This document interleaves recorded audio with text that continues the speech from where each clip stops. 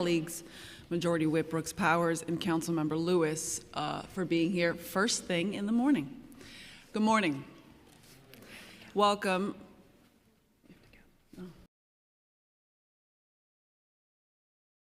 Welcome to the hearing for the Committee on Cultural Affairs, Libraries, and International Intergroup Relations. I'm Councilmember Carlina Rivera. I'm chair of this committee. Proudly and humbly, today we will begin with a hearing on the city's 3 library systems, followed by a hearing on cultural affairs, and finally, the committee will hear public testimony related to these 2 hearings. With that, I would like to welcome you to our libraries hearing. This morning, we will be discussing the fiscal 2026 preliminary expense and capital budget for the systems. For fiscal 2026, the administration is proposing a $480.3 million subsidy for the systems.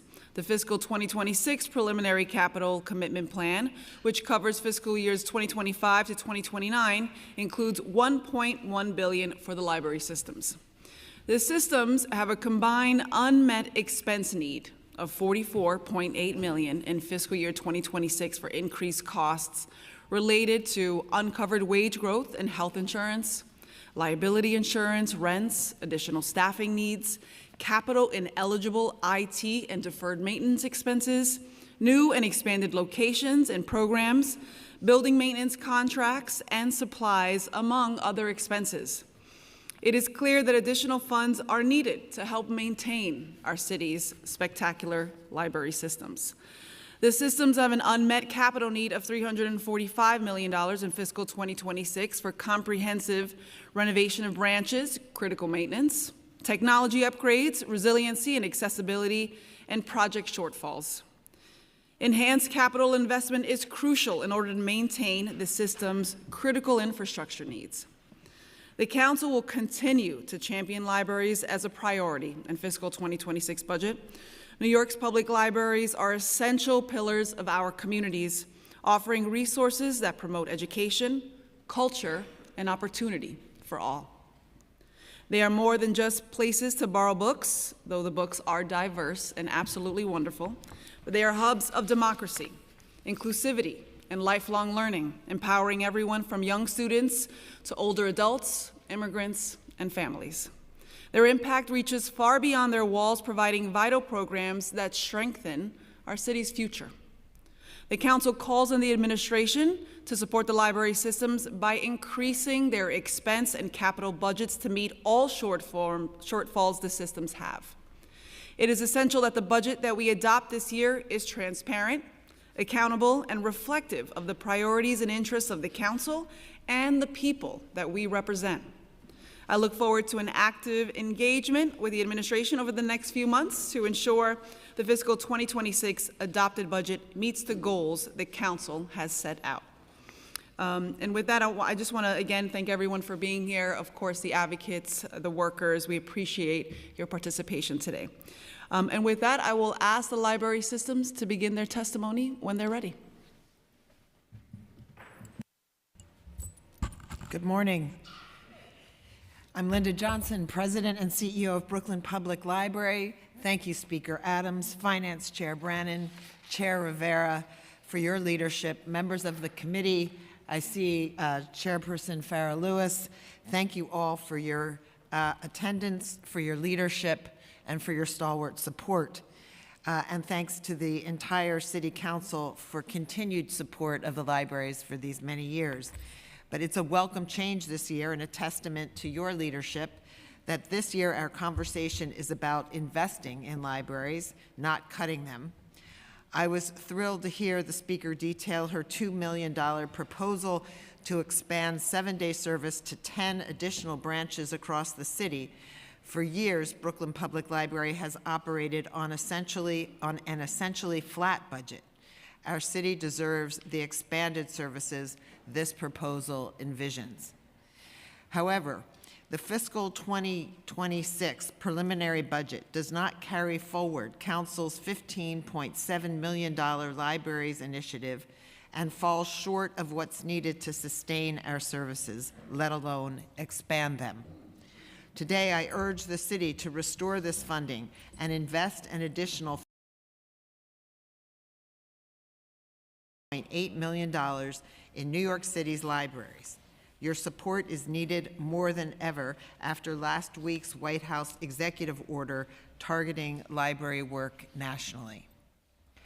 Libraries are the connection point for a diverse array of New Yorkers, so many of whom pour their skills and knowledge back into the city. We provide much more than books, as the chairperson said. Books, resources, with an impact that spreads far beyond our physical branches. At our Business and Career Center, librarians help New Yorkers realize their dreams, hosting resume workshops, career fairs, one-on-one business counseling sessions, and classes on everything from how to use Excel to AI basics for businesses. For 21 years, our Power Up competition has helped nearly 11,000 entrepreneurs launch businesses and create jobs. Notable winners include Brooklyn Tea, which now offers employee college scholarships, and others who give back by catering community events. New Yorkers know libraries change lives, and they're eager to lend a hand, signing up to support their neighbors and help our libraries run while gaining valuable skills themselves. This year, nearly 1,500 volunteers have led English conversation groups, citizenship coaching, and homework help, a 30% increase over last year. Our patrons want to connect with one another, and we all feel that democratic spaces, libraries in particular, are needed now more than ever. Despite last year's mid-year cuts, demand for library services continued to grow. In 2024, annual visits rose to nearly 6 million. Program sessions increased by 19%, and book and digital materials circulated 9.4 million times. However, patrons still felt the impact of cuts: longer wait times, fewer open hours, and disrupted programming. I'm very proud of BPL's 1,103 employees, including our local 1482 members who are on the front lines, and the work they were able to do during this very trying time. City Council helped reverse these devastating cuts and reopen our doors, but we did not truly return to business as usual. In fact, we haven't been able to resume business as usual for years. We have been operating on pre-pandemic funding levels despite a soaring increase in the cost of doing business. Our patrons still experience long wait times for books and are consistently too thinly staffed, unable to build a strong enough base due to an inadequate funding coupled with the yearly threat of cuts. Brooklyn Public Library has $12.4 million in unmet needs, not just due to inflation, but unavoidable costs like union salary increases, health care premiums, and the rising costs of books, especially digital material. We must also cover operations for 2 new locations, the Center for Brooklyn History and the Library for Arts and Culture, where staff provide highly in-demand and specialized programming resources.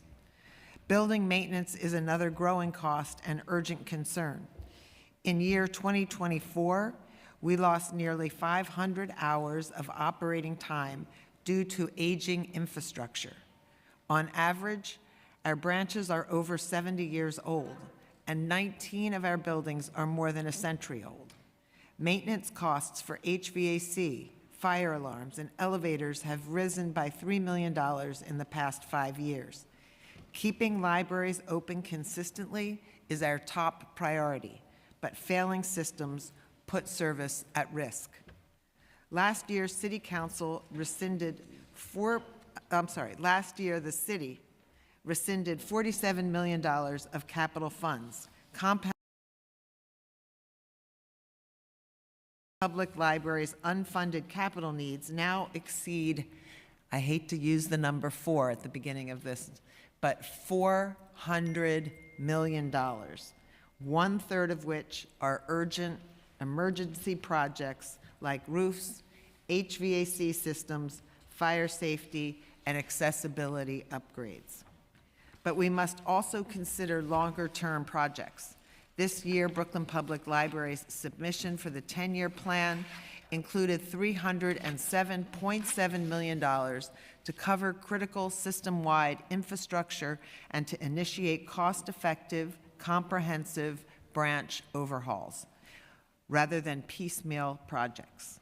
It has been a decade since libraries last received a major allocation in the city's 10-year capital plan, which we used to launch transformational projects such as our renovations at Canarsie and New Lots libraries. These new innovative spaces will serve as beacons in their neighborhoods, meeting our strategic priorities with dedicated teen spaces and larger community meeting rooms. All Brooklyn neighborhoods should have modern libraries with spaces that accommodate patrons' needs. But without recurring capital funding, we cannot efficiently plan, modernize, or manage our facilities. Sustained investment in the 10-year capital plan is needed. We are deeply grateful to the Council, to our Brooklyn delegation, and individual council members for their steadfast support of library capital projects. As in previous years, Brooklyn Public Library is requesting $10 million in discretionary capital funding from the Council through our delegation to address repairs and project shortfalls across the borough. New Yorkers deserve beautiful, safe public spaces. During these times of disconnection and dissension, libraries have risen to serve as community connectors. Our recent Night in the Library, there was a palpable yearning for unity as over 5,000 people gathered to learn, debate, and even dance together over the course of the night. Right now, hundreds are gathering in that same lobby at Central Library for a job fair. You, our loyal supporters, truly understand the challenges we face and the investment we need to continue this urgent work. Addressing unmet needs and securing capital funding will strengthen our communities and help New Yorkers build a better future. Thank you for protecting our libraries, one of the city's most valuable and most trusted and most democratic public resources.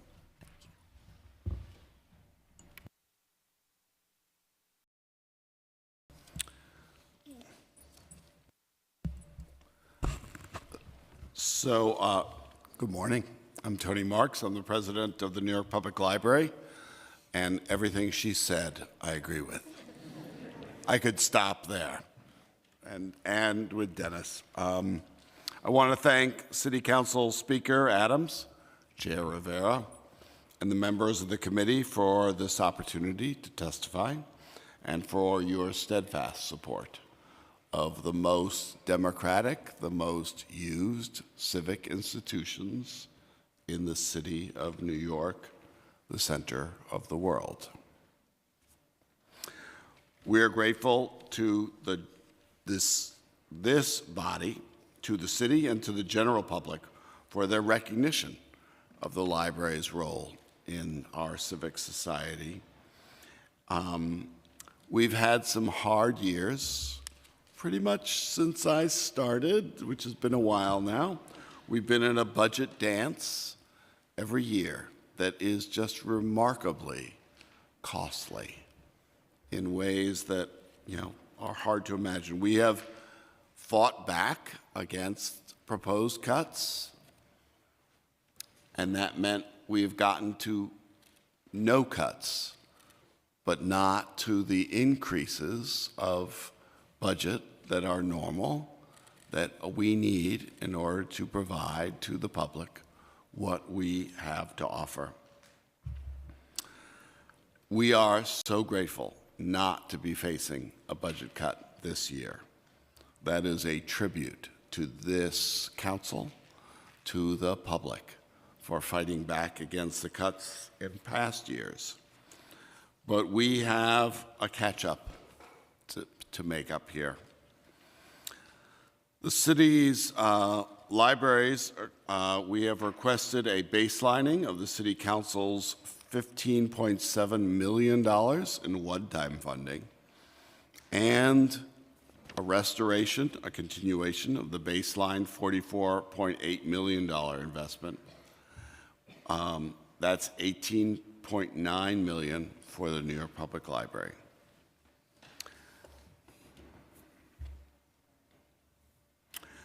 This is a remarkable year in the history of the world. I mean, look in this chamber with these historical portraits reminds us of the history of where we are now. We have experienced inflation that has continued, expenses such as the library's materials, wages, services points, all of it has increased costs, cybersecurity, maintenance, repairs, IT needs. None of it has been met by fighting back the cuts to get to zero. So while our operating funds have remained flat, the demands on the libraries have grown, and we are proud to meet those demands. But that means we need additional expense funding. It means that expense funding means less unplanned closures that stem from limited staffing or unpredictable maintenance needs. It means that our after-school locations need to continue. We do college and career prep counseling. Our teens, the teens of this city, depend on us like no one else. We are ready to increase and improve upon the free programs and services we offer to all New Yorkers that we proudly do.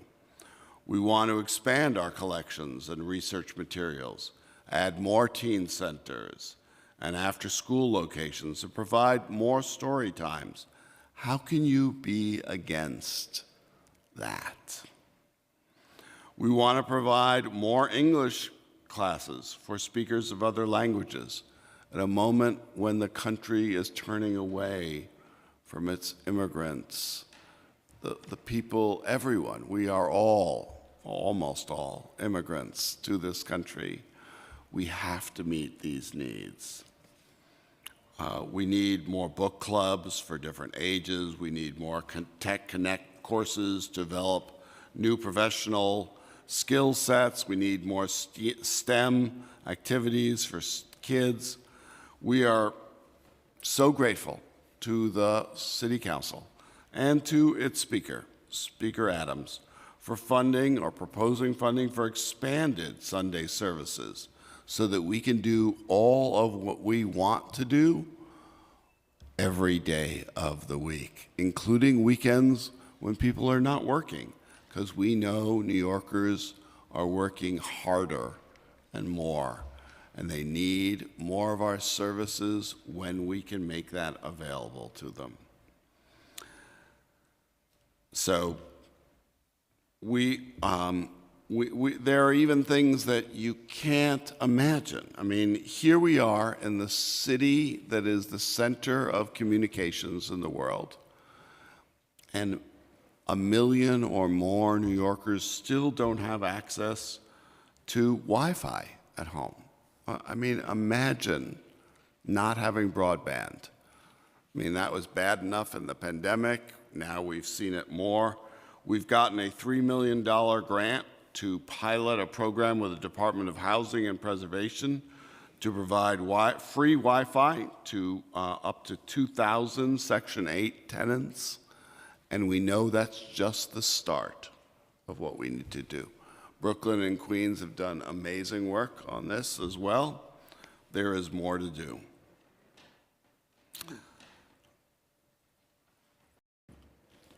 We are in a world of digital distraction and declining literacy rates, just when we need the opposite of that.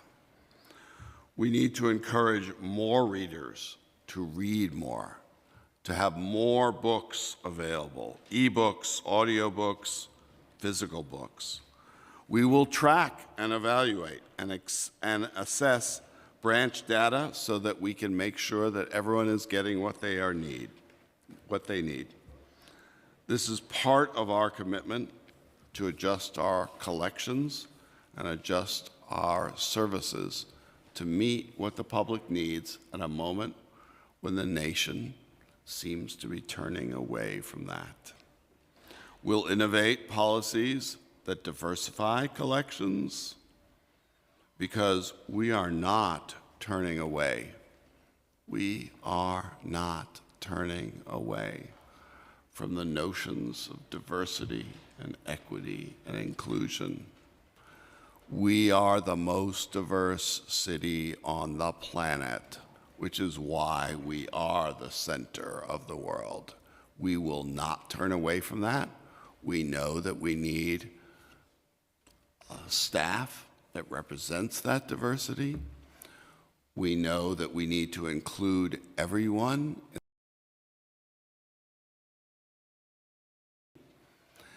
And we know that that is the source of equity, which is what makes America great. Let us not forget that. We have real capital needs, as Linda has already suggested, and that we have currently $1.2 billion in unmet capital needs. And we are requesting $485 million from the New York Public Library. This is about basic services, making sure that things are not closed when the rain comes in through the roof or the HVAC stops working. But it's also about making sure that we have inspiring spaces for all New Yorkers. Again, we are the most visited, most used civic institution in this town. When we can demonstrate that that is something we will provide with pride, with inspiration, then we can make New Yorkers understand and believe in what democracy has to offer. There are challenges in the city's capital processes. We are looking forward to working with the city to move beyond the challenges of those various processes.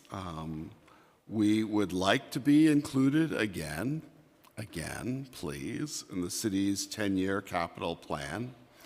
We've proven what that means. We got $100 million.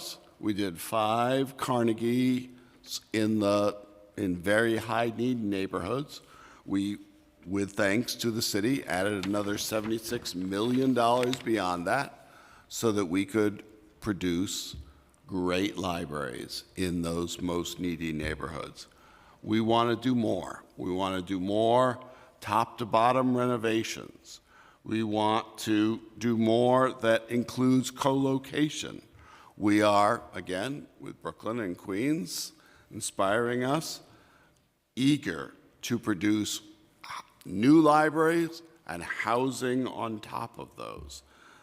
Inwood, where I grew up, has a new library with 175 units of 100% affordable housing. We are looking forward, that's the first time we've ever used our air above the libraries. We want to do more of that, and we are so delighted that the administration agrees with us on this. So we are ready to move on the Grand Concourse. We're ready to move on Bloomingdale at 100th Street, and we are looking for more opportunities. Design build is another way in which we can ensure that we can produce more on budget, on time. We are requesting $30 million in lump sum capital funding with $10 million for each of the boroughs that we serve. There is so much more to do.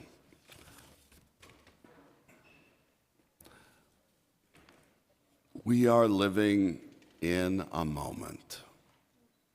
Let's not pretend otherwise. We are at a moment where the principles, the values that we represent, that the libraries represent, are under challenge. Values that New York represents. We have to continue our efforts at ensuring inclusion and equity and diversity, which this city stands for. We have to make sure that books are not banned. I can't believe I need to even say that, but that's where we are. And we need to make sure that the people of New York, people who have not always gotten the best of what America should present, do get that. We are here for everyone, which is why we are trusted and used more than anyone. And we need your help, the administration, to do what you all expect us to do. Thank you for your opportunity. Thank you for this opportunity to testify. Thank you. I don't want to forget to just acknowledge my colleagues that are here, Hanks, Ung, Carr, and Joseph. And with that, Mr. President. Thank you, Chair, and good morning to you. I'm Dennis Walcott, President and CEO of the Queens Public Library. It's an honor to always be with my colleagues, Linda and Tony. They do fantastic work, and to our great folks who are here as well and those who are not here, we always thank our team for all of their hard work. Chair Rivera, Speaker Adams, and the members of this esteemed body, the City Council, I want to thank you for the opportunity to testify on the library's budget priorities for fiscal year 2026. I'm excited to be here because we do good work. We do outstanding work throughout the city of New York. In conjunction with all of your support, we're there for the community. We provide important services. And I think as a result, the hardworking staff members who are in our libraries, the public is served. And I will definitely not repeat what Linda and Tony talked about because it applies to all of us. I'll just take a couple of seconds to focus on the Queens Public Library and to the Queens City Council members here, specifically looking at them for all of their great work in the communities and their partnership with the Queens Public Library, with Sylvina, with Sandra, and all of those who may not be here. You're fantastic partners, and we enjoy working with you. We thank you for both your individual support as well as your collective support on behalf of the community. To me, a couple of things are important. One is, as Tony and Linda indicated, while we're appreciative of the budget staying flat, it doesn't really meet our present needs. In fiscal year 26 preliminary budget, library budgets are held intact after years of proposed cuts, for which we are thankful. But however, this is a perfect moment to invest in libraries because we continue to invest in the public. As Tony and Linda indicated, our numbers are up. Our metrics are up like crazy in what we do. Our buildings are growing as well. We've taken the Lindsay boxes, for those who are not familiar with that term, the 7,500 square feet libraries that were built during the John Lindsay administration, and we're expanding them. As Tony indicated and Linda indicated, we have co-locations going on in libraries. We're looking at that at Queens as well. And we're seeing our visits increase. In fiscal year 24 for Queens, we had 6.3 million visits and a circulation of 8.6 million. Our program attendance has increased by 16% compared to the prior fiscal year. After we prioritized upgrading our locations with external Wi-Fi extenders, allowing the public to access broadband service up to 150 yards from our buildings, our Wi-Fi sessions alone have increased by 200%. Our adult learner program had a total attendance of 81,700 people. At any given time, we have an ESOL waiting list of approximately 2,000 people, with half coming from our Flushing library. And Flushing, as you know, is just one of the largest trafficked libraries with customers coming in day and night, 7 days a week, and we're extremely proud of all of our individual libraries. It isn't surprising that we are the trusted center, as indicated earlier, of every community in the borough of Queens. We are seeing these increases because people believe in us. They want us to do well. They're there to serve their needs. We understand what our users and wants and needs are. If we only had adequate and reliable funding to continue to grow, we could serve more people as well. We are woefully behind where we should be when it comes to funding. Last year, we highlighted that in addition to the budget cuts, we were facing uncovered increased costs due to contractual wage and health insurance increases, inflation, deferred capital, ineligible repairs that need to hire more staff, and more and more and more and more. These remain a continuous challenge for us, and we are trying to find ways to meet that challenge. In total, QPL, Queens Public Library, has an expense need of $13.5 million. Without these funds, QPL is susceptible to unplanned closures due to staffing and emergency maintenance. So far this fiscal year alone, we have had 114 unplanned full-day or partial closures due to staffing shortages, maintenance, and infrastructure issues.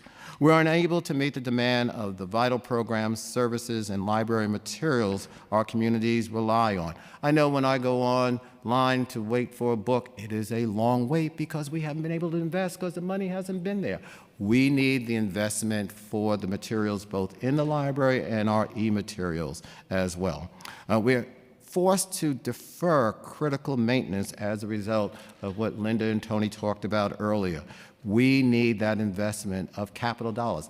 Sometimes I don't think, not you, the City Council, but people in general understand that we are a major building operation in the city with the capital work that's required to upgrade, to respond to emergencies, broken down HVAC systems, broken down boilers, you name it, we face it. That's why capital investment is so important. For all three systems, the total expense need is $44.8 million. Having these funds baselined is critical so we can properly plan for the future. The beauty of Linda, Tony, and our teams is that we love to plan. We love to respond to future needs. But having investments to allow us to do that will allow us to plan properly.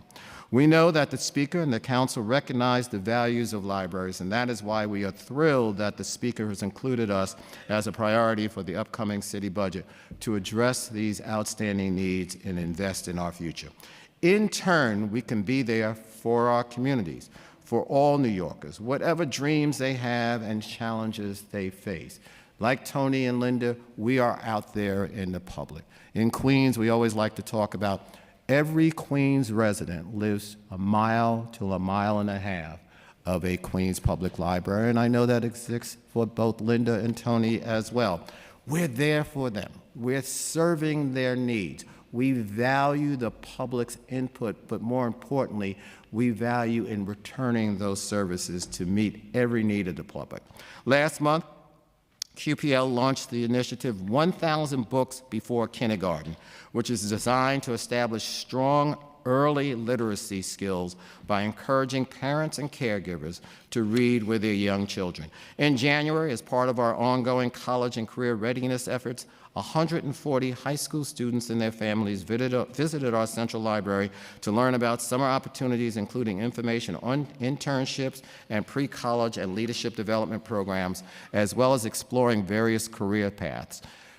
Our teen centers are jumping off the hook. Madam Chair of Education, we are there in partnership with the Department of Education. We have programs that we all collectively run jointly with our local schools, our local districts, and we are proud of that. We work in partnership with representatives from CUNY and SUNY and private institutions as well. At Queens, our Justice Without Barriers initiative provides resources and professional guidance on issues that commonly affect justice-impacted individuals returning home for incarceration. incarceration, such as sessions on mental health, parenting, post-incarceration, and financial literacy. While this is only a snapshot, and I mean a little snapshot, of the remarkable work our staff does each day, it provides a glimpse of how the Queens Public Library impacts people's lives and creates a more equitable and stronger city. The Council has long understood that we are a lifeline for New Yorkers with its $15.7 million library initiative. We hope you will continue supporting the city's public libraries by reauthorizing the initiative and advocating for its baseline. Since the summer, Queens Public Library has celebrated several capital milestones. We opened our brand new, and I'm looking at you, Sylvina Brooks Powers, our new Far Rockaway Library with nearly 2,000 visits on its first day alone. It is a magnificent library serving the Far Rockaway community. We've opened a number of libraries. The Broadway Library has reopened after a complete renovation of its lower level, which now offers a computer center and updated meeting rooms. Matter of fact, just recently they had a program down there where they had lizards and all the animals, and there was a waiting list of kids to get in there because it was just truly outstanding and engaging. Both our Hillcrest and Laurelton libraries reopened to the public after vital infrastructure replacement, and we ended the year with reopening our Bay Terrace Library with a separate entrance for a community room, so that way we do not have to be open as a library, but the community can take advantage of our community room, and the borough president of Queens was up there around 3 weeks ago holding a community meeting. I think one of our most complicated capital projects, which talks about the partnership of both the DDC dollars available, but also our private dollars available, is at the Flushing Library. We probably have 5 projects going on at the same time at the Flushing Library. We just opened their brand new elevator. Soon we'll be working on our auditorium, where that'll be opening soon at some point, and we'll give you an update on that, Councilwoman, soon, about when that will reopen. And that's because we just can't close Flushing. Flushing would be without a major source of services and books and materials, and Flushing is very unique in that, like all of our libraries, Flushing has one of the largest actual paper reader users, I think, in our library system, where people from the community come in to look at papers from their homeland to see what's happening. Those are the various things that we do at our library. Queens Public Library has identified a system-wide capital need of $413.38 million over the next 10 years, with $42.3 million representing our most urgent needs. Spaces that meet the evolving needs of our customers, QPL requires steady, reliable funding. Significant strategically address our immense capital needs. QPL currently has 35 active DDC projects, and at any moment we could be informed of a shortfall. That's not the right way to do business at all. We need to have the money available so we don't have to be both informed that we have a shortfall by DDC, but then have that project stop. And then once the project stops, then that increases the cost even more so. That's no way to run a business. That's why we're asking for further capital investment in our programs as well. In addition to sustaining expense cuts last fiscal year, QPL also sustained, and like all of us, a $32.2 million capital reduction, as we've told our individual council members, that was never restored. Let's not forget about those budget cuts that happened on the capital side that were never restored as part of the restoration process. At some point, that's going to hurt us in the long run, and maybe that point is right now. The council has been very generous with its lump sum capital funding in the past, and we respectfully request an increase in the lump sum QPL traditionally receives to $10 million. The pot of funding is critical in allowing us to seamlessly fill shortfalls for any project in our system as soon as we're notified by DDC. Especially in these uncertain times, New Yorkers are counting on libraries for trusted support and opportunities to learn and grow. That's who we are, and that's what we represent. We must be stronger than ever before, Public libraries need consistent, meaningful investment that meets the increased demand for our services. We all know this, but I just want to end really with these points, in that when someone new to this city is looking for something, they come to a library. They look at us. They walk through our door because we are trusted, and they know we are non-judgmental as far as who they may be, because their services will be there. We hope we can count on your unwavering support of Queens Public Library and all of our libraries, Brooklyn and New York Public Libraries, with bold and sustained investment in our expense and capital budgets as we look towards fiscal year 2026 and beyond. Thank you, Madam Chair and members of the City Council. Thank you. Thank you to the three of you, of course, for your leadership. Truly inspiring, the work that you do, that you've remained this pillar of democracy in what is undoubtedly a very interesting socio-political moment where many of us feel lucky that libraries are for everyone, when there is a lot of language really disenfranchising so many and marginalizing people who are already historically underserved. And it's hard to plan for future needs when the money incoming has remained the same. I think anyone can say that. If you have the same money coming in every single year that remains the same, 10 years later, it's gonna catch up, it's gonna hurt a lot. So we're understanding of that needs. Maybe $480.3 million sounds like a lot to some folks, but 217 branches, a lot of work, very old buildings with incredible history attached to them. And so we have to make sure that people understand that it is not.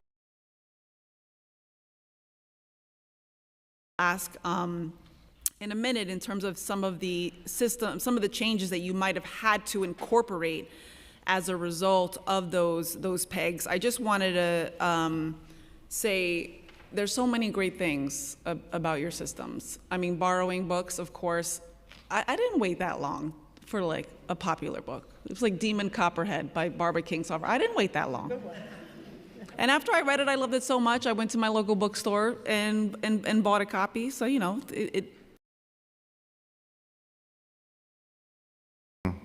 which is a way to get for free into our beloved cultural institutions just by having a library card. And I went to the Children's Museum on the Upper West Side and had a lovely time, so thank you.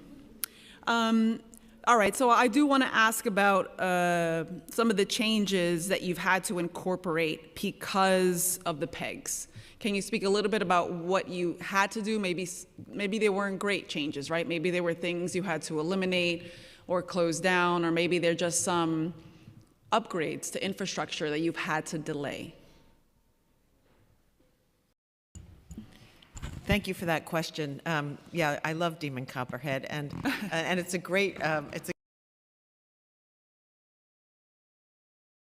endorse that whole way of thinking. Also, in terms of changes that we had to make last year, in particular, when we faced so many pegs over such a short period of time, I think for us the most devastating thing was a total overhaul in our lending policies. We couldn't spend on our collections, and so we reduced the number of books that could be borrowed, both digitally and in hard copy. It created longer wait times for material, so people who had gotten in the habit of putting books on hold weren't able to put as many books on hold, which means that they didn't become available as quickly as people had become accustomed to. I'm happy to say that we've rolled stored, but I would really hate for our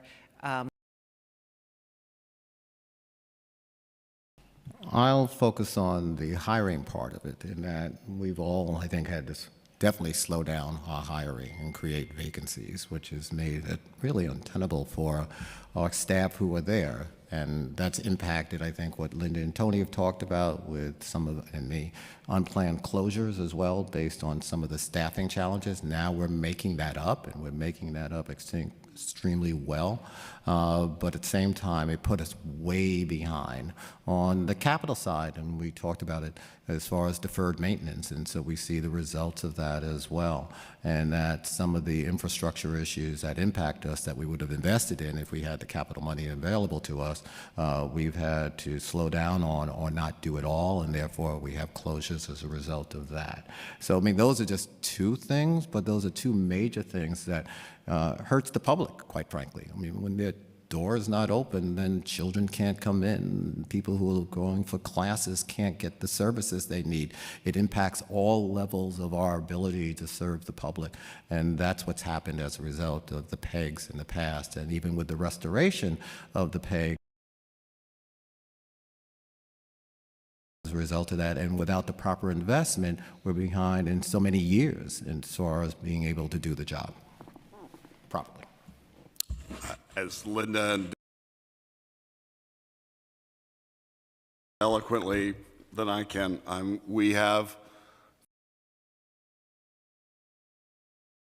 cuts that have, meant we cannot produce or provide to New Yorkers what they need. By the Speaker's proposal on that front. Last year was really hard because of the proposed cuts. We couldn't hire, and then we had to hire faster, but we had waited because we had real cut threats. We've had unplanned closures because of unmet capital needs, and now we are asking for an assurance of a capital investment that makes it possible for us to build for New Yorkers reliable libraries that won't be closed because of rain coming in or HVAC problems. Only if we have that kind of investment can we do what New Yorkers depend on us, require of us to do. Oh, thank you for that. I think the expansion of 7-day service, book circulation, I mean, these are like bread and butter for the library, certainly deserving. Have you been able to backfill the funds that were cut in the PEGs, and how much state and federal funding does each system expect to receive this fiscal year?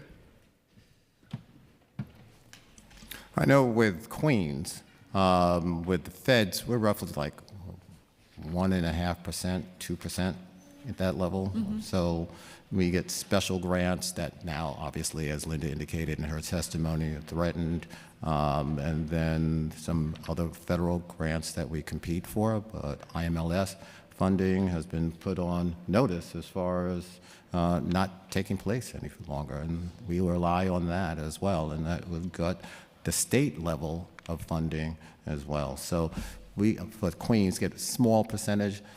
City is roughly 90 to 92%, and then the difference is split privately, state and feds.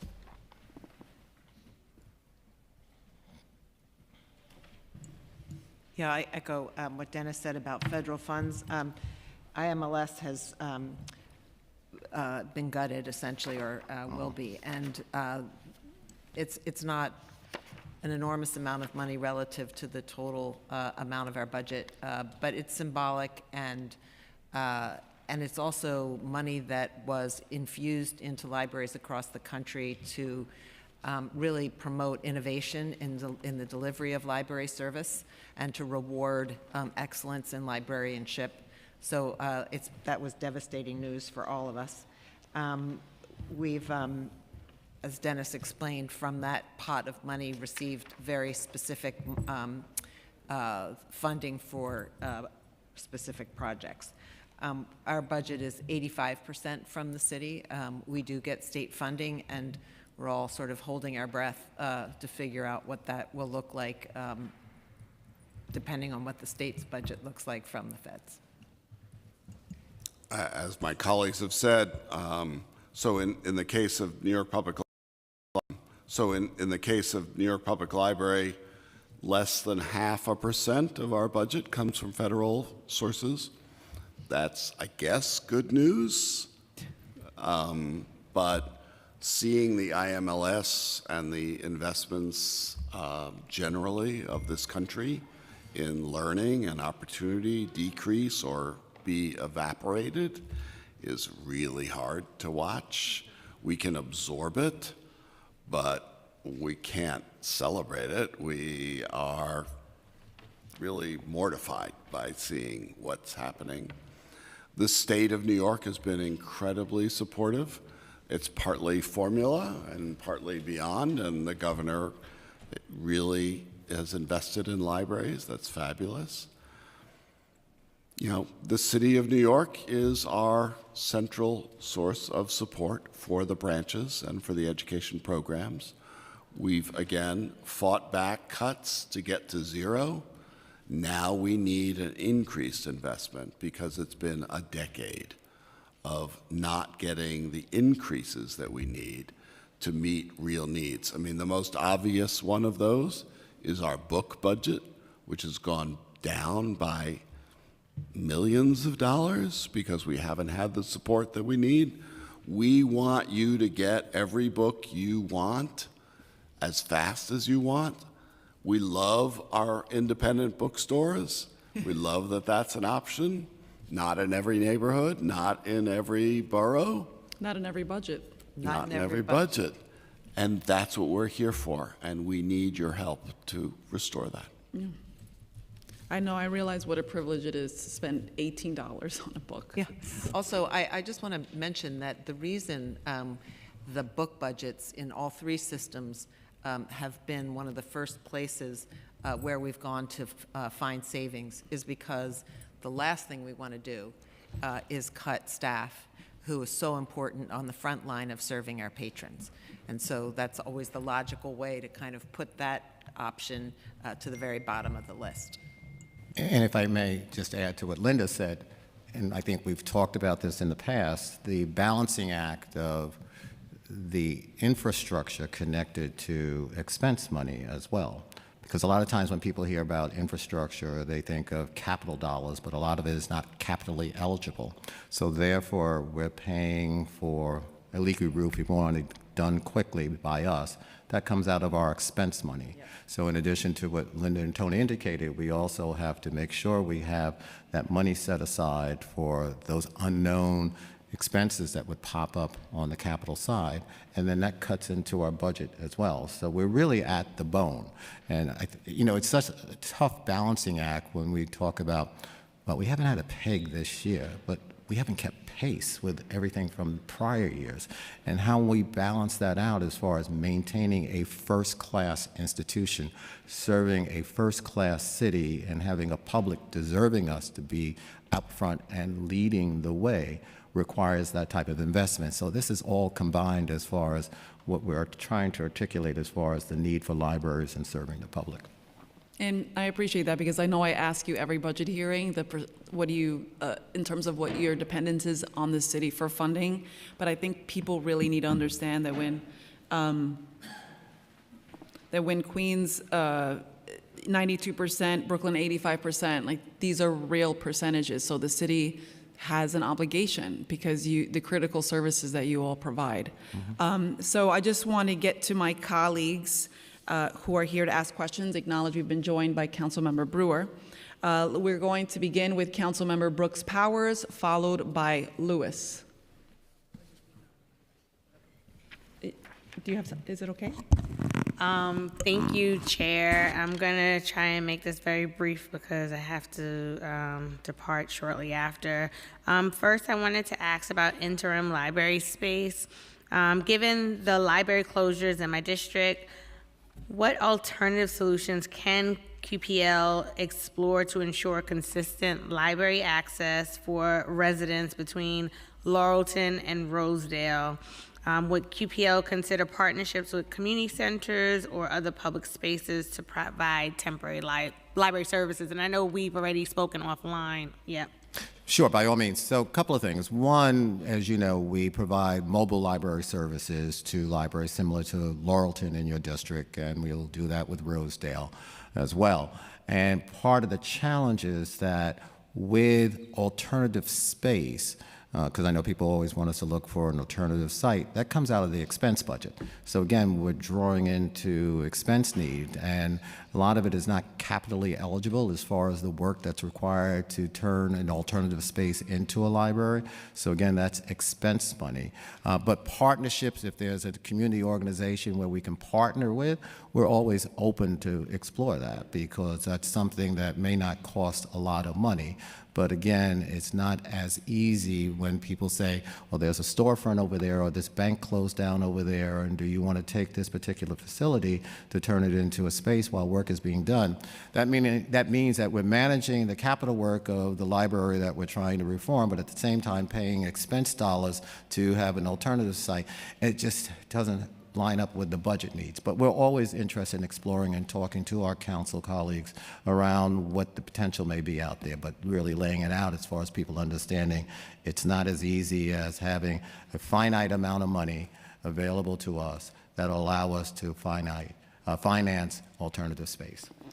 And then in terms of budget and resource allocation, given the logistical and financial challenges of renting interim space, what additional resources or support does QPL need from the council to make such an option feasible? And would QPL consider adjusting the mobile library schedule or expanding the digital access to bridge the gap? So wanting to really hear what we can do on our part. So a couple of things. One, with the digital access, we will always maintain our digital capacity at the library, so people will have the ability outside of that building to do that. As far as what the individual council members can do, out of your budgets, if there are opportunities to set aside money for expense to potentially rent a facility, then we're always interested in doing that. As far as the mobile library, I think as we've indicated in the past, we're going to have new mobile libraries coming online this year. And matter of fact, we are excited about one that'll be out in the furthest reaches of the Rockaways that will be out there soon. And then we have what we call our Queen Mary mobile library coming on board, and then our Good Humor Truck mobile library coming on board. So various sizes of mobile libraries that will be serving the public, and so we'll be talking about how we partner a number of the libraries that are under renovation at this particular point to continue the service to the public. Thank you for that. And my last question is regarding the future vision and expanding outreach. And with library attendance rising in Council District 31, as you mentioned before, which we're excited about, and across Queens, what is QPL's long-term vision for sustaining and growing this demand? How does QPL plan to expand outreach programming and services to continue engaging more residents, especially as renovations and new investments take place? So we have just started our new 5-year strategic plan with specific emphasis on around 8 critical objectives in our expansion of services and the refinement of our services, which includes the elderly, teen services, immigrants, and other objectives. And that will be part of our continued growth and refinement of our program services to the public. So we're excited about that, and that's specifically for the Queens Public Library community. In addition to that, with what the speaker talked about at our State of the City, as far as the expansion of Sunday services for all 3 systems, that'll be another way to do that, and we're taking a look at where those potential sites will be. And the final thing for me is how we continue the expansion through our capital programming. As you know, Arvern is about to, I think the clapboard is up there right now for construction taking place for the expansion. Arvern will stay open and we'll be building on the vacant lot. And as we continue to expand our sites, we will be able to expand our services as well. But that requires the investment from the city to allow us to have the staff to do that. So it's a combination of investment, but also program vision of what we're going to do. Thank you, and thank you, Chair. Thank you. Councilmember Lewis? Thank you, Chair. It's good to see you all this morning, and thank you, President Johnson and your staff, Michelle, for your support with Clarendon Library and the reopening in January. 2 quick questions. One on political and civic engagement, the other one on federal funding risks. During last year's hearing, we discussed the importance of civic engagement programs in libraries, particularly given the current national political climate. How much funding is committed to these programs for FY26, and in which locations will they primarily be conducted? The second question is in regards to federal funding risks. I wanted to know, is the Brooklyn Public Library at risk of losing federal funding, as well as the whole institution, due to the administration's policies restricting materials regarding DEI and gender equity? And if so, what contingency plans are you all putting in place to safeguard these critical education and cultural resources? Thanks. Thank you for those questions. The civic engagement programming that we do is infused in not just one location or in one particular category of programs. It's across all of the work that we do. So the best example, which will also address the second question, would be our Books Unbanned program, which is designed to provide banned books as well as access to the entire Brooklyn Digital Collection to teens across the country who are not able to find the books they're looking for on the shelves of their local or their school libraries. That program, while it appears at first blush to provide services to teens across the country, it also gave us the opportunity to do some very robust civic engagement work with Brooklyn teens. We have intellectual teen councils that are essentially in the business of helping their peers across the country learn how to advocate for themselves. And so they are being trained to be civically engaged and to advocate for themselves so that they in turn can spread that work across the country to teens who are living in communities where their rights are being severely infringed. Right. And that's just one example. We are trying to infuse civic engagement work in everything we do. We have a program for older adults and teens as well in debates, and the topics that are being debated are often around conversations, are based on conversations about civic engagement and advocacy. So this is work that we believe so deeply in that it's actually happening in every branch across the system, as well as programs that extend beyond the borough. Thank you. Can I just add, those are great questions, and we're all facing them. And the systems are all doing amazing work with teens, with civic engagement, but it's more fundamental than that. We're about helping everyone learn, having access to information they can trust that is true. Those are fundamental to democracy. They are under threat at the moment. And we, these institutions, these libraries throughout the city, are at the forefront of resisting what is happening in this country, what is happening in the world.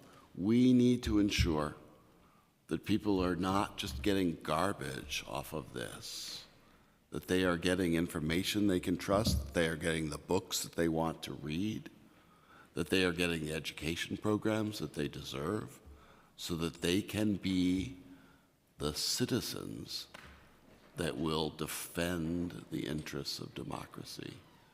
New York is at the forefront of that, and we are there.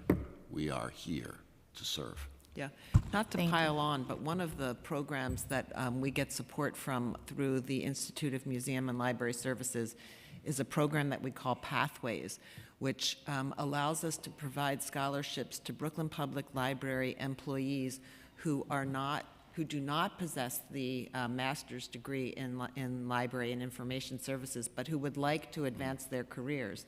And that funding allows us to support employees who apply, who have undergraduate degrees and want to go on and further their careers so that they can become librarians in our system. And that program has been ongoing for a couple of years. There's still a year and a half remaining on it. It would be devastating to have to roll back a program like that, which not only helps the individual employee, but then in fact pushes it out to the borough in general. Thank you. Thank you, Madam Chair. Thank you. I'm also going to turn to Councilmember Brewer for questions. Thank you. She says that with, I don't know, some degree of whatever. I have a couple of questions. DDC, this might be an Iris question, but DDC says, oh, we do the libraries, we're great, but then the librarians and the system says they cost too much. So I'm wondering, how do we want to keep DDC in building? Do you want to get rid of DDC? How do we deal with them? Look, our colleagues at DDC are doing, They're lovely people. they are lovely people, they are working hard. We appreciate that. We also recognize that when we do a project self-managed, It costs less. it costs half And when Iris and does takes it, it half costs the even time. less. And, Iris can speak more eloquently than I can to this, but it's, We're all trying to save money. I'm not an expert at public policy, but when it I am. costs twice as much and takes twice as long, something's broken. Right. Which is why we work with EDC, why we do self-funded projects, but we cannot afford Thank you. to do all this. We need a partner in the city that works, and I'm not sure that we have that. That's a great way to put it, because we are actually, we want to do the projects, especially the large overhauls, and we've demonstrated that we can do that, and we can do it, as Tony said, more efficiently and under budget, or at least at a much smaller budget. But we can't do all the work. We're not development corporations. We need a partner that's going to take care of the roofs and the boilers and the HVAC systems. Otherwise, it's a big distraction from the work that is at the core of our mission. So they're good partners in some cases, is what you're saying. I don't want to overstate it. What I'm saying is we need a good partner Okay. who will be able to do that work in efficient ways so that we're not closed in our branches any longer than we need to be. So it's easy to beat up on DDC, but it's not just DDC. There has to be a better way. And I think OMB is a part of the discussion as well, as far as the role OMB plays. And this is not dogging DDC. It's just, unfortunately, the reality we have to face. We just briefed a council member around a project in this council member's district in Queens, and this council member is not term limited. And so this council member has the opportunity to see the renovation of his library before he leaves. But a lot of times that's not the case. That's not the way to do business. And again, it's not dogging DDC, it's just the way the system is set up. There has to be a better system to allow us to do buildings in a way that makes it both cheaper, more efficient, and quicker. It shouldn't take 8 years from the time a shovel goes under the ground to a library being renovated. You can renovate buildings or build buildings. We have a building that's going across from Central Library in a parking lot that in 3 years it was put up. I mean, that's just the way it is. We are open to partnering, as Tony indicated, and Linda's an expert on, and obviously Iris and our teams are all part of this, as far as how to improve the system, but also the city should play a role, I think, in taking a comprehensive look as far as all the components that are part of building, whether it's parks, whether it's libraries, and other types of buildings in the city, and making sure that barriers that exist to prevent those buildings from being built in a timely manner and in a cheaper manner are eliminated. And it's not the people at DDC, it's just the bureaucracy of how we have to operate as a building institution in the city of New York that prevents us from building libraries in a timely manner. One final thing, you guys know I was chancellor at one point, and I always use this as a counterpoint when we talk about libraries and then building with SCA. SCA did a good job. Well, beyond that, there was a, is anyone from the Bronx right now? But we had when I was chancellor, we took over a rail yard and built 3 schools an athletic field in this rail yard in the South Bronx in 3 years. In 3 years, it was a $235 million project. I will never forget this particular project. And it was done benefiting the residents of this particular community and beyond. That was a 3-school complex, and that would involve remediation of contaminated land that was there. And it was done, and it was done extremely well. And that can be done for our libraries by us individually if we had all the capital dollars that we needed privately, but also can be done through DDC with the appropriate reforms, I think, at a city level from OMB, DDC, and all the issues that are connected with the buildings taking so long. And that was SCA, which usually does a great That was SCA, yes. You're nicer to them, to DDC, than I am.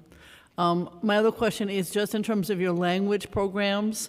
I just was wondering, they're so necessary, they're so, particularly now. I have been working a lot with new arrivals, and they're in your library. So my question is, how much do they cost? How long is the waiting list? And what else do you need for those programs? I'll get you the exact numbers, Gail. Okay. But we are the largest free English language instruction offerings in New York, other than the public schools in CUNY. We are proud of that. We are proud of the fact that immigrants have trusted us for as long as we've been around, because this is a city, a country of immigrants. And we are currently, the money is essential and the programs are essential, but the threat that we might be visited by ICE during those programs has a chilling effect, and will have a chilling effect that can undermine 130-odd years of work to build this trust.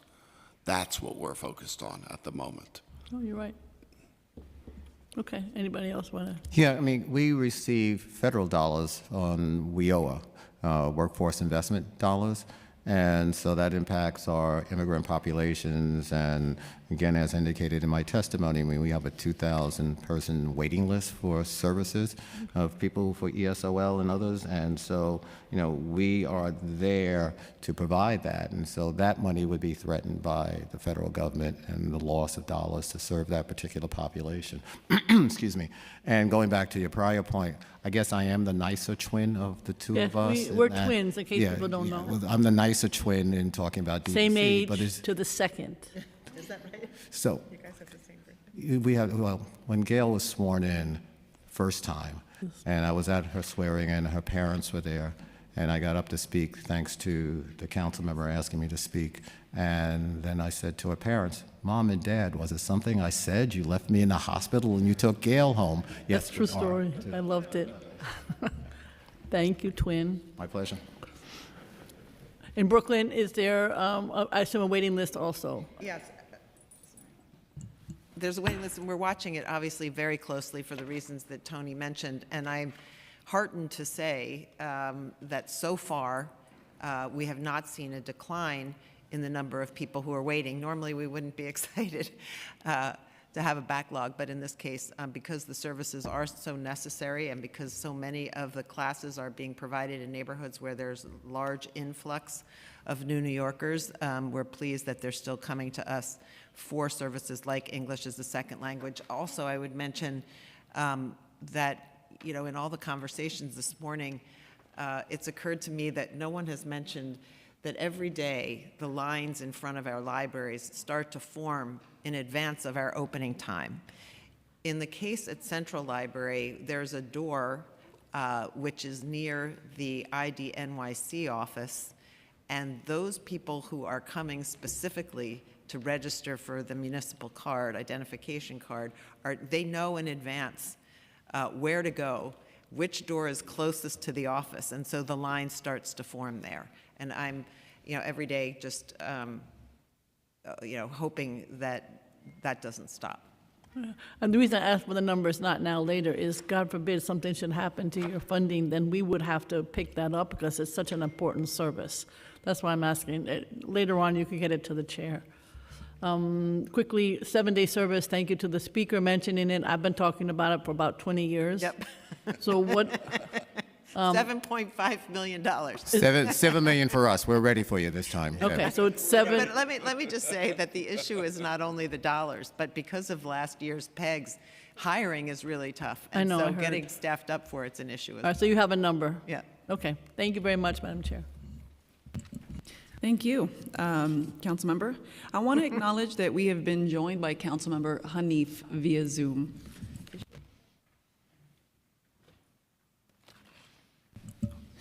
I wanted to ask, I guess, back to, not the DDC question. Lovely, lovely people, obviously. So if capital projects are not fully funded, as you experience, I would say probably year after year, unfortunately, how does it affect the start, the completion of the project, and how many capital projects are scheduled for completion in the current fiscal year? And happy if you want to maybe prioritize a few that we can really advocate for to the administration, if that's better, a better way of asking. I'll start by saying it was only in 2016, for the first time in decades, that the library systems at all were in the 10-year capital plan, which seems like an obvious thing to do, but somehow we didn't get it. If you don't have a commitment of a plan and an amount, you cannot do the capital improvements that we require. That's what we're asking the administration to redress again. We did 5 Carnegie total renovations in neighborhoods of need. Amazing results, amazing. Come see them. We want to do another 5. We've proven, as my colleagues have in their systems, that we can produce results, but we need the commitment of dollars to be able to plan and produce those results. Otherwise, we can't. I would just add one thing to that response, which is that by doing these massive overhauls, we at the same time address many of our deferred maintenance needs and also the risk of having to close libraries for emergencies. They're planned closures and they're difficult while they're in place. But on the other hand, rolling forward, those libraries will be in better condition. With any luck, they'll be kept in and maintained in a better way, and so that will minimize the amount of closures in the future.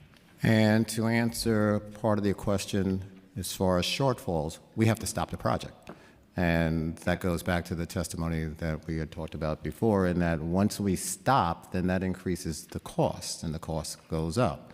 And so that's where our teams, and I'll speak for Queens right now, have been magnificent in that with the investment from the council on the capital side, and as Tony indicated, other plans from 2016, our folks have had the money to then plug a lot of those shortfalls, but now that money is short, and therefore when a shortfall happens, we can't continue it. And then we can go in thinking a project is fully funded, but then we know the reality that fully funded changes rather quickly. And so that's the investment we're asking for as far as more capital dollars to allow us to meet those needs as far as shortfalls and plug them. Because again, you just can't stop it because we'll be lost. How has the conversations with OMB been going regarding some of these unfunded needs? Ongoing. They're ongoing. They're ongoing. Yeah, I mean, it's ongoing, and again, I'm a big believer in the people who are working there as far as ONB and DDC, as far as they're really hardworking individuals, but they have their realities they have to face as well as far as the agency they work for. But we've had a very productive relationship and constant relationship with ONB as far as our needs are concerned. And so ONB hears it, and it's just how dollars flow down to benefit us, and I think that's where we are right now. I think that's What very was the collegial. comment that you made on the steps about being kind? You don't have to be nice to be kind. Thank you. Can I just add, look, I mean, because we have insufficient capital investment to maintain and enhance our facilities, we lose serious amounts of time where we have to close branches because of emergency uses. In FY24, we lost over 4,000 hours in our branches because of we didn't have the investment in capital to keep them going. You know, what can I say? We can do better than this. We have proven that we can do better than this, but we need a partnership and a system that will give us the assurance of funding so that we can produce for New Yorkers what they expect and should expect from us. So I want to answer your question also in a more direct way, and I got the information. For this calendar year, we will be finishing our Flushing Elevator project, which is a major project. We'll be finishing also our Seaside HVAC project, and we'll be finishing our upgrading of Hunters Point Library, which is a library we had to upgrade, and that will be complete by the end of the calendar year. And that, I must say, I want to accentuate that, has been a very dynamic project with DDC, in that DDC, the city, and the Queens Public Library have been working very close together on this particular project. And the Hunters Point that opened a number of years ago will not be the Hunters Point that people will see. And we've been able to maintain Hunters Point staying open while all of this work is taking place, and the work taking place at night, and then cleaning up for the customers during the day. So again, similar to Flushing, we've kept open as well, and having work done at night and keeping it open during the day and the evening. Okay. And just speaking of hours, you know, this council, under the leadership of Speaker Adams, have really championed libraries. It was mentioned in the State of the City speech calling for 10 additional branches to be open 7 days a week. I think out of the 219 total branches, only 21 are currently open 7 days. And so how do we meet all the unmet needs of the three systems? What is the administration's plan, and what is your plan to accomplish the goal of getting the 10 additional branches to be open 7 days a week, and then seeing how much further we can go in that expansion? We're still deciding, right, on the 10? Yeah, I mean, Yeah, we haven't identified which branches will be added to the list. The question really, though, is a much broader question than the Sunday service. It's really at the core of everything that we're talking about today, which is having been held constant for so long, we've really been facing cuts every year. And we know it's not popular to talk about the increased cost of doing business these days. We know that our counterparts at every agency in the city are experiencing the same inflation and the same increased cost of doing business. But in addition to just the inflation that we are experiencing, we're also in a situation where our budgets have remained constant for so long that we've, in essence, experienced cuts along the way. And by the way, at the same time that we've expanded service. Again, we are so grateful to the Speaker and to the Council for this proposal. We would like as much 7-day service as possible. It does mean overtime because of our arrangements, our negotiations with our wonderful partners in the unions. We understand that people need to be paid what they need to be paid, but it's expensive. Gail has been on this forever. We are delighted to do more, but we need an assurance of the budget, and we see the OMB as great partners in this, and we hope we can find a great resolution that will produce more 7-day service for New Yorkers. Same with us. We will be identifying the sites and then obviously share it with the speaker and you chair and the members of the council as far as once we identify those sites. But, I have a dream. I mean, my dream is to really expand our services in a variety of ways. I mean, the public is demanding that, and they want it, and they need it. And even with our services staying basically constant right now, and the threat last year, the PEG and the restoration, as we reflected in our testimony, we're showing all of our metrics going up. At all the individual libraries, the metrics are going up. And that's basically staying the same. Can you imagine the numbers we would have and the public numbers that would be served with that expansion of Sunday service, but also expansion of hours, expansion in the way we do things? That requires the money to be baseline and for us to have a constant stream of dollars that we can rely on. It's never a way to do business with the constant thought of threats of dollar reduction and having to plan with not knowing how much you're going to have for the next fiscal year. The public shouldn't have that from our libraries. We shouldn't have it. The city of New York should not have that. We're the greatest city in the world. We're the greatest library system, and that investment will allow us to even be greater in what we do. Well, I just want to thank you all again. Just turn to my colleagues, see if they have any other questions. Okay. Your branches are amazing. The people inside of them make them truly special places in New York City. I think we all have a story about that librarian, that person that we met, that will stay with us forever.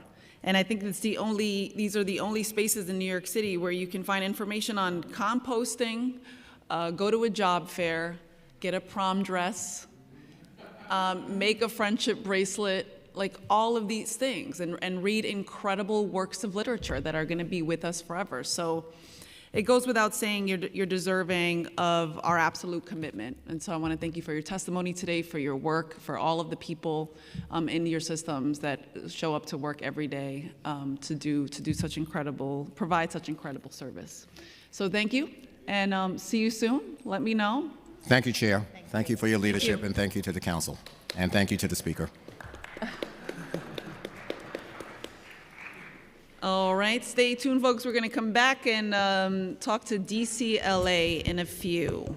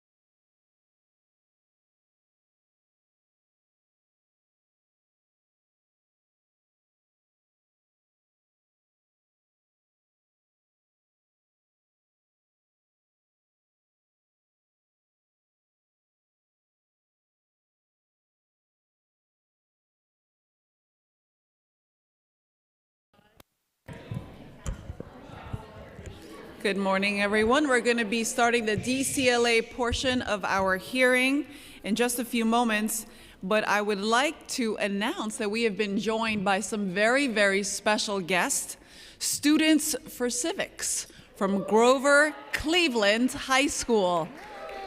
Thank you for being here. I hope you're enjoying City Hall, and just know you're always welcomed, and we're here to serve you. Thank you for being here.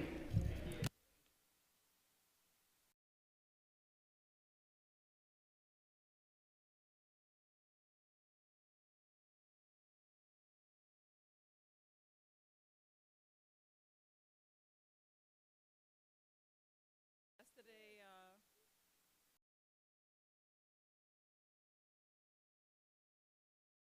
I picked him up from school, right?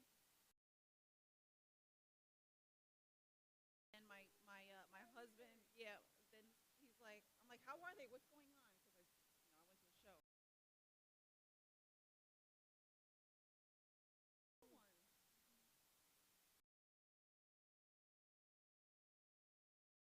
Oh, what I was gonna go buy him like a couple.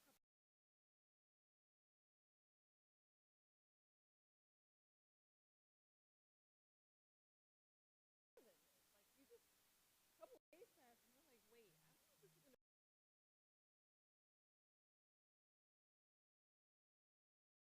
That's what I'm doing. 12 to 18, no doubt. No. So they're doing great. I took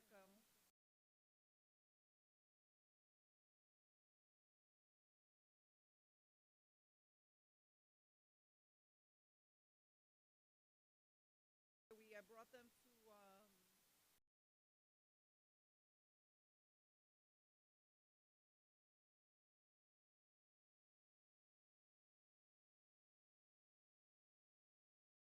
they both are in swim class.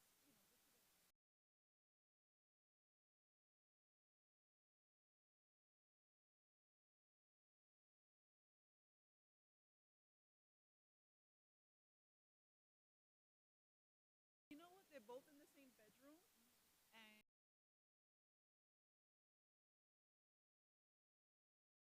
one woke up before the other one, and so we got it.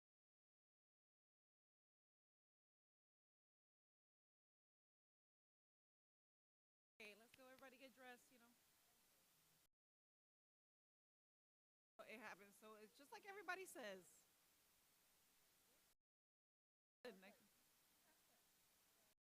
And today, I know, right? Just all of a sudden, the baby goes, the bigger one actually, he goes to me.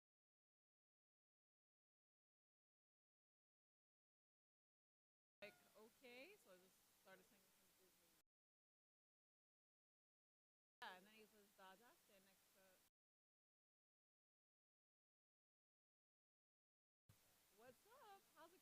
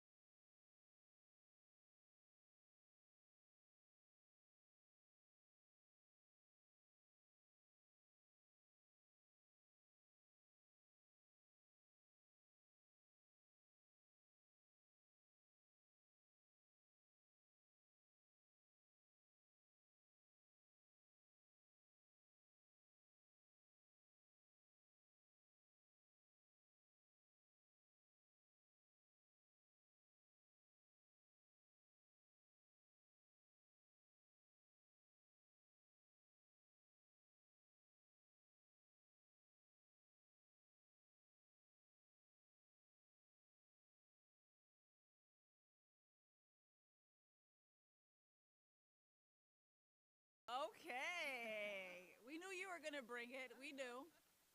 We knew.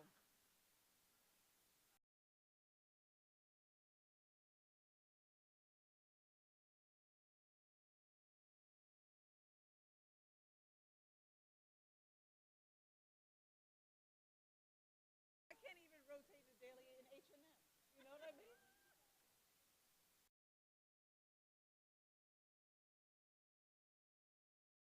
I guess that 290 adds up every time you're like, beep, beep, beep.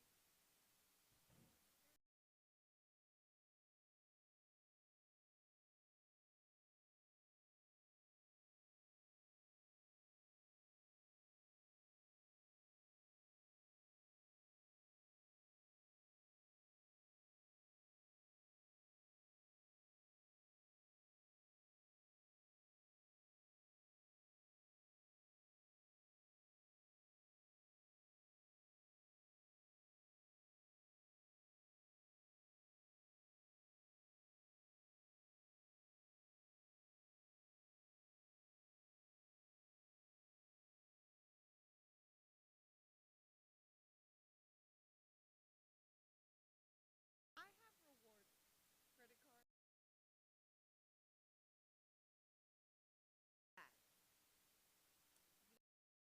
I use them a bit more freely than I used.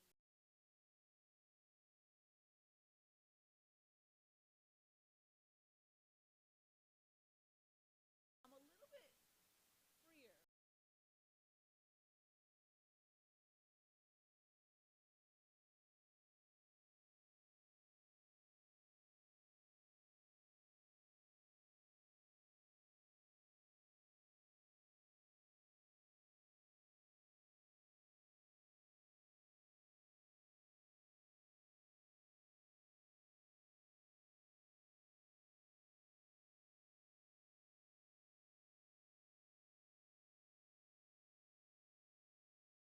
But I actually can't buy all that because I only got whatever.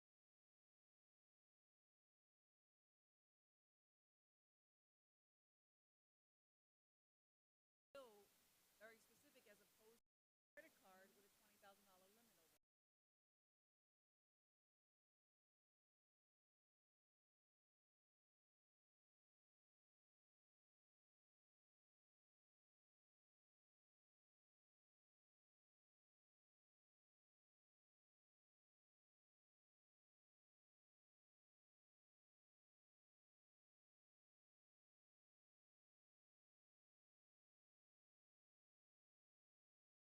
I know. I went in to buy. I was like, all right, I'm gonna make on Sunday night.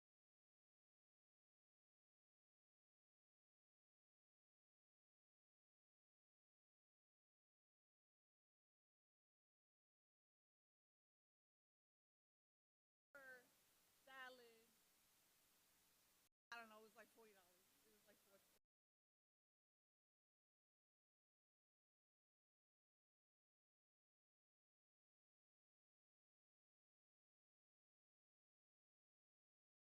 Special? How special is this beef? I get the organic pepper by accident.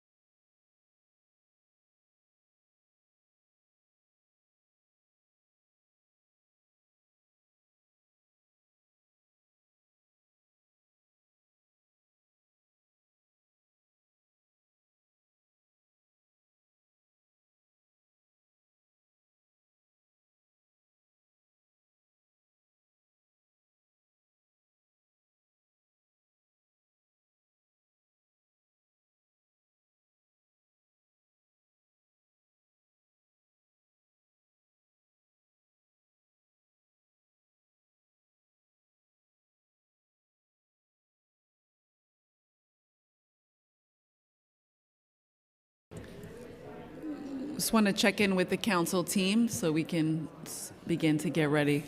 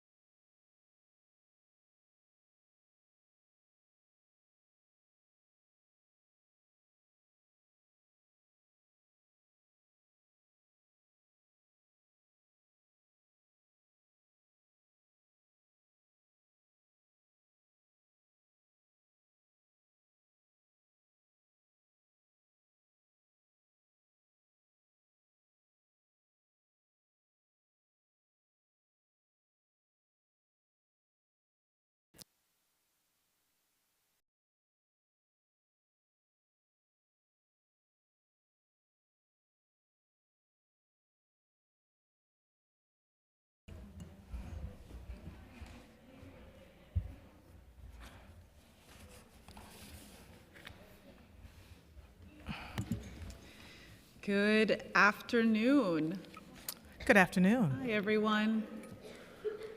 Hello up there.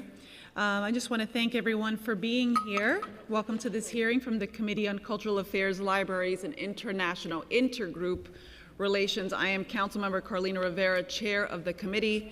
I would like to recognize the members of the committee who are present, Council Members Lewis, Hudson, Brewer, Carr, and Ung. And I also want to thank the staff at City Hall for always ensuring that we are running a very smooth operation here for the people of New York City, and thank my staff for organizing today's hearing, as well as Katie Loeb, Eddie Amador, Sandra Gray, Christina Yelamati, and Regina Paul. Thank you for your work. This afternoon, we will be discussing the fiscal 2026 preliminary expense budget for the New York City Department of Cultural Affairs, which stands at $164.4 million, and the fiscal 2026 preliminary capital commitment plan, which includes $1.3 billion in fiscal years 2025 to 2029, and the 10-year capital strategy, which includes $1.6 billion in fiscal years 2026 to 2035 for the department. The agency has a robust capital program and is currently funding 361 capital projects on behalf of approximately 198 arts organizations. The preliminary plan includes an additional $3 million of baseline city funding starting in fiscal 2026 to add up to 5 new members to the Cultural Institutions Group, CIG. I'm excited to see new additions to this coalition of organizations that serve all 5 boroughs and operates as stewards of city-owned facilities. But as we discuss the numbers today, let's be clear, this budget is about more than just figures on a page. It is about protecting and strengthening one of New York City's greatest assets, our cultural institutions and arts organizations. At the urging of the Council, the administration added $45 million in additional funding at adoption of the fiscal 2025 budget. This funding provided much-needed support to both the Cultural Institution Group and Cultural Development Fund, CDF, recipients. The Council is disappointed that the funding is not included in fiscal 2026 in the preliminary plan. It is imperative that this funding be baseline to meet the needs of the cultural community. New York's arts and culture sector is an economic powerhouse, generating $22 billion annually and providing an extraordinary 99-to-1 return on city investment. Theaters, museums, and performance spaces don't just inspire us, though that's so important. They drive tourism, they create jobs, and they define our global identity.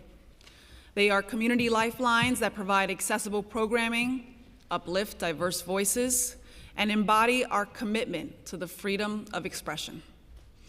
Yet despite their importance, the sector continues to face significant challenges. While tourism is rebounding, international visitor spending remains more than 20% below pre-pandemic levels. A troubling trend that given that international tourists spend twice as much as domestic visitors and make up a crucial portion of audiences for Broadway, the Met Opera, and our museums. Federal policies, including restrictive immigration measures and harmful trade policies, have already discouraged international travelers from visiting the U.S., threatening the financial health of our cultural sector. Just this month, a British tourist on a 4-month backpacking trip across North America was detained by ICE for 10 days, simply for attempting to enter the U.S. from Canada. And now, federal funding for the arts is also under attack. The Trump administration has already issued a directive to review and potentially pause federal loan and grant spending, creating deep uncertainty for cultural institutions that rely on this support. The recent announcement that the National Endowment for the Arts will eliminate funding for diversity, equity, and inclusion programs, DEI, starting in FY 2026, is yet another alarming move that threatens to undermine the progress we've made in ensuring that the arts reflect the full diversity of our city. During this hearing, I would like the Commissioner to elaborate on the agency's staffing capacity and the department's ability to process and ensure timely disbursement of funds for CDF program organizations, which did not happen last year and remains a matter of concern for me. Additionally, we want to clarify what additional new needs the agency has submitted to OMB for fiscal 2026. In the fiscal 2026 budget, the Council will continue to prioritize cultural funding with our numerous initiatives such as Cultural After-School Adventures, CASA, the Cultural Immigrant Initiative, Coalition of Theaters of Color, Art and Catalyst for Change Initiative, and the Su Casa Creative Aging Program. It is the Council's responsibility to ensure that the city's budget is fair, transparent, and accountable to all New Yorkers. Therefore, as the chair of the Committee on Cultural Affairs, Libraries, and International Intergroup Relations, I will continue to push for accountability and accuracy and ensure that the budget reflects the needs and the interests of our city and our neighbors. It is essential that the budget that we adopt this year is reflective of the priorities and interests of the Council and the people we represent. This hearing is a vital part of this process, and I expect that DCLA will be responsive to the questions and concerns of Council members, and I always look forward to an active engagement with the administration over the next few months to ensure the fiscal 2026 adopted budget meets the goals the Council has set out. With that, I'll turn it over to Committee Counsel. Thank you. Hi, good afternoon. Please raise your right hand. Do you affirm to tell the truth, the whole truth, and nothing but the truth in your testimony before this committee and to respond honestly to council member questions? Lori Cumbo? I do. Lance Pallavi? I do. Thank you. You may begin. Thank you. Good morning, Chair Rivera and the members of the committee, and I want to thank all of my colleagues that are here today. I am Lori Cumbo, Commissioner of the New York City Department of Cultural Affairs. I'm here to testify regarding today's topic, the Mayor's preliminary fiscal year 26 budget. I'll start off today by reviewing the numbers in the preliminary budget proposal. The preliminary fiscal year 26 budget allocates $164 million to DCLA, including $28.5 million for the Cultural Development Fund, $79.1 million for operating subsidies for the Cultural Institutions Group, $46.9 million to cover energy costs at cultural groups on city property, $8.4 million for agency personnel and expenses, and $1.2 million for Create NYC initiatives. Note that these figures do not include any of the one-time funding allocations, such as council initiatives, thank you very much, that are typically added at budget adoption each year. By comparison, at this point in the budget process last year, the preliminary fiscal year 25 budget allocated $143.9 million to DCLA, $20 million less than where we stand now for fiscal year 26.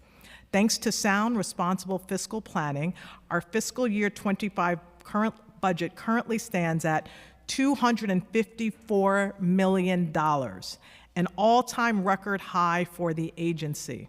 We look forward to working in the months ahead toward adopting a budget for fiscal year 26 that builds on this strong record of support for arts and culture that we have demonstrated during the Adams administration. Now I'd like to provide a few highlights and updates on the programs that these investments allow us to deliver for New Yorkers. As part of our fiscal year 25 budget, we recently announced the 1,078 recipients of nearly $60 million in grants through the Cultural Development Fund. This represents an all-time record investment in our amazing cultural sector and includes City Council member items that we are proud to partner with you each year to administer. The fiscal year 25 CDF awards reflect changes that respond directly to critical feedback from the Council last year during hearings and discussions. These changes are also the results of engagement with the cultural community, including through testimony they have shared at Council hearings, Culture at 3, and other sector-led forums, and numerous conversations with our constituent organizations. We are accountable to you, and we have taken all of your feedback into consideration. All of this input is part of the collaborative process that was instrumental in fostering a stronger, more equitable CDF process, which now includes a number of new and restored initiatives that I'm excited to discuss with you. I'll begin by highlighting initiatives that we brought back for fiscal year 25 that I'm extremely excited about. The Language Access Fund. which is providing 64 organizations an additional $10,000 each in grant funding to bring more cultural programming to non-English speakers, multilingual language learners, and English language learners. The Disability Forward Fund, which is supporting 42 organizations with an additional $10,000 each to deepen cultural engagement for people with disabilities as artists, cultural workers, and audience members.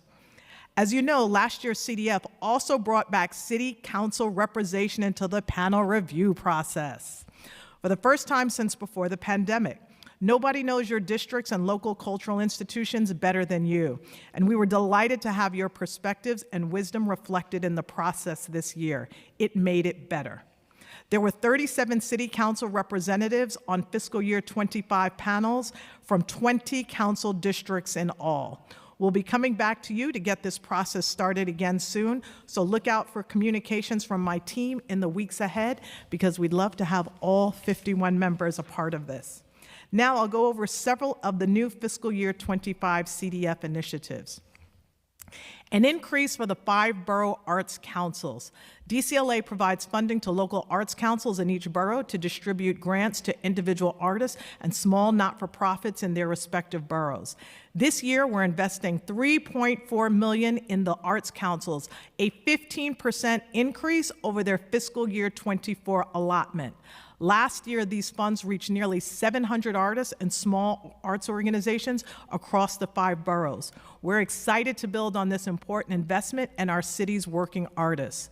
The newly established CDF Equity Fund is providing 264 organizations located in underserved areas of New York City with a total of $2 million in additional funding on top of their CDF awards.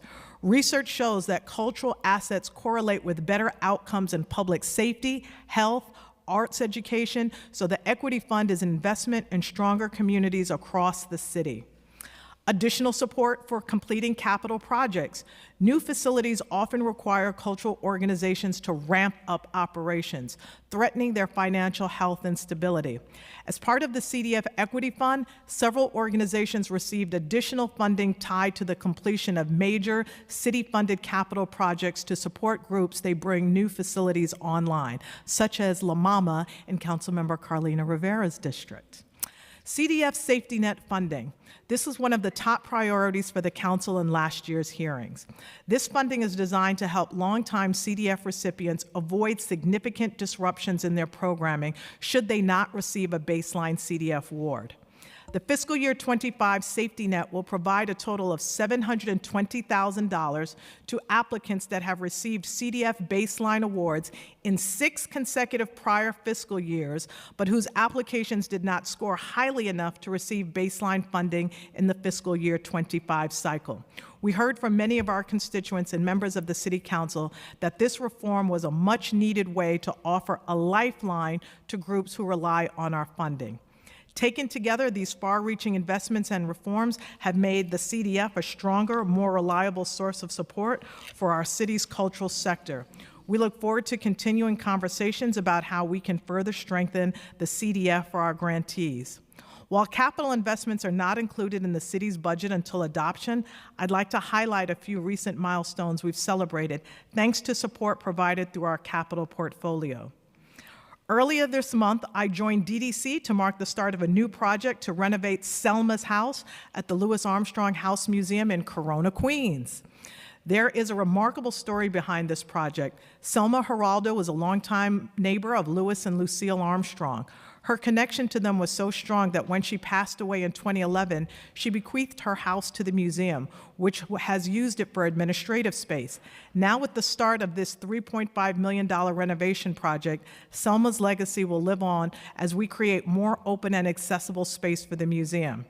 With the recent ribbon cutting for a new exhibition and performance space just across the street from Selma's house, the Louis Armstrong House has transformed into a hub for cultural and economic activity in the heart of Corona, where Satchmo was a beloved neighbor for decades. At the end of January, we celebrated a milestone that I've championed for decades, the opening of the L10 Cultural Center in downtown Brooklyn. I was happy to celebrate with Councilmember Hudson.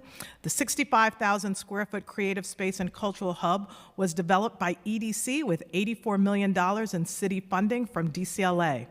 L10 will host a wide range of cultural programming from 4 beloved Brooklyn institutions.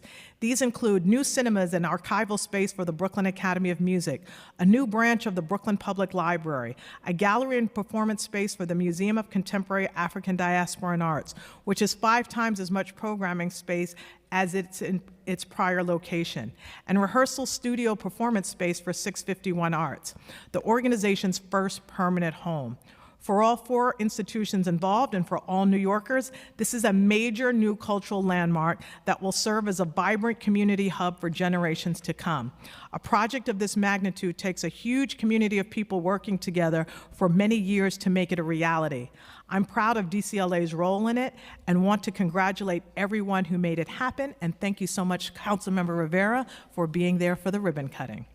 With major projects moving forward at the Public Theater, Studio Museum, Hip Hop Museum, Africa Center, ABC No Rio, Staten Island Museum, Belongo, the Afro-Latin Jazz Alliance, People's Theater Project, National Black Theater, the Clemente, New Eurekan Poets Cafe, and so many more. There are exciting city funding cultural projects coming to neighborhoods across the 5 boroughs that are reshaping our city's cultural landscape, and I couldn't be more proud to be the commissioner working with this incredible city council. We are making our dreams come true.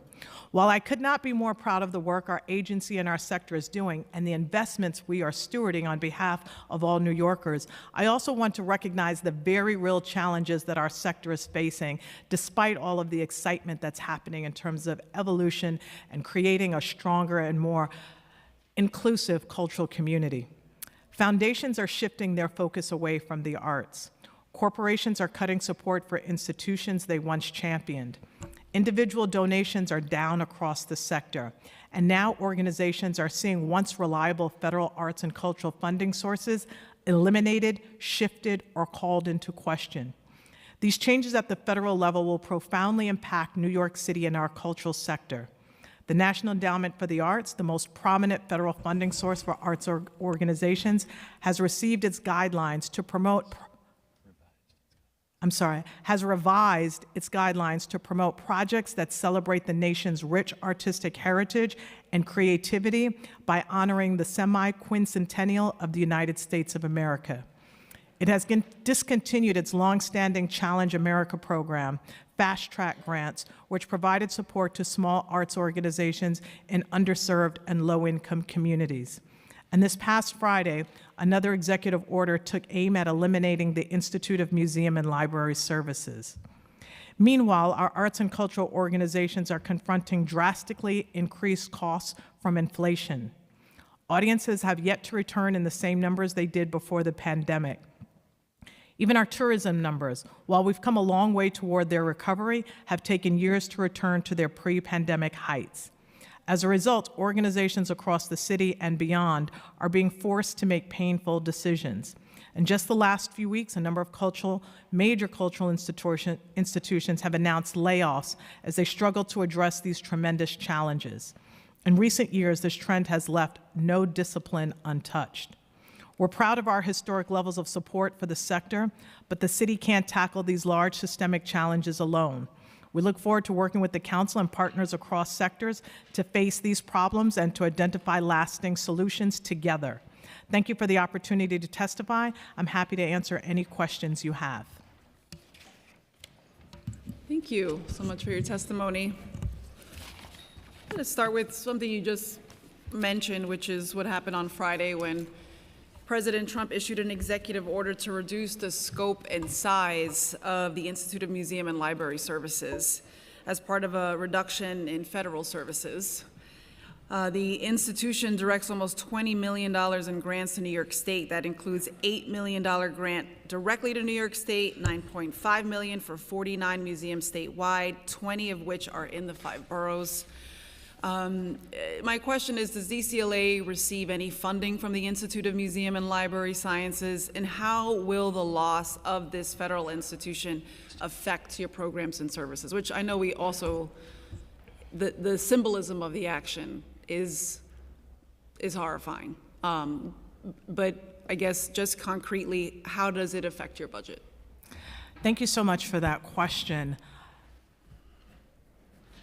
We are in complete agreement. The elimination of IMLS is very disturbing to our agency, for the organizations that we support. We do not receive federal funding from IMLS, but many of the organizations that we do provide funding for do receive IMLS funding, do receive fast-track grants, and we are very concerned, and we are working with our organizations in terms of recognizing how this is going to impact their operations.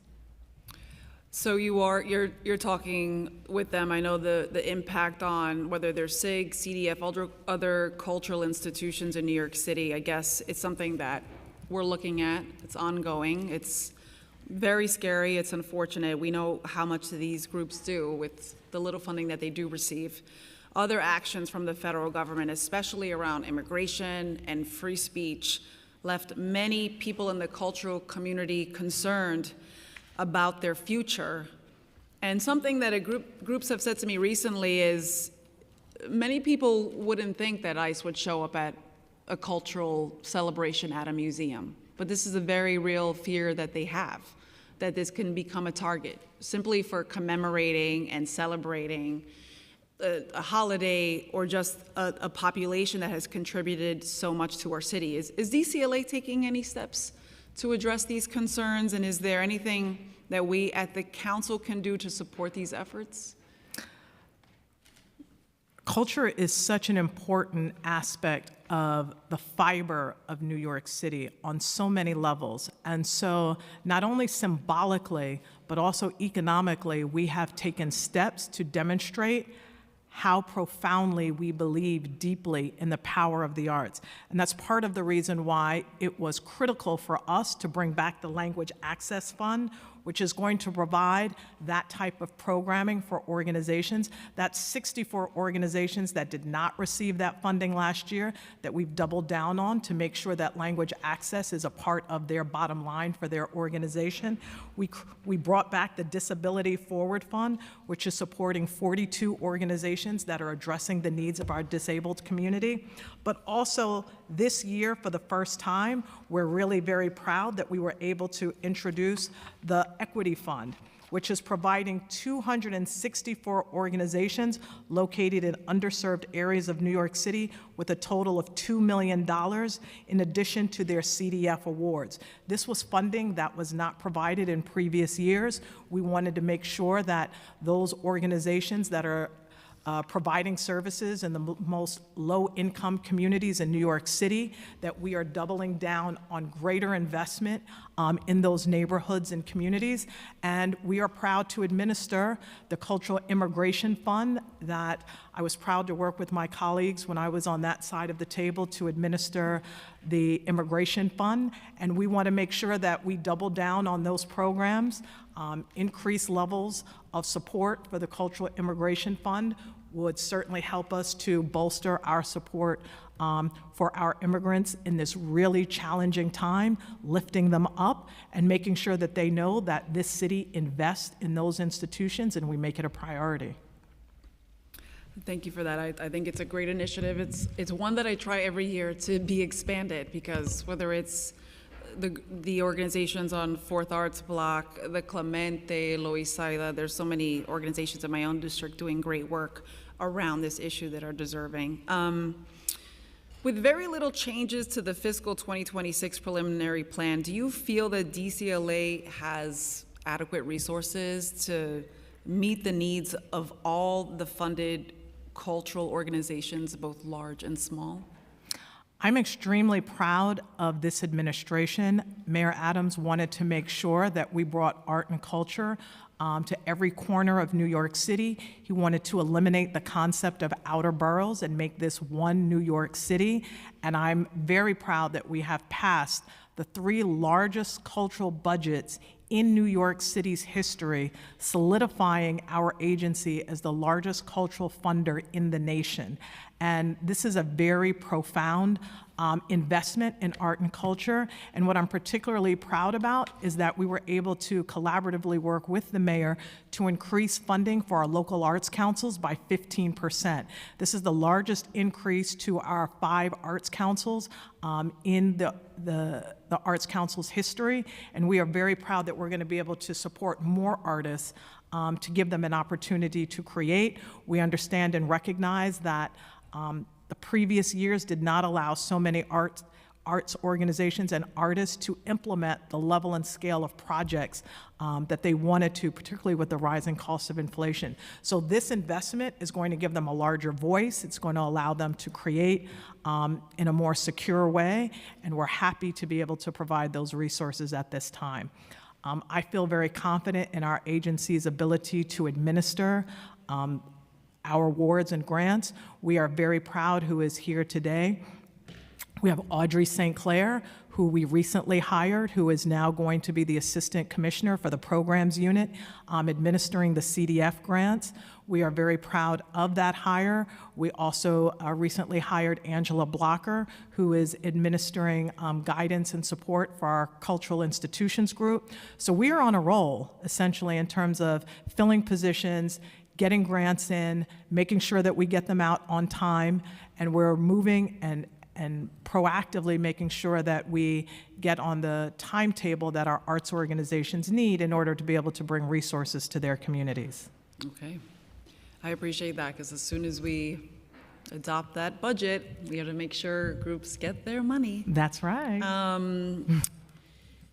The preliminary plan did include an increase of $3 million in 2026 and the out years, and that is for the additional cultural institution groups. That was announced in the mayor's State of the City address. So how many new SIGs will be added, and which institutions are being added to the SIGs, and how much funding will be allocated to each of the SIGs, and how is it calculated? Thank you, Councilmember Rivera. We are in a process right now where we are reviewing a number of groups for admission to the Cultural Institutions Group. We are in ongoing dialogue with City Hall and with OMB about a number of candidates that we're considering, and we look forward to making an announcement in the coming months. There is $3 million that's been allocated for these new CIGs, and the breakdown in terms of those will depend on the organizations and their operating budgets. Okay, so what, you mentioned this a little bit just now. What metrics are being used to determine which would become SIGs? Well, I want to add, to begin with, there are very few organizations that would qualify to be a cultural institution group. You have to, number one, be on city-owned property.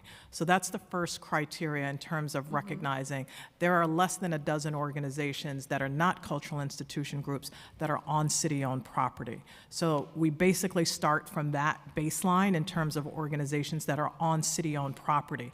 But because an organization is on city-owned property, it doesn't necessarily mean that becoming a part of the cultural institutions group would fit for that organization, because the criteria to become a SIG is quite complex.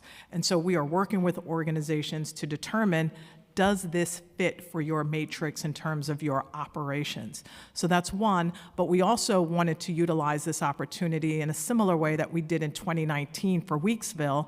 We want to make sure that organizations that were in communities that had been underfunded systemically for generations to be included into the cultural institutions group, because it gives them the ability to have a level of stability that many of those communities had not previously benefited from.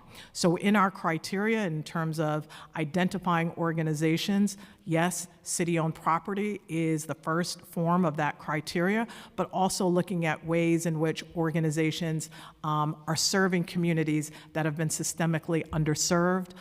If you're looking at organizations that have been in existence for some time, that have been doing the work, that are providing that level of support for our communities, those were the organizations that we are reviewing currently. We're not at liberty to announce who those organizations are because it would be premature at this time. Organizations are still working with their budgets, they're working with their funders, they're working with their corporations and their audiences to ask those questions.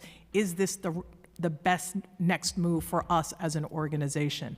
So we're working with OMB. We're answering many of the questions that you just put forward, and we're answering those questions every single day. So we're making sure that we are doing our due diligence and making sure that this is the right fit for the organizations that we're reviewing. Well, I know there are many cultural organizations like Black Spectrum, like many others, that could benefit from the support of the city funding for their energy costs, the other operational costs that they incur. Did the agency reach out to any council members for input on the decision-making process? We've spoken with many of the council members. Some are here at this dais. We've had conversations to discuss moving forward with the Cultural Institutions Group. One of the things that we are really excited about in this process is that this is going to allow us the ability to serve organizations. As you've mentioned from my time in the City Council, we created collaboratively what we know as the Theaters of Color Initiative. So organizations like you reference Black Spectrum Theater and many others have been a part of that coalition. So there are many ways in which city support helps organizations, whether it's through the Theaters of Color Initiative, which is one way that we support and provide deeper resources into organizations that have been underserved. We also have what's known as the Energy Coalition, so organizations that are on city-owned property. When I was on that side of the table, we made sure that organizations that were on city-owned property but were not cultural institution groups are part of what's now known as the Energy Coalition or the Energy Relief Coalition or the Utility Relief Coalition, as some may refer to it. This was the city's ability to be able to put those resources into those organizations to make sure that they have the stability to continue and to maintain. So there are many ways of entry point that have been created by both the council as well as the administration to provide deeper support for organizations. Status as a cultural institution group is just one of those in the toolkit, but it's certainly not the only aspect to be able to do it. There are many others in terms of how we've considered this process.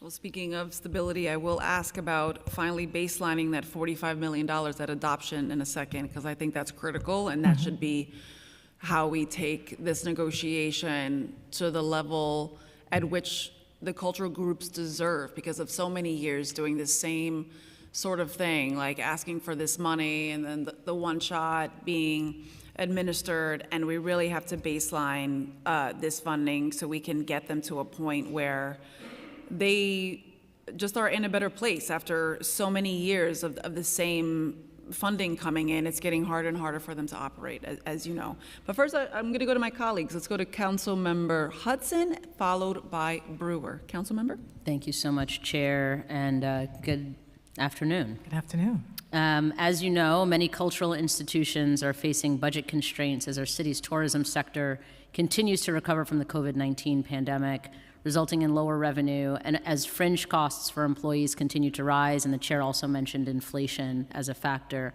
As a result, many institutions have needed to reduce staffing and cut operations. Have cultural institutions reached out to DCLA about the potential need for staffing and operations cuts as a result of budget reductions? And if so, can you broadly explain what you've heard? Thank you for that question, Councilmember Hudson. We're in constant dialogue with our cultural partners, both CIGs and CDF recipients, about the fiscal challenges that their organizations are facing. And there's no way to sugarcoat that this is an extremely difficult financial time for arts and culture. I think the commissioner put it best in her testimony, ringing the alarm bell that this is a crisis of lack of support through foundations, corporations, and individual support. The city's support partnership of the New York City Council. And so we look forward to continuing to partner with the council to pass a robust arts and culture budget. And in the meantime, we are in regular conversations with each of the arts and culture organizations that are having difficulties. And just as the commissioner was saying, there's a broad toolkit in terms of what we can do to help provide them with programmatic, capital, and other administrative support. And we're doing that each and every day. Thank you so much. I just wanted to add as well with NYC and tourism, I'm also going to be attending their annual meeting shortly after this, but this is also a partner that we're working with in terms of addressing bringing back those audiences that we lost during the pandemic and generating that level of support.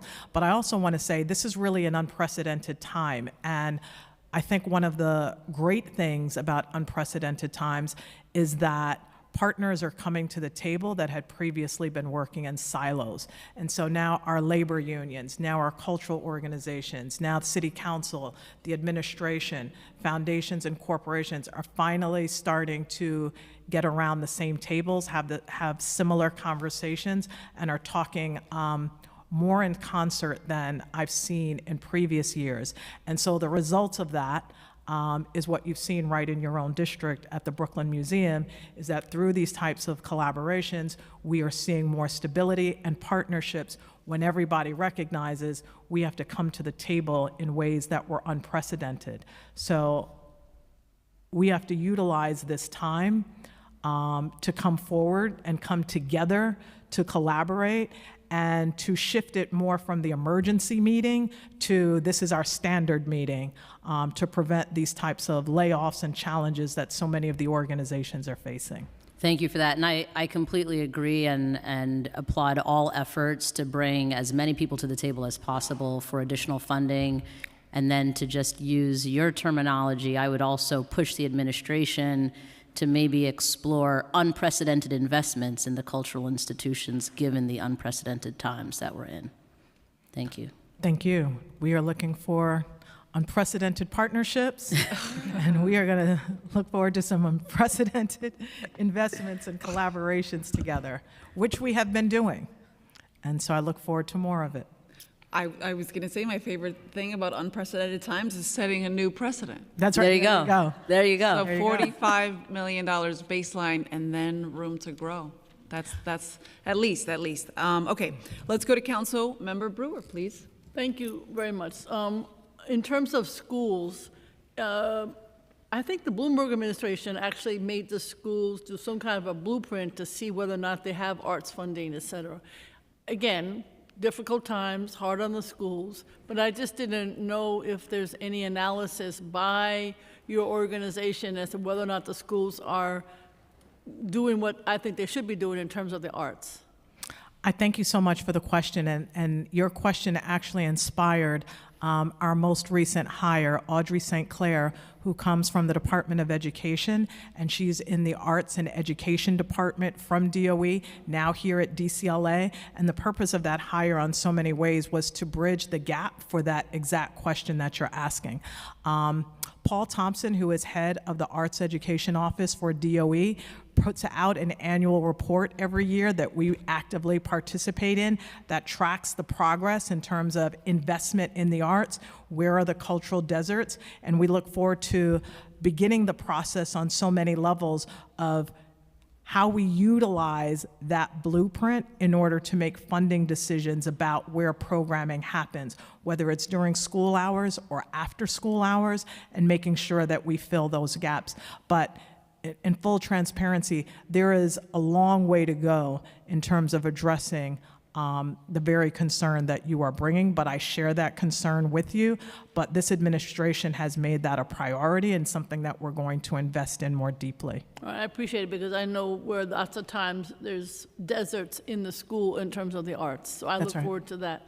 And Councilmember Broad, I just want to add to that because I agree with you. And that was the impetus for me in many ways of creating the CDF Equity Fund to put more cultural funding, $2 million, into those cultural deserts. This is just a seed planted on a concept that we both share, and we look forward to expanding that and doing more of it. So some of those deserts could include schools, is what you're saying? It can include schools by way of arts organizations similar to CASA may decide to utilize their funding in schools, or they can do it also in their own institutions. Okay. Number two, I'm confused about CDF. Is there more money than in the past? Because a lot of organizations got less money. And so I want to get, maybe not now, but a listing of, I mean, I know CDF very well. I've sat on that, read those things hours and hours. So the application. So my question is, how do we get between last year and this year, knowledge of difference in funding, who got, less, who got more, et cetera? Because a lot of organizations got cut. And of course, they're all calling me. So how do you explain, if you got more money, how can people be cut? Part of the major reforms of the CDF is that we raised the floor from $5,000 to a $10,000 grant. Right. So anytime you raise the floor from 5 to 10, that's going to account for a decreased amount of funding in terms of the awards or the number of organizations that receive funding. So the school of thought on that is, and everyone, of course, has a different school of thought, we would rather give deeper investment to potentially fewer organizations, not so few organizations, but I believe we're at 73%. Is that the correct number? 73% of organizations that applied received CDF funding. So that's a very high percentage in terms of 73% of organizations receiving funding. And raising the floor from $5,000 to $10,000 is a part of the reason why there were reductions and or fewer organizations. Okay, but so if you could provide to the chair what I asked, because even though it sounds good what you said, I must have gotten the call from the 15% or whatever who didn't get money. That's right. Right? And I must have gotten the calls from all the organizations that didn't get as much. Did you get any calls from anyone that did receive funding? Of course not. Why would they call me? But I am concerned that They got funded, but they also got at a lower amount. Yes, So. and they got some, when you say some, 73%, yes, but I don't want to be specific here, but I can tell you they got a lot less, and they're freaked out. So I'd like to get that list. We will be more than happy to the provide chair. that list to you and all the members of the committee so that we can review it collectively. Yeah. But I know they can appeal, but it doesn't mean they're going to get money. we just want you to understand the process and how we came to And that configuration. I guess I'm, all right, but in other words, I know you have lots of new ideas, but I worry about those that don't fit into the new ideas and don't get more money, and they all need money. They're all great. So let me just give you an example, right? So part of what we heard from this panel was that you were getting these calls that organizations were saying, hey, we got zeroed out. We've been getting funding from DCLA for the past 25 years, and all of a sudden we got a rejection notice saying that we're not going to get funded. So we're getting those calls. So then we say, all right, we put into place to say, if you've been consecutively funded by the Department of Cultural Affairs for 6 years, we will do an average of what you received over those last 6 years and give you a safety net grant that's half of what you typically had been receiving over the last 6 years, just to make sure that you are not zeroed out and that the funding dynamics that you have in your portfolio with foundations and corporations is not disrupted. We'll give you that safety net grant, and you'll be able to come back and apply next year for funding to get a multi-year award.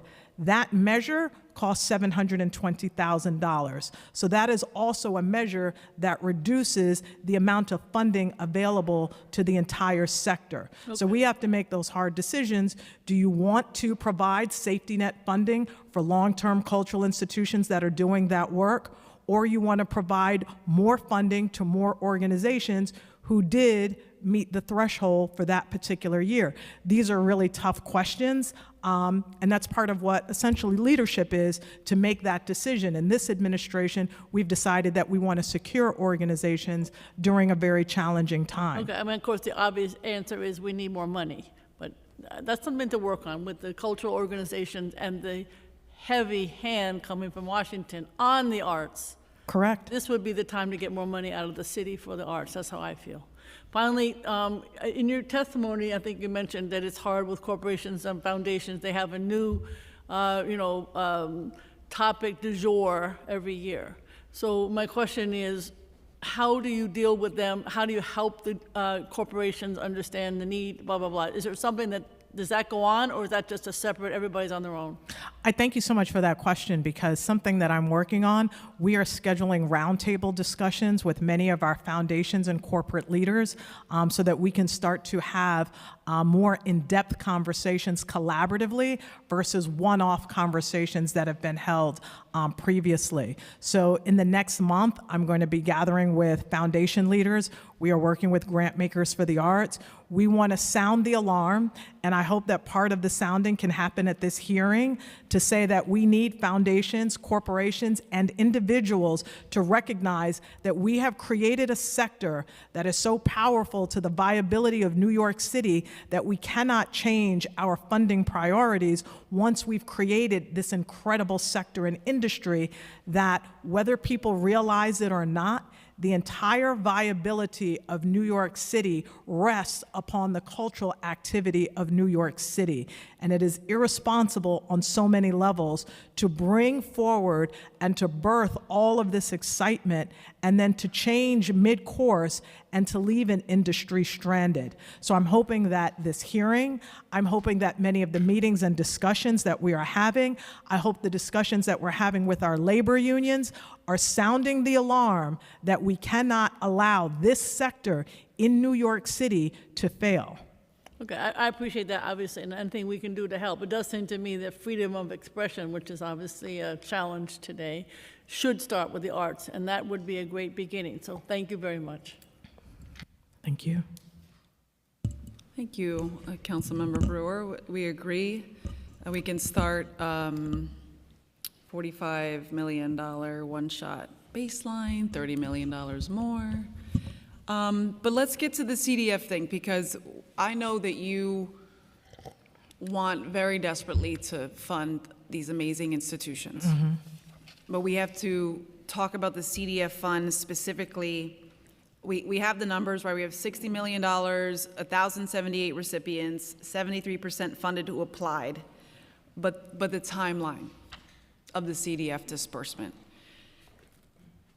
Last year, CDF awards were announced very late because of the impending PEG cuts. This year, organizations again received very late notice about their CDF and council awards, even though there were no cuts in the budget.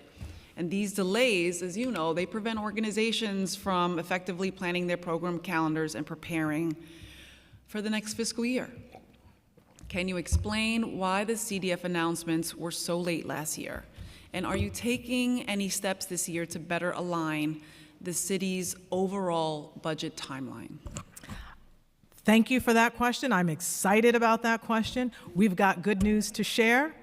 Fiscal year 26 applications will go out very soon, possibly at the end of this month, to hit those early targets. Also, we sent fiscal year 25 CDF award letters to grantees last month, so we are getting back on track. We've made our call for panelists ongoing to allow more New Yorkers as possible to apply to serve on our city's panelists. We are expecting panels to begin in the summer and to complete in the fall. And as I've said, we are thrilled to welcome Audrey St. Clair as our Assistant Commissioner of Program Services this month to oversee the Cultural Development Fund. Under her leadership, we are confident that we will launch the fiscal year 26 application so that awards will go out in a timely manner. But I just want to add all of the reforms that we listed, everything from safety net for organizations that were zeroed out, incorporating the city council members onto the panels, making sure that we brought back language access and disability, creating the cultural equity reform, all of these things, providing support for organizations that have recently completed a capital project.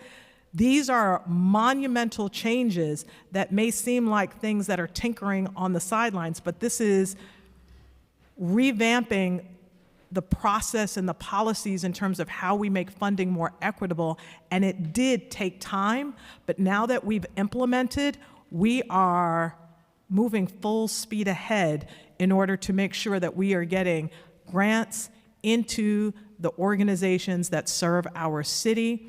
We are confident that with our recent hire, we are going to be moving full speed ahead.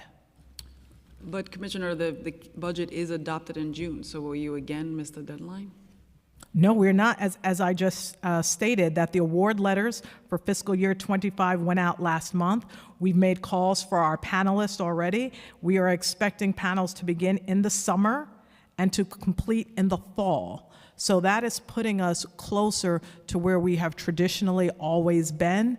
And we are working for the next fiscal year, to even have those panels for organizations to have a firmer understanding. My goal is for when the budget is adopted, for us to have a greater understanding of how funding will be allocated. So we're getting closer to that every year. But you can rest assured that award letters have gone out, and in the next 2 or 3 weeks, so that everybody that's watching at home, everyone that's in the audience, prepare to look on our website.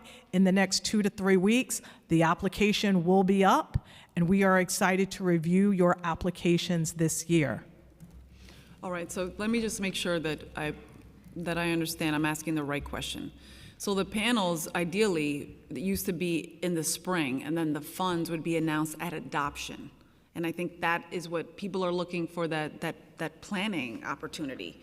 So if the panels will be after summer. the budget, that's after the budget adoption. That's the issue. I know maybe you're saying we're getting closer to tradition.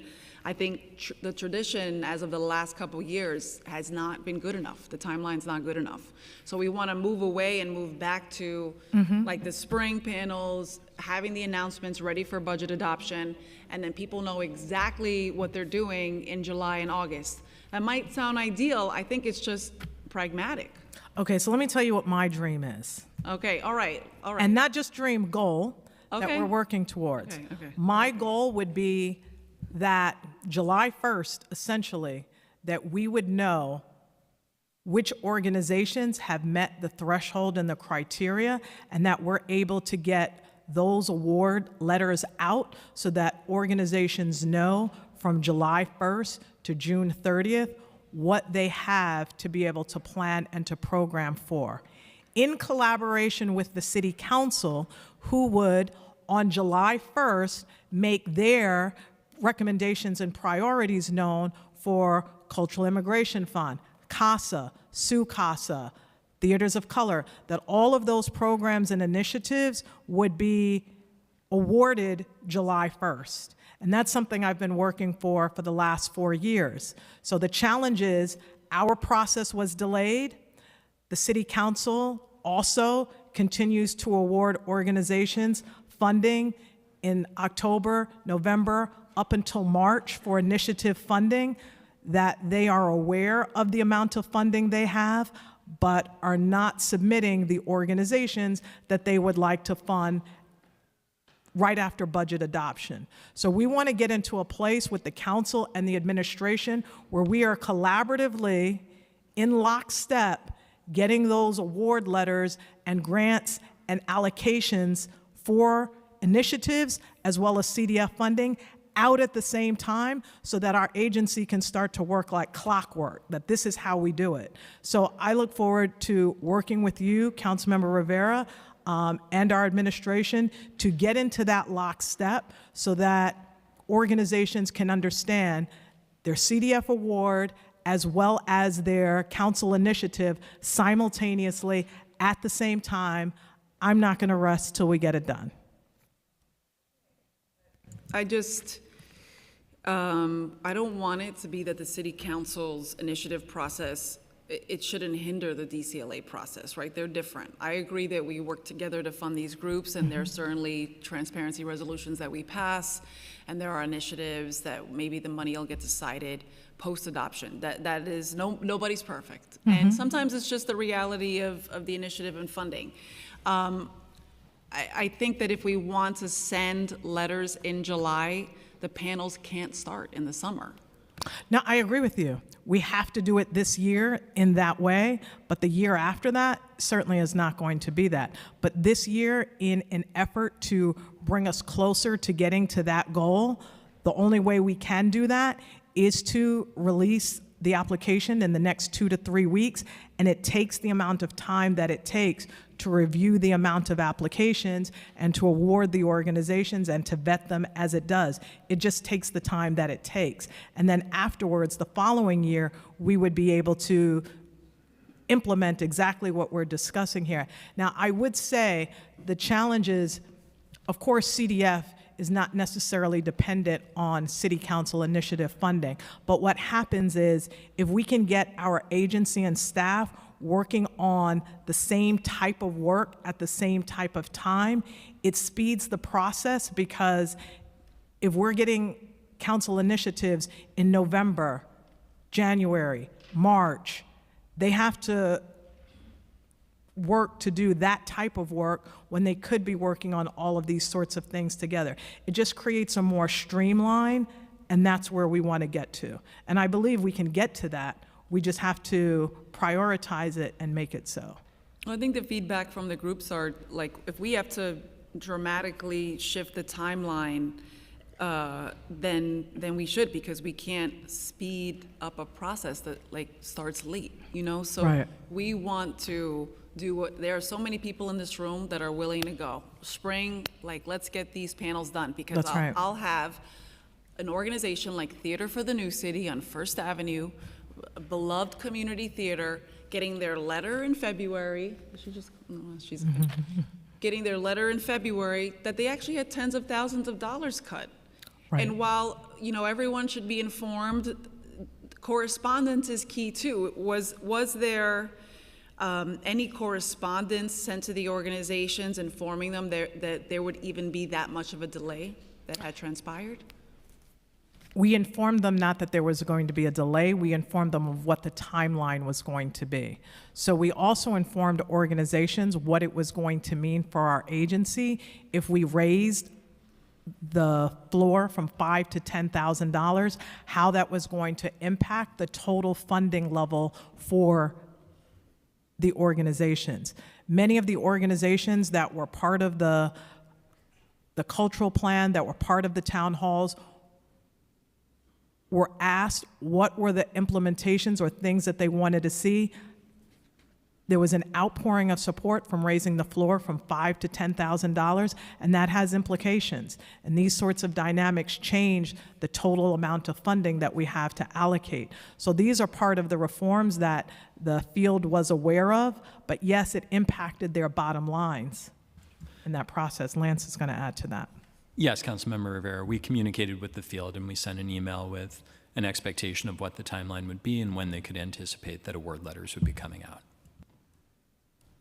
But, you know, just try to, I know you all do this, but these are groups that are trying to plan their year. Mm-hmm.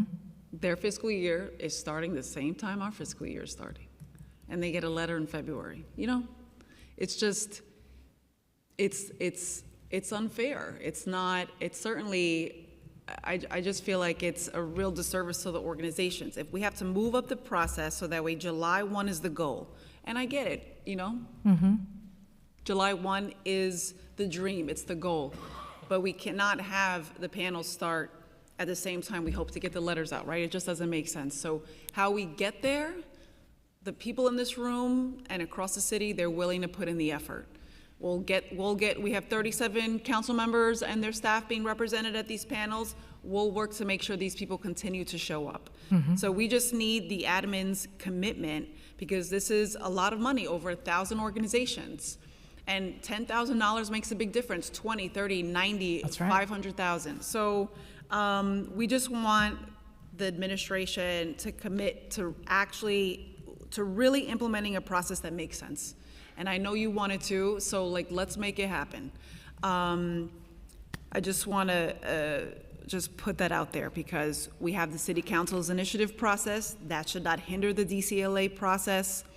And we really want to make sure that we're adopting a budget, making those announcements. The letters are going out. We're working on reforming procurement, because we also know that back pay and reimbursement is significantly delayed.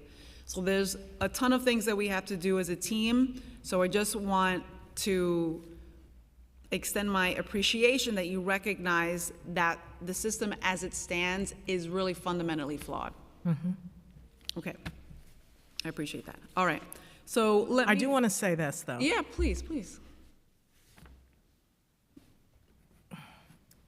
I don't want to just receive fundamentally flawed, because that would mean that it is a process that is almost unfixable, or that what happened was not as a result of major transformative change that has moved the agency in a far more equitable place. So the time that it took to move the agency into bringing back language access, bringing back disability, creating a cultural equity fund, increasing local arts councils by 15%, providing funding for organizations that received a capital allocation, the additional support that they need to open their new facilities.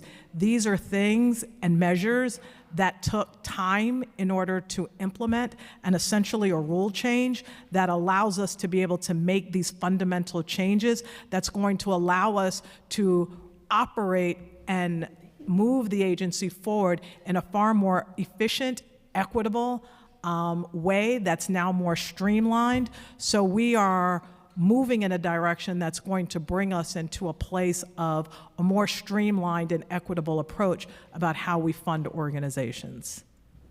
But I hear you, and I can't reiterate it enough. I don't want to sound like I'm beating a dead horse in that way, but I have absolutely sat in the same seat that many of those organizations that are calling Councilmember Brewer, that are calling you, that are calling me.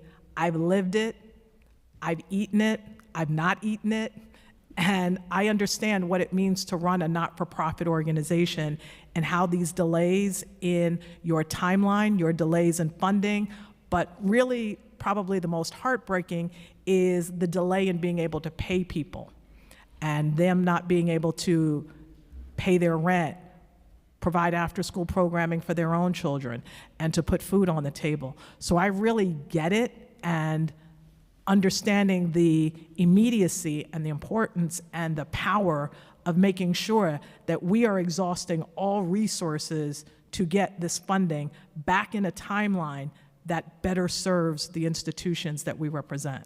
Yeah, and I hear you. I know these things take time. It's just the timing of the letters just seem to be, that problem just seems to be getting worse and worse. That's right. But I understand sometimes to clean things up, you got to get a little messy. We got messy. But we're cleaning now.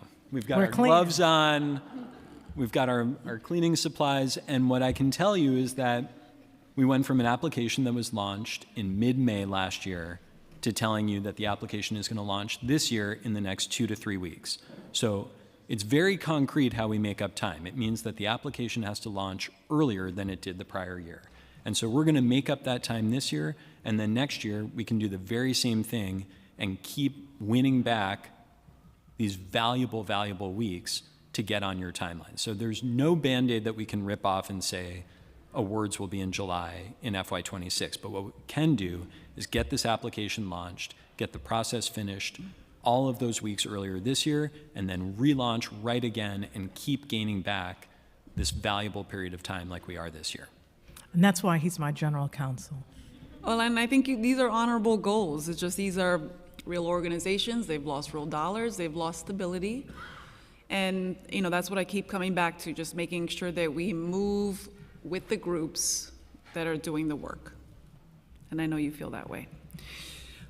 Okay. So let me ask about City Canvas, since that's nice. So DCLA released the inaugural gallery for its City Canvas program, July 2024, and I know we're working on capital eligibility and ensuring that a lot of groups have access to this program, and I appreciate your partnership in that. The program aims to beautify hundreds of miles of temporary construction fences and sidewalk sheds through art installations, enhancing community aesthetics, fostering a sense of pride and safety. What's the current status of the program? Let me just say I'm so excited about this program. Not to brag, I passed it while I was a city council member, and I'm happy to implement it as a commissioner. And your support on this particular legislation has been critical in order for us to be able to place art onto scaffolding across New York City. I'm sure many of you are benefiting from it and seeing it in your own districts and how we're beautifying our communities on so many levels. We now, in the agency, we have 10 artists who have now submitted works of art for approval so that when a developer or a city agency or someone that's doing construction wants to utilize the ability for city canvas art to be placed on scaffolding, they are able to do so. Even our own agency has scaffolding up on it, and we will be placing art on those canvases very soon, and we look forward to implementing that. Do you want to expand on where we are legally with Yeah, and like the the City Canvas program? And the agency process for hiring the artists to design the art installations. Of course, we did an open call to solicit artists' submissions for those 10 pre-approved artworks. And we got numerous submissions and then had a panel convene to review those artworks and to select the 10 pre-approved artists who then went out and did the designs that you now see on our website. So those are designs that any member of the public can, any building owner can choose to put on their building when they have a sidewalk shed, fence, or netting on their property. The program is also going really well with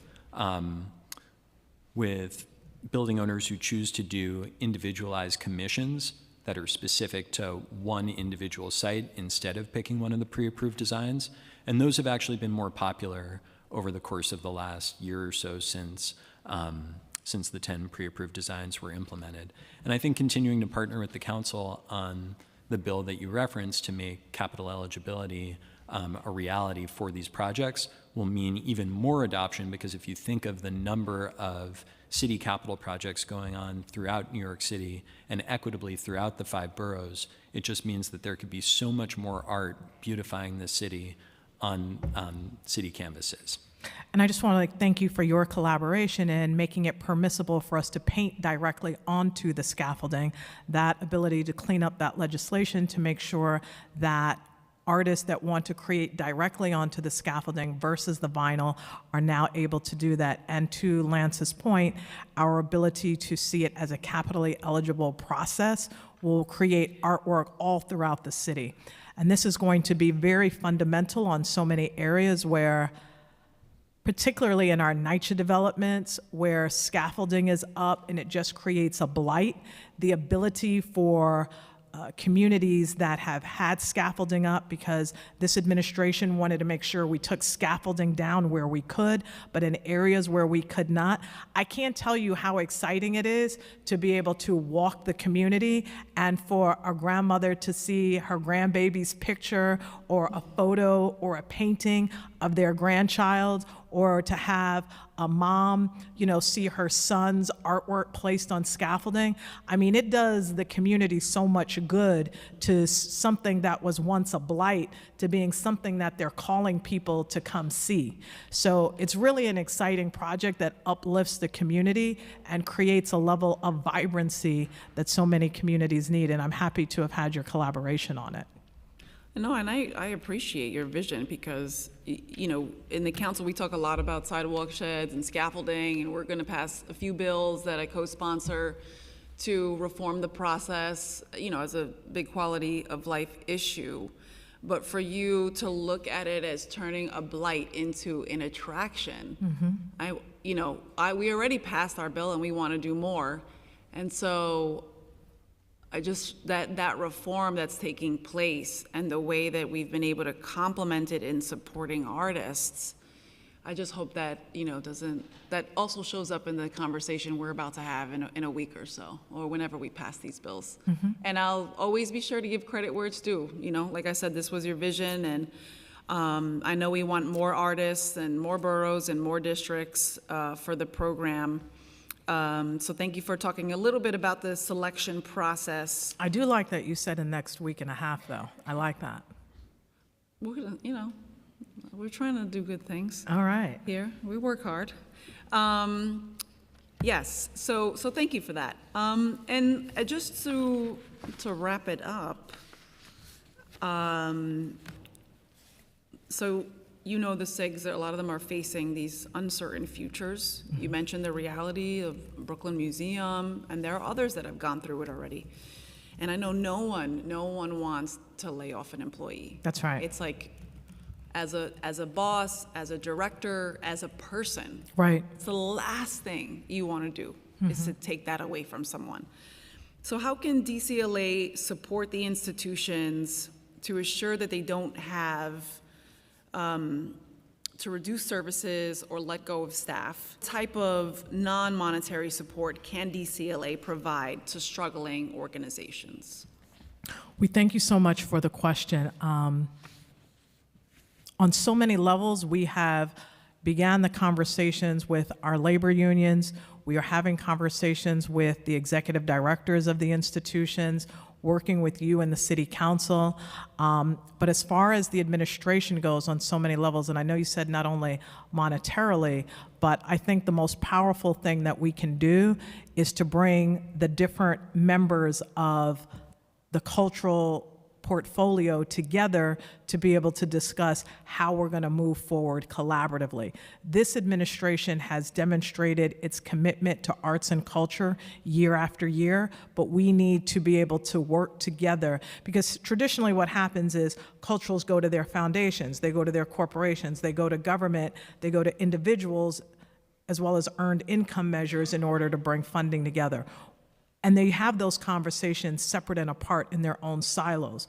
What we're trying to do in this administration is to bring those silos together in conversation with us so that we can collaboratively plan and for them to understand how the decisions that they're making are impacting the field as a whole. So I would say our most powerful tool is to be able to convene and bring together the many different partners that support the cultural sector, and continue to work with the city council, but also to work with our labor unions in a very meaningful way that we haven't seen in previous years, to make sure that we are in full support and collaboration of our institutions.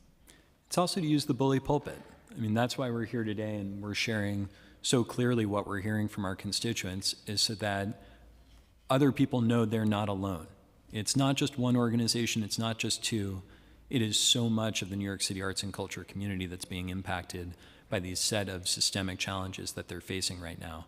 And so you've been shining a light on that, we're shining a light on that, and I think it helps organizations to know that there's power in numbers and that we are going to be committed to solving these problems collaboratively.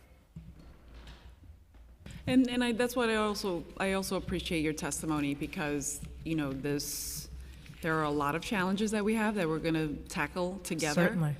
But you always mention the bright spots, right? The celebrations and the block parties, all of that. I think they're such great moments because joy is important. So I hope to see you at something joyful very, very soon. Not that this isn't great, but I always love seeing you out there, because you really are such a champion and a cheerleader. And in terms of accountability and transparency, that's something we're always going to work on together, and That's right. certainly going to hold each other accountable. So I appreciate your partnership. I don't have any more questions, and just want to thank you, and I hope you have a great day. Thank you. I want to thank you for hosting this hearing. Thank you for your partnership. And we are going to continue to work together to create some unprecedented opportunities for arts and culture moving forward. So thank you so much, Councilmember Rivera. Thank you. We are going to move into the public session very soon. I do have to step away to go vote at another committee, but I want to thank everybody for their patience who is present, and see you shortly. Thank you. Thank you.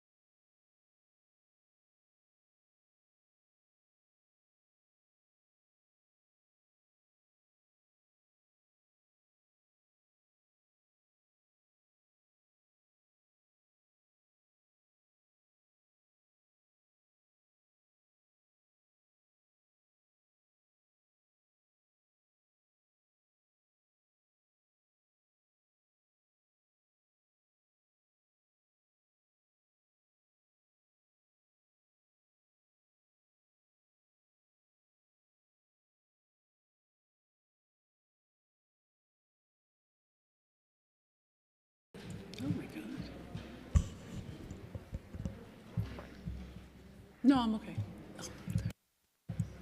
Thank you. Hello, hello. Thank you so much for your patience. I now open the hearing for public testimony.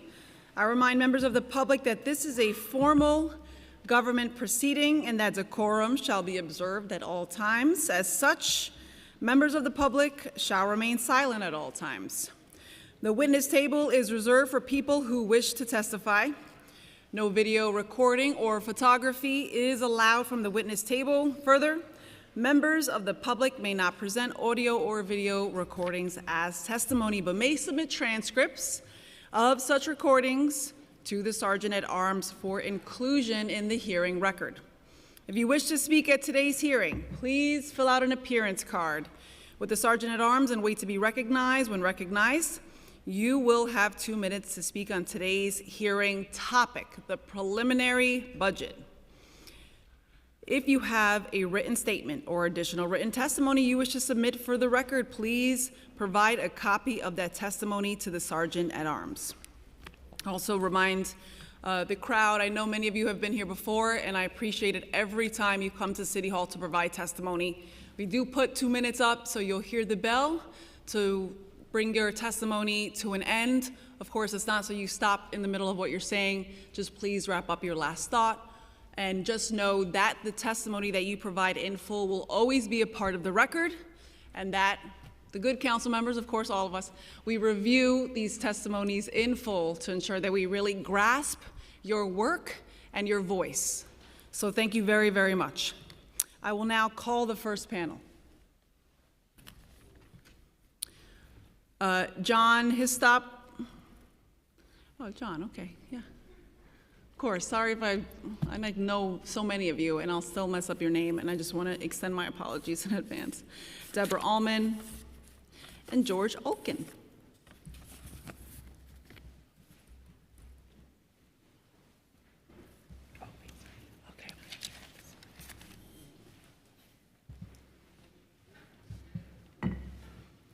Very nice to see you. Good to see you. And start when you're ready. All right. Good afternoon, Chairperson Rivera and committee members. Thank you for giving us this opportunity to testify on behalf of the nearly 4,000 public library workers we represent, including librarians, clerical workers, call center reps, stock handlers, maintainers, custodians, public safety officers, and more. We are grateful that last year, together with the City Council, we successfully resisted cuts to libraries' budgets.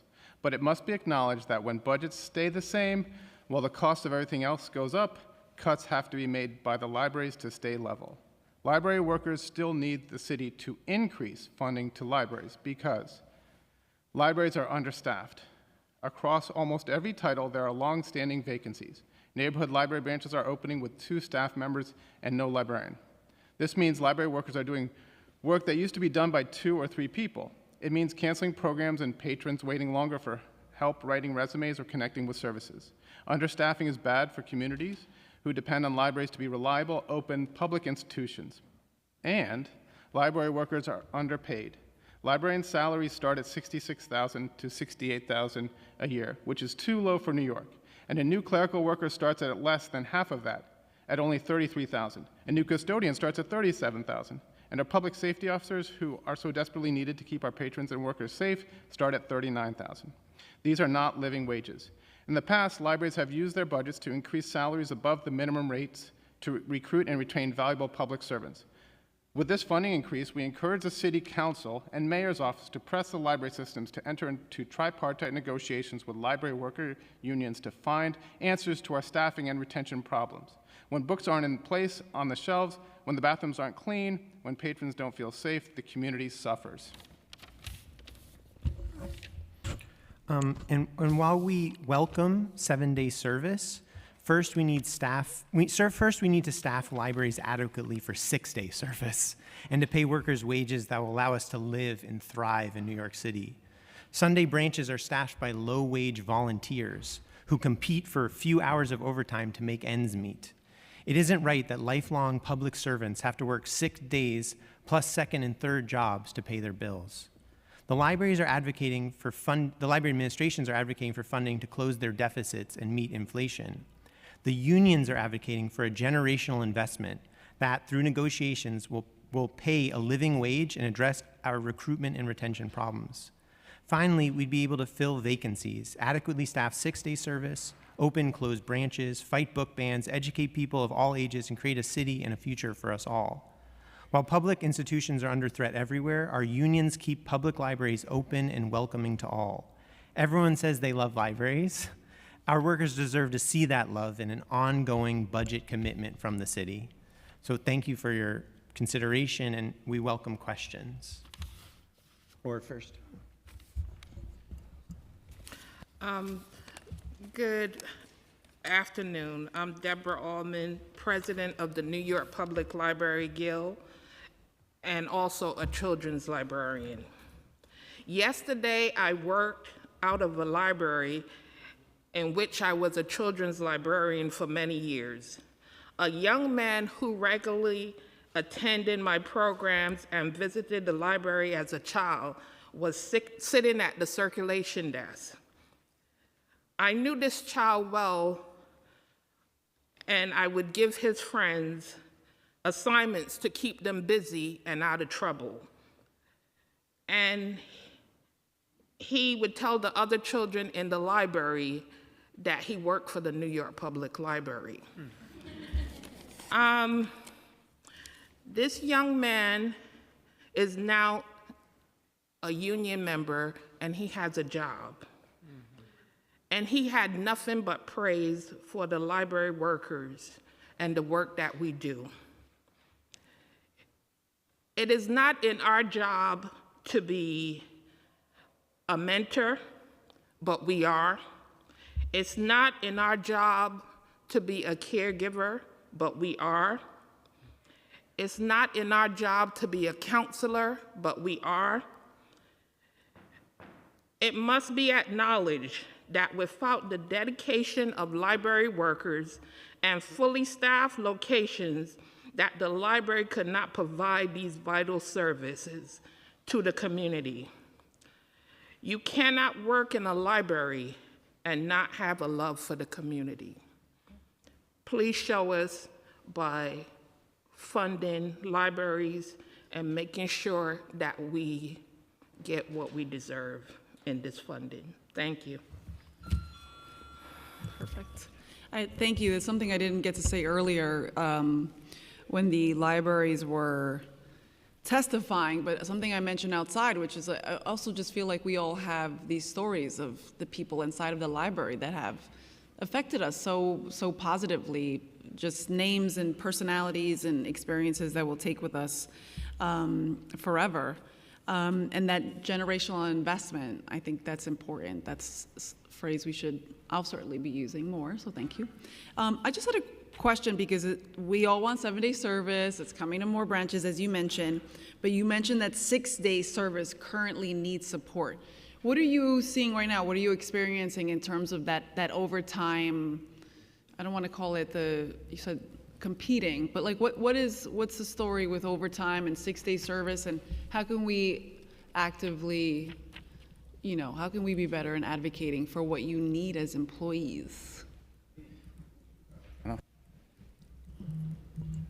So right now, Queens has problems staffing 6-day service. Okay. On Saturdays, during the week, an email goes out to the whole branch.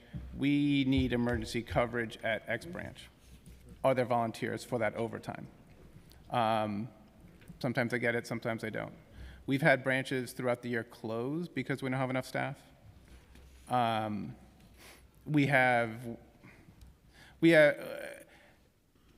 So the biggest issue is hiring and staffing that and funding, getting that money so we can fund these vacancies. Right, and you need a compensation package that's attractive.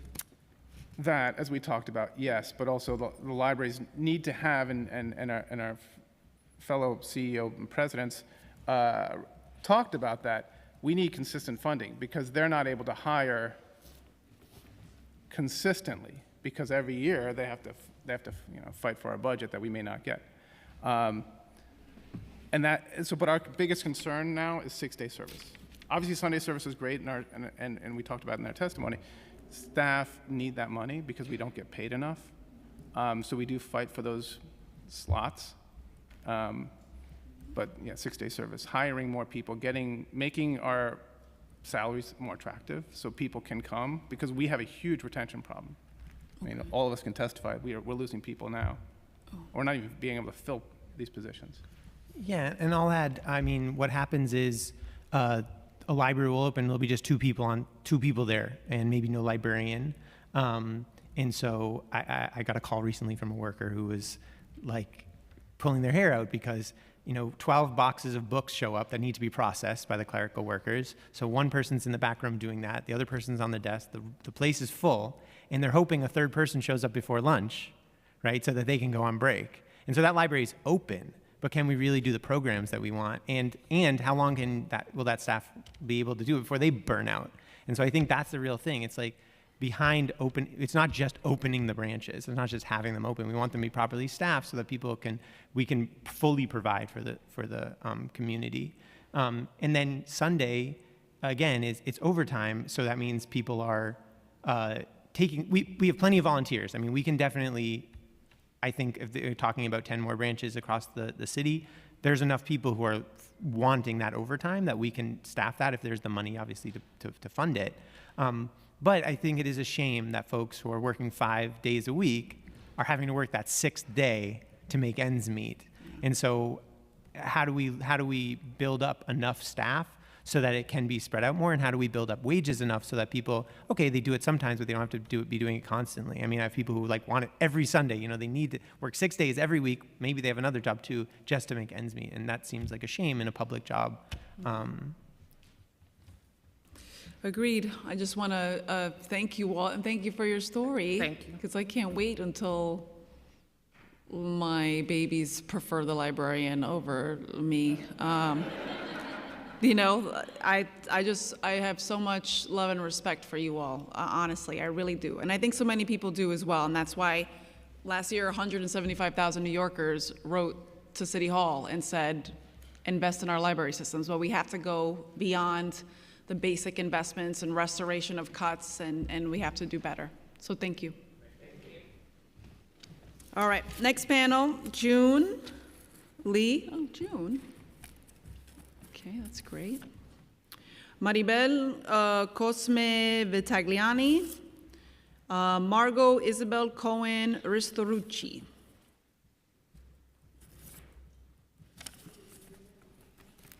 Gracias.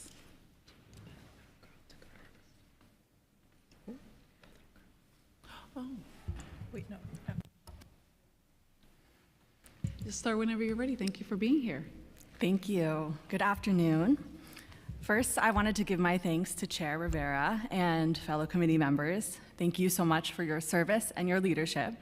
My name is June Lay, and I am a born and raised New Yorker of District 2, a proud public school alum and a full-time public programs producer at the Brooklyn Museum, where I have worked as an intern, a contractor, and a full-time staff member since 2015. For the past 3 years, I've also served as the secretary of our DC 37 Local 1502. So I speak to you today as an elected representative of nearly 200 cultural workers at the Brooklyn Museum, the Brooklyn Children's Museum, and the Brooklyn Academy of Music.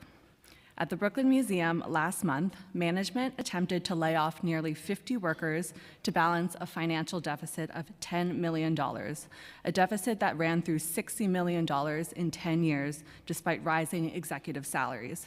Thanks to the advocacy of you and your colleagues and our union's collective power, we averted the layoffs this year with a timely grant from the City Council. Thank you, truly. The city's investment in our jobs, our cultural sector, and our creative community means we retain the expertise we need to serve and uplift our communities in Brooklyn. Our unit at the Brooklyn Museum is made up of 150 workers who are the stewards of our city's culture and history, including curatorial assistants, librarians, art handlers, framers, collection management, exhibitions, and provenance experts, educators that work with a myriad of audiences, including youth and elders. We are cultural and performance producers, engineers, electricians, carpenters, painters, AV technicians, public safety and security guards, administrators, and people who have dedicated decades of their lives to an institution that we hold so dearly. Our members have parents and even grandparents who worked at the Brooklyn Museum too. This city, a place of hope and creativity to so many people, is anchored by its cultural institutions. Could I keep going? I speak before you today to ask that we together put art and cultural workers at the forefront of our future. The city's cultural sector generates $110 billion of economic activity. The investment that the city makes in arts institutions is returned at exponential proportion. As job conditions for art workers grow more precarious, I urge the council to increase public funding to the arts as an economic engine and as an urgent policy matter. Workers who make between $40,000 and $80,000 a year deserve strong pensions, good health care, and stable jobs. And we deserve accountability for greater transparency. New Yorkers know that culture is for us, by us. And I also ask that the Department of Cultural Affairs make information about the use of public funding by the Cultural Institutions Group available and accessible online. Thank you for your partnership with workers to make arts and museums a place for creativity, critical thought, and learning, and a place to have a sustainable career. Chair Rivera, thank you for your time. Hi, I'd like to also thank Chair Rivera and the council members for your advocacy for cultural institutions and their workers. My name is Maribel Cosme Vitaliani, and I've been an employee at the Brooklyn Museum for almost 7 years. I've also been an executive board member for DC 37 Local 1502 for the last 3 years. And for the record, my father is also a DC 37 member in Local 374 at the New York Public Library. So we are a proud union family. I'm here to talk about how museums are essential pillars of the community, culture, and history of the city. At the Brooklyn Museum, our workers foster meaningful conversations about art and culture, both modern and ancient. I work in the conservation lab at the Brooklyn Museum, where my department is responsible for preserving the museum's encyclopedic collection of over 140,000 works of art representing roughly 600 years of history. This work is essential for exhibitions and the museum's overall function. And also to note, my colleagues and I across conservation, collection management, and art handling have highly specialized knowledge, training, education, and expertise in order to do our jobs. When the museum announced layoffs of 47 staff members in February of this year, my colleagues and I were deeply concerned for the safety of our workers as well as the art. We have 9 art handlers in our museum who move hundreds of artworks a week for the care and maintenance of a collection that is a cultural gem of our city. The threat of reducing our already understaffed team poses serious danger and risk of injury. Just in the last 9 months, we've had 2 injuries among our art handlers due to the understaffing, overlapping scheduling of projects, and inflexible deadlines. Fewer staff also means slower response times in emergencies, such as water leaks, fires, and/or structural failures.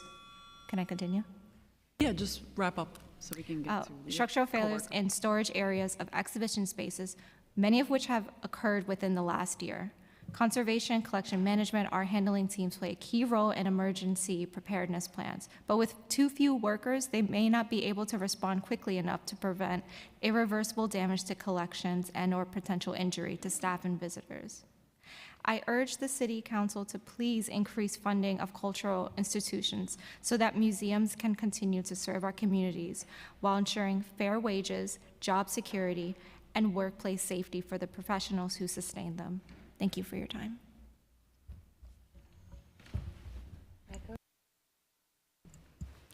Echoing June and Maribel, I want to extend gratitude to Chair Rivera and your fellow committee members for the space to advocate on behalf of Local 1502 of DC 37.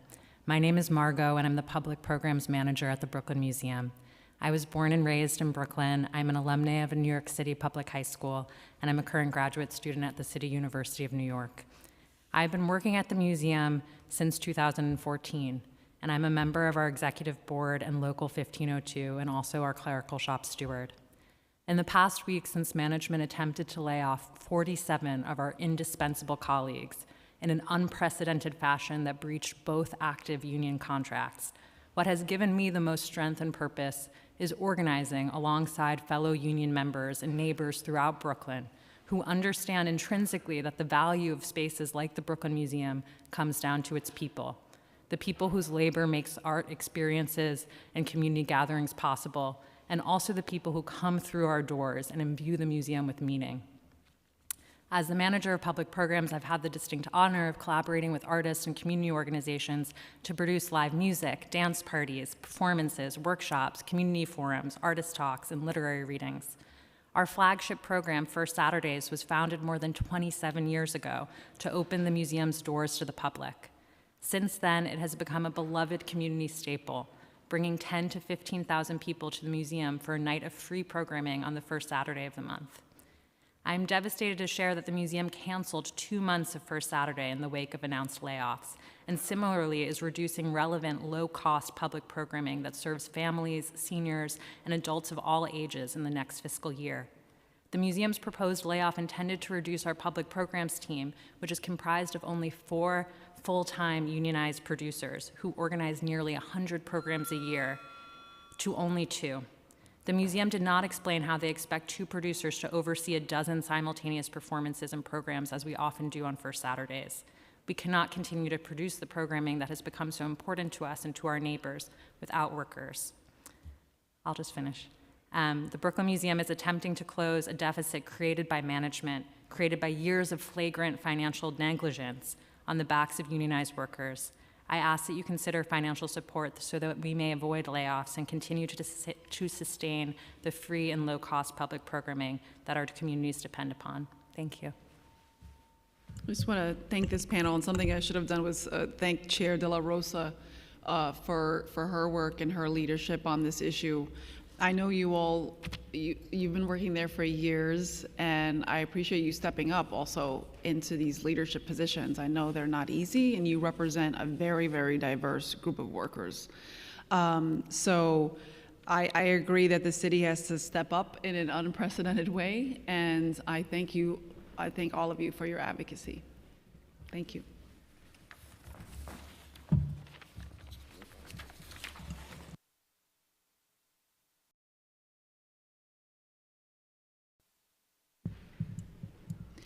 I want to do Melody. Melody, who is here. Is that okay if we bring up Melody now? Of course.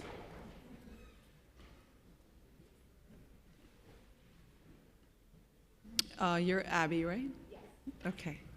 Thank you to Melody Emerson Simpson. And you put it on your form, so I'm going to say it, age 7.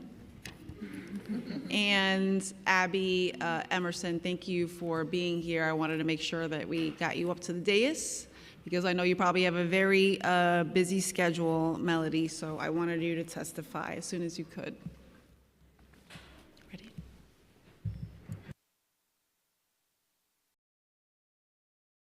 Do you want to go first? Okay, I'll go first. Good afternoon. My name is Dr. Abby Emerson. I'm a former DOE teacher and current educational researcher and education professor. I'm also a parent to 3 children, one of which is Melody here. I'm also a member of NYC Plan, the Public Libraries Action Network. Part of my job takes me around the city to different public schools where I supervise and support teachers in training. When I'm bouncing between schools, libraries have proven to be the one place I can go that does not ask me to pay money for something. Library spaces are crucial to the way I work in the city, and I'm especially grateful for them during the cold winter months when I have off hours between observations. In my neighborhood, the library is an essential place of community.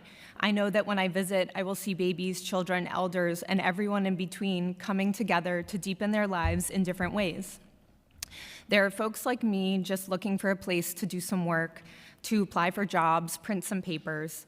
There are children building foundational literacy skills, and there are those who simply need a welcoming space for a few hours. When I was nursing, it was one of the few spaces in the city I was able to get support and privacy to pump milk for my kids. My daughter is a strong reader. That is in large part due to her amazing teachers over the last few years, but an absolutely massive part of that is our library use. Literally any book she desires is at our fingertips through our local branch or the incredible hold system. She has the privilege to be incredibly discerning about what she reads. Graphic novels are bust at the moment, and yet still have limitless options because of our library system. Last year, when our branch closed for 3 weeks for HVAC repairs, she cried. With the rise of the science of reading, which emphasizes phonics, access to quality literature is essential for young people in our city. Right now, the preliminary budget proposes $480 million, which is only 0.42% of the overall budget. Almost done. While the overall city budget has increased nearly 25% in the last 5 years, the library budget has not increased at the same rate. In fact, it has not even kept up with inflation. Given how important libraries are to New York City communities, NYC Plan is asking that libraries receive 0.5% of the overall budget, not just this year, but every year. Establishing this baseline of support would ensure that library workers are able to sustain these important community hubs. Thank you for your time and consideration.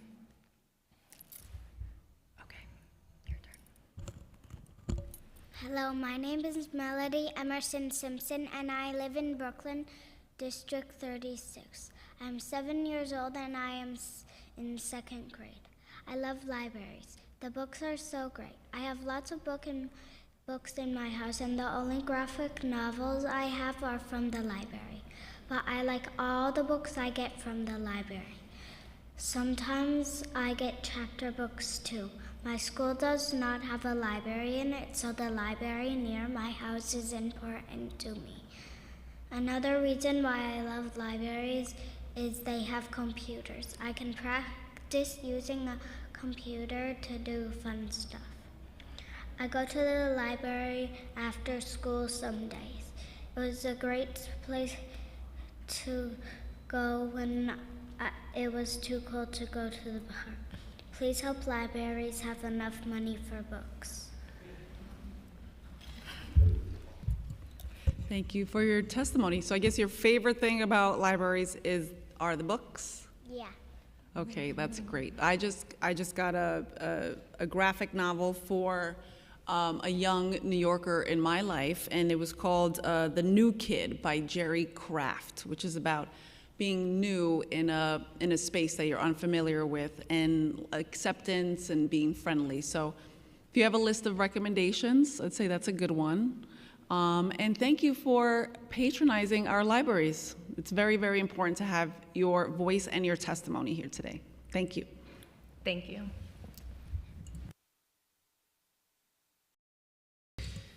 Okay, Lisa Gold, Coco Killingsworth, Lucy Sexton, Kimberly Olson, and David Freudenthal.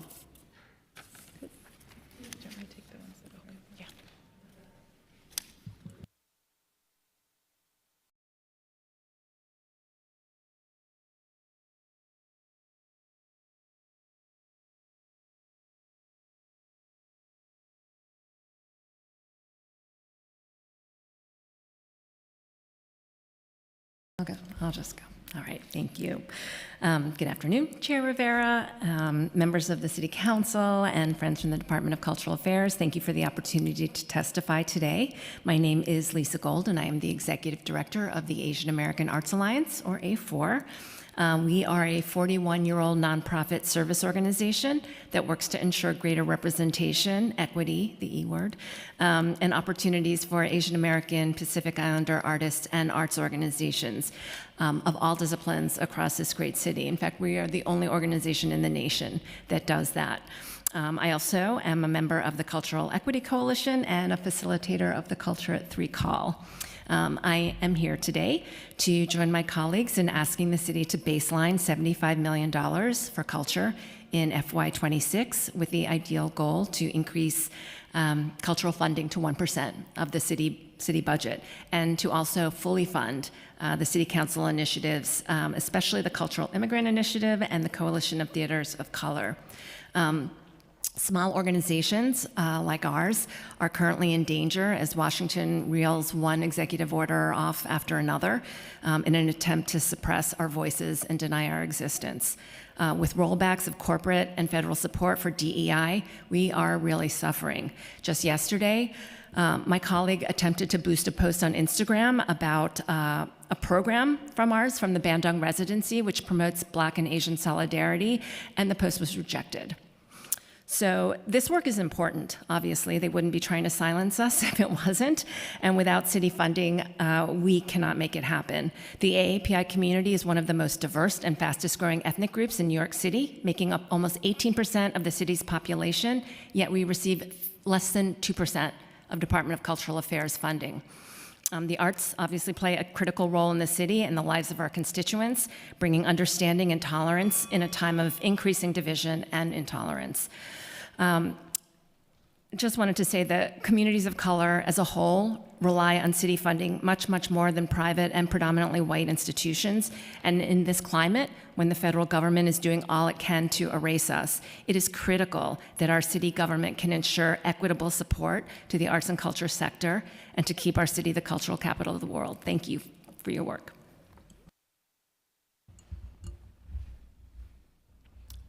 Good afternoon, Chair Rivera and members of the committee. Thank you so much for this opportunity to testify. My name is Coco Killingsworth. I'm the Chief Experience and Impact Officer at the Brooklyn Academy of Music, and I'm the chair of the Cultural Institutions Group. I'm here to testify on behalf of the CIGs, a coalition of 34 cultural organizations across all 5 boroughs. We are here today to support Culture for All and to say with my full chest a request for $75 million in baseline increase to the DCLA budget in FY26.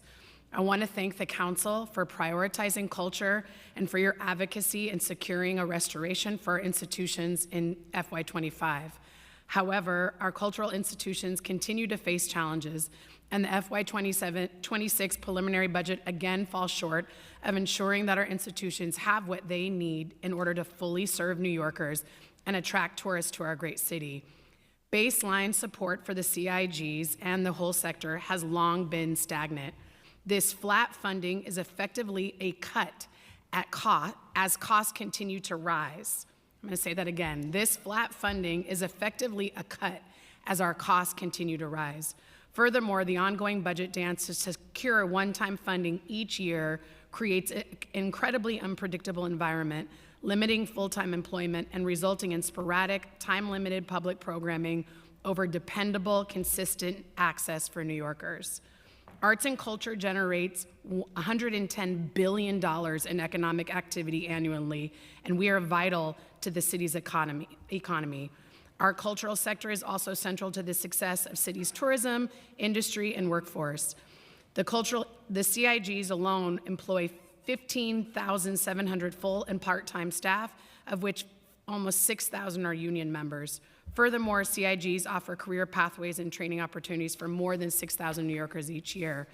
Investing in culture is investing in safe public spaces for all New Yorkers of all walks of life. More than 120 million people attend performances and go to museums each year. 2.5 million students participate in our educational programs every year. I'm saying million, billion. These are the numbers that we're doing all the time. Our institutions position New York City as a world-class cultural hub and as a leader in STEAM education. We provide lifelong learning opportunities for older adults and accessible programming for neurodivergent audiences and audiences with disabilities. Investing in culture is investing in New York, period. We ask, although I'm going to say more, we ask for the council to baseline $75 million in culture to ensure our sector can survive and thrive. Thank you for this opportunity. Thank you for your support. My name is Lucy Sexton, New Yorkers for Culture and Arts. We are so grateful to the council and the administration for reversing last year's cuts to culture. I want to add that while the cuts were restored, our sector is not repaired. We are seeing layoffs at large organizations and small, and groups facing deficits across the board. Now the federal administration is launching daily attacks on arts, culture, and on the science and education spaces in which we work. It is dangerous and damaging. In addition to the incredible harm done by the current delays in funding that you spoke about earlier with the Commissioner, I want to say that the number of staff at DCLA must be increased. I believe they now have like 9 program officers covering nearly 1,200 grantees. It's not working. We're asking for a $75 million addition to the baseline in order to stabilize the sector and the agency. FYI, for the last 10 years, culture has received just 0.21% of the city budget.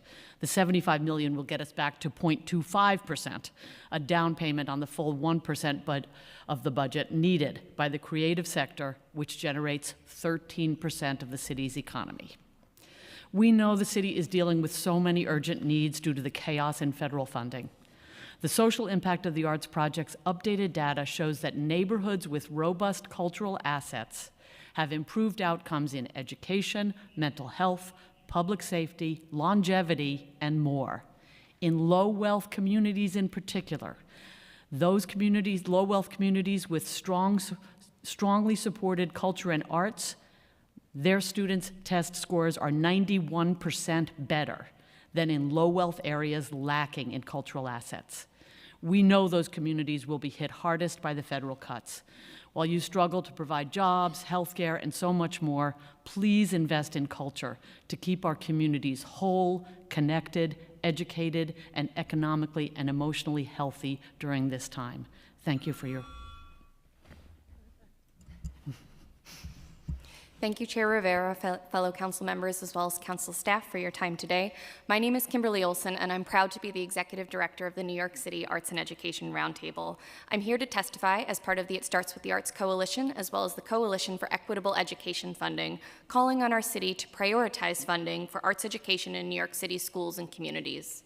The Department of Cultural Affairs and Cultural Development Fund are essential resources in New York City's arts education community, enabling hundreds of organizations to deliver essential arts ed programming across all 5 boroughs.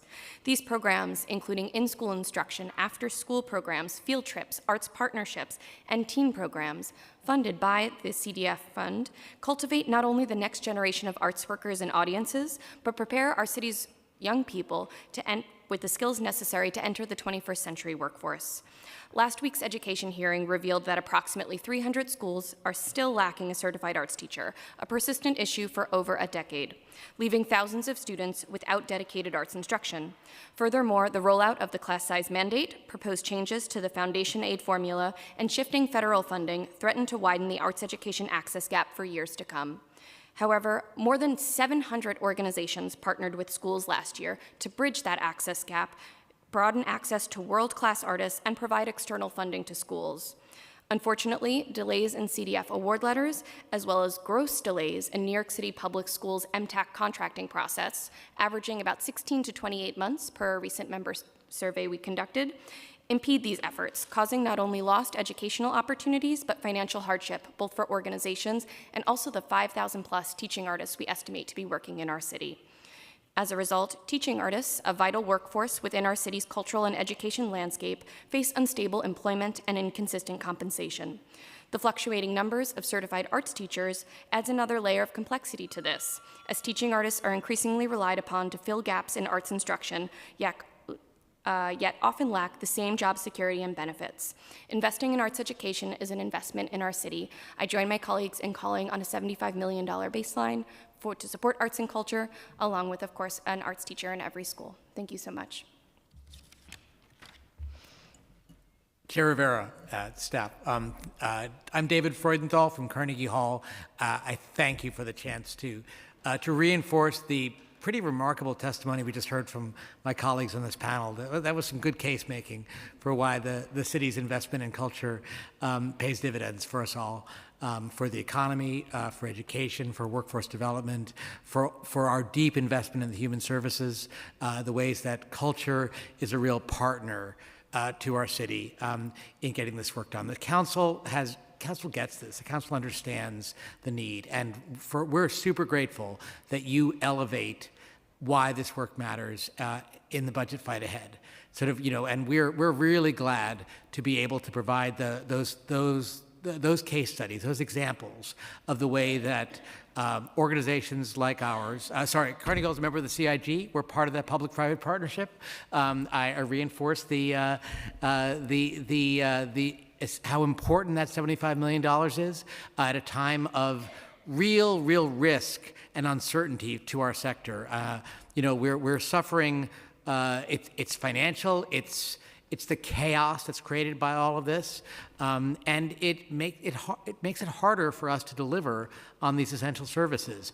The reality is, in many ways, we're thriving. Like, ticket sales at Carnegie Hall are fantastic. People are coming to the hall. People are, New Yorkers are coming. Visitors are coming.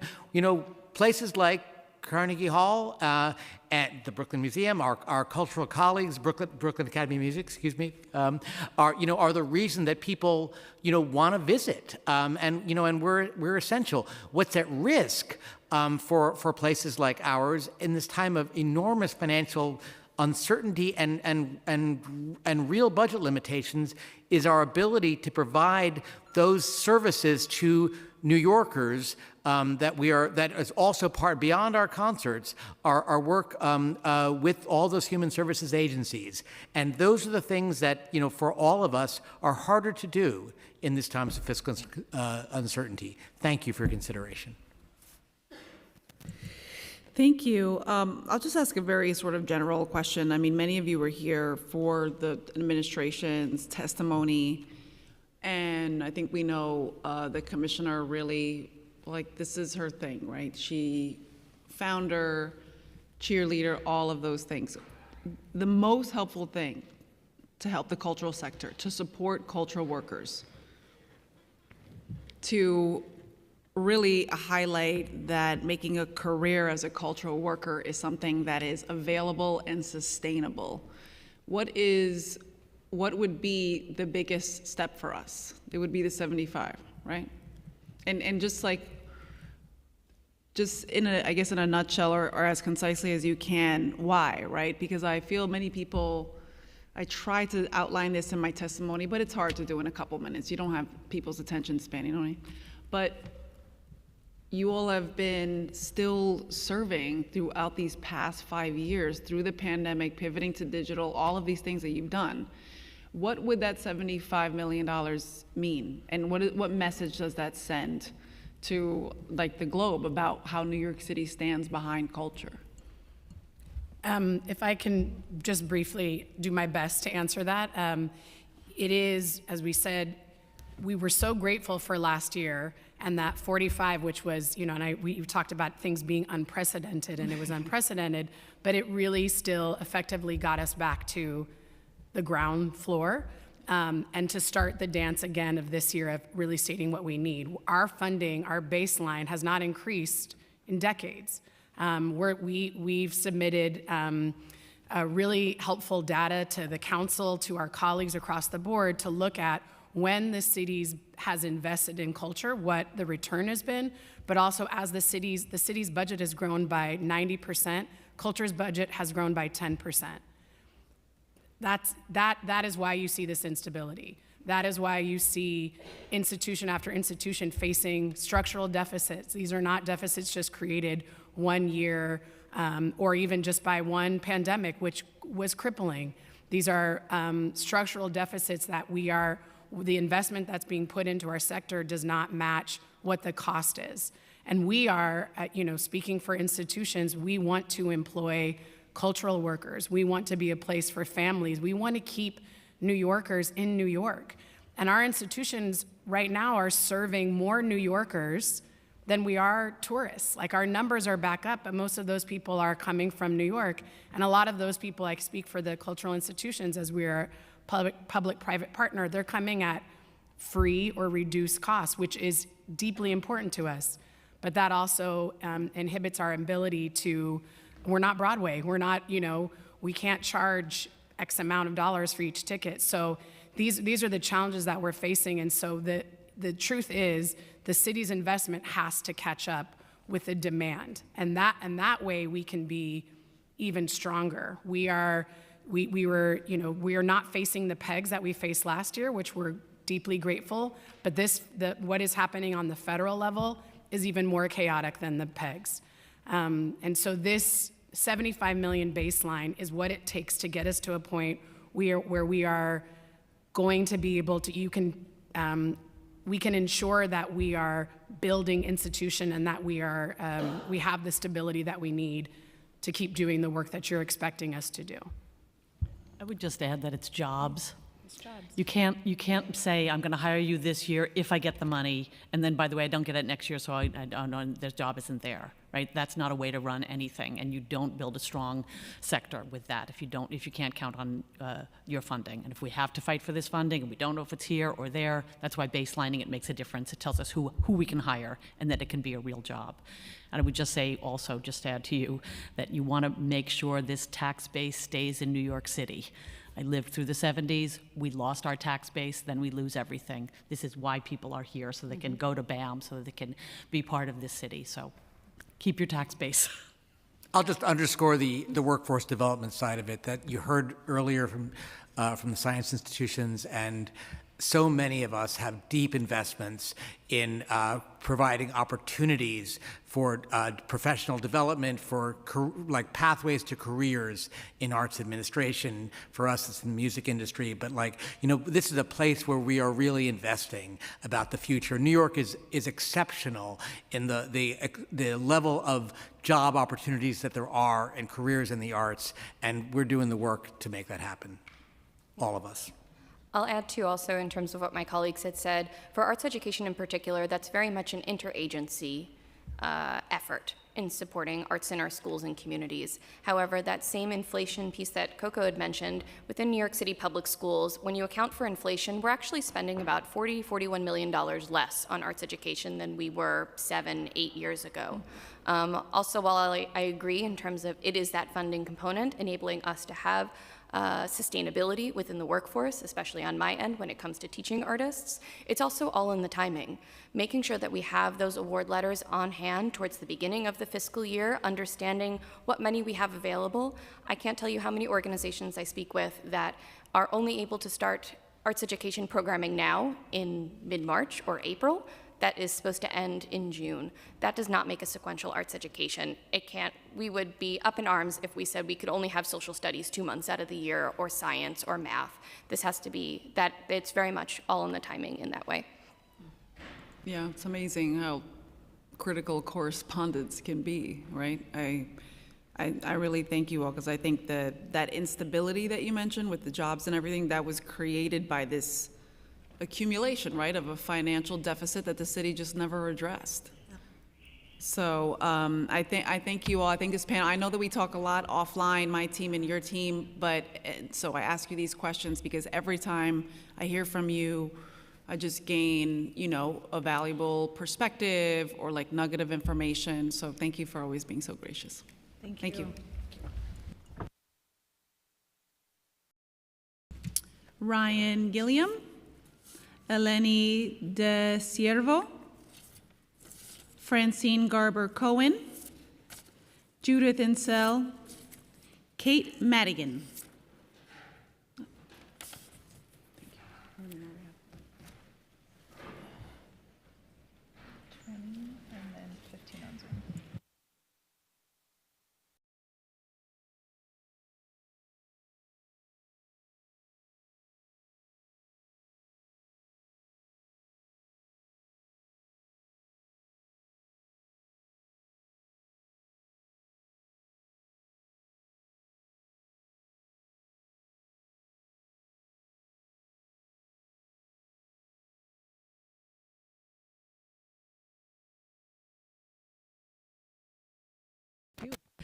Actually, can we bring up Sami Abu-Shume? Yes, Sami, if you can come up.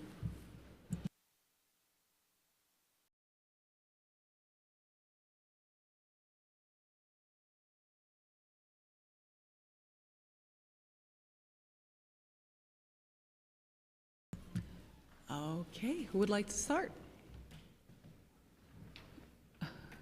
Judith, okay, great, thank you.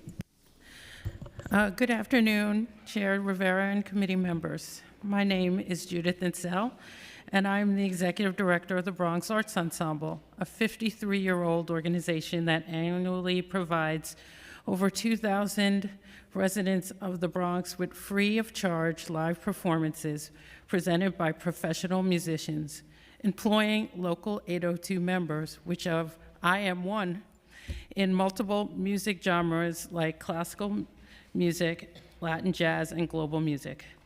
Some of you may remember me from my multiple testimonies last year. In fiscal 2024, Bronx Arts Ensemble, for the first time in over 40 years, was zeroed out of critical funding from the Department of Cultural Affairs Cultural Development Fund.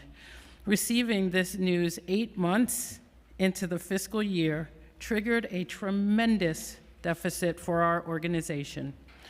Our budget resulting in the loss of employment opportunities during the spring of 2024 for Bronx-based musicians and the canceling of scheduled live performances for Bronx neighborhoods. I am pleased to announce that the Bronx Arts Ensemble has had funding from the Cultural Development Fund restored for fiscal year 2025, but at 50% less than what our organization has received in the past. So our struggle to serve the communities of the Bronx continues. For reasons beyond my comprehension, New York City's current budget has decreased the funds allocated for the arts and culture sector from 0.25% to 0.21%. Given that our sector generates $110 billion in economic impact for New York City, why would the city government lessen its investment in arts and culture? For this reason, for fiscal year 2026, there must be a commitment to make a solid investment in our sector by providing a baseline allocation of $75 million to arts and culture, working towards bringing the sector to a 1% allocation in the near future. I urge the mayor and the city council to approach this upcoming funding cycle and beyond with the understanding that the cultural sector of New York City is an industry that drives the economic engine of business and supports the building of communities by providing safe spaces for citizens to come together in the Bronx and all boroughs. The current federal government has set in motion a new crisis for all nonprofit arts institutions in New York City. Now more than ever, 1,800 plus institutions need our local government to support us with as much funding as possible. Without sufficient city government support, there will be an overall negative effect to the city's economy. The Bronx Arts Ensemble urges you to remember one thing when it's tackling the FY26 cultural budget. Allocating a $75 million baseline for nonprofit arts institutions is essential for the survival of New York City. Thank you very much for your time.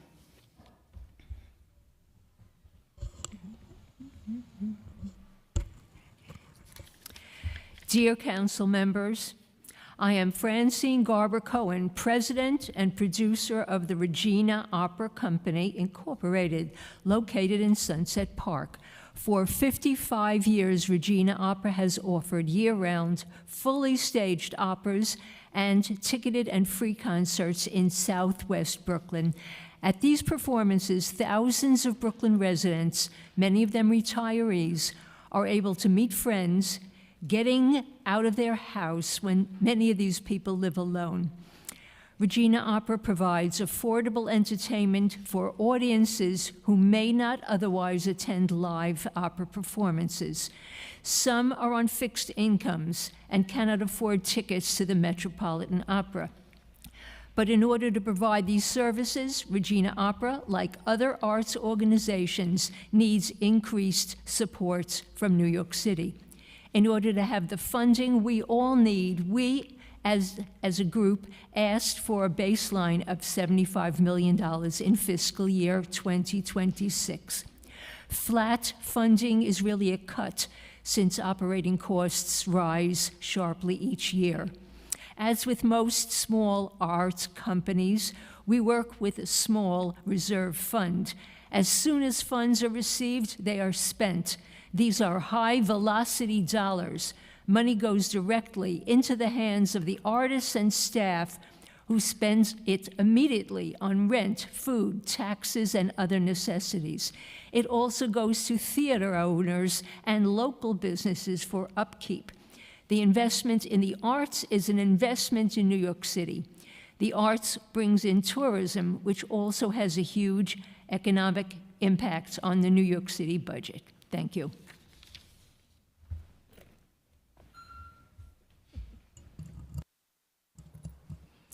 Good afternoon, Committee Chair Rivera and staff. My name is Kate Madigan, Government Affairs Coordinator at the Public Theater. I am here to advocate for the Public Theater's survival and for the Council to stabilize the entire arts and culture sector by baselining $75 million in the budget to properly fund DCLA and its CAG and CDF recipients. This decision would help support the nonprofits that serve New Yorkers. Thank you for this opportunity to speak. With shifting federal policies, every cent from the New York City government is crucial to protecting nonprofit organizations. This budget cycle, the Public Theater has made various discretionary and capital requests to the Council to support our free programming and infrastructure. Each free Shakespeare in the Park production at the Delacorte Theater costs the Public Theater approximately $3.5 million to stage. With a standard two-show summer season and community pageant, the public spends over $8 million producing free programming for the people of New York City each summer. This iconic NYC summer tradition serves approximately 100,000 New Yorkers and visitors annually, all for free.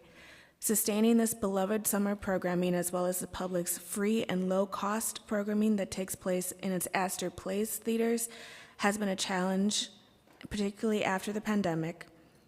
Just 2 years ago, our organization had to lay off almost 20% of full-time employees in order to address ongoing financial challenges created by inflation, divestment from the arts by private donors, foundations, and a reduction in audiences caused by the pandemic.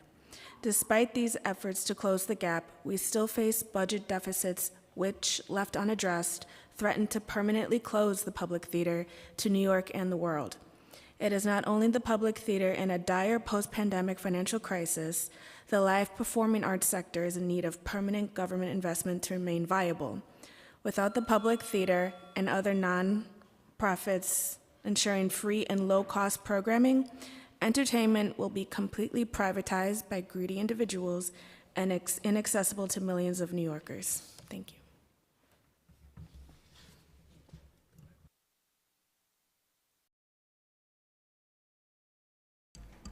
I'm good? Yeah. Hi, Chair Rivera. I'm Ryan Gillum of Fourth Arts Block. I'm an artist and organizer working in the Lower East Side. I just want to say that my colleagues have been incredibly eloquent with many arguments here for the increased $75 million. I'm going to just add another argument to all of that, but coming from my work as an artist. The world is rarely what we would like it to be. But I think I share with many people in this room the conviction that the world became significantly more dangerous and totalitarian in January 2025. We're in a culture war where hostilities towards the people of this city are led by our own government. Our immigrant communities, our trans communities, our students, our institutions of learning, our scientists, our environmentalists are under attack. We have had the city's bank accounts raided and the city's independence undermined. We've been informed that efforts to address historical injustice will earn us punishment and retaliation, and we're only at the beginning. For New York to stand strong, for us to actually be a sanctuary city, we need all our allies. Artists and cultural workers have long histories of standing in solidarity with communities, of creating the stories, the iconography, the photos, and the poetry that amplify our experiences, of creating the banners, the street theater, the music, and the spectacle that focus direct action, of creating circles for art making, writing, listening, and sharing, places of reflection and healing, of creating sanctuary spaces, organizing spaces, spaces for dialogue and learning, of creating the murals that voice our grief, the dances that keep us sassy, the films that break our hearts open, the songs that call us closer, the comedy that restores our lightness, the celebrations that help us remember why we're fighting. Artists are critical allies in the times we're facing, and this is a moment not to weaken arts and culture, but to strengthen it.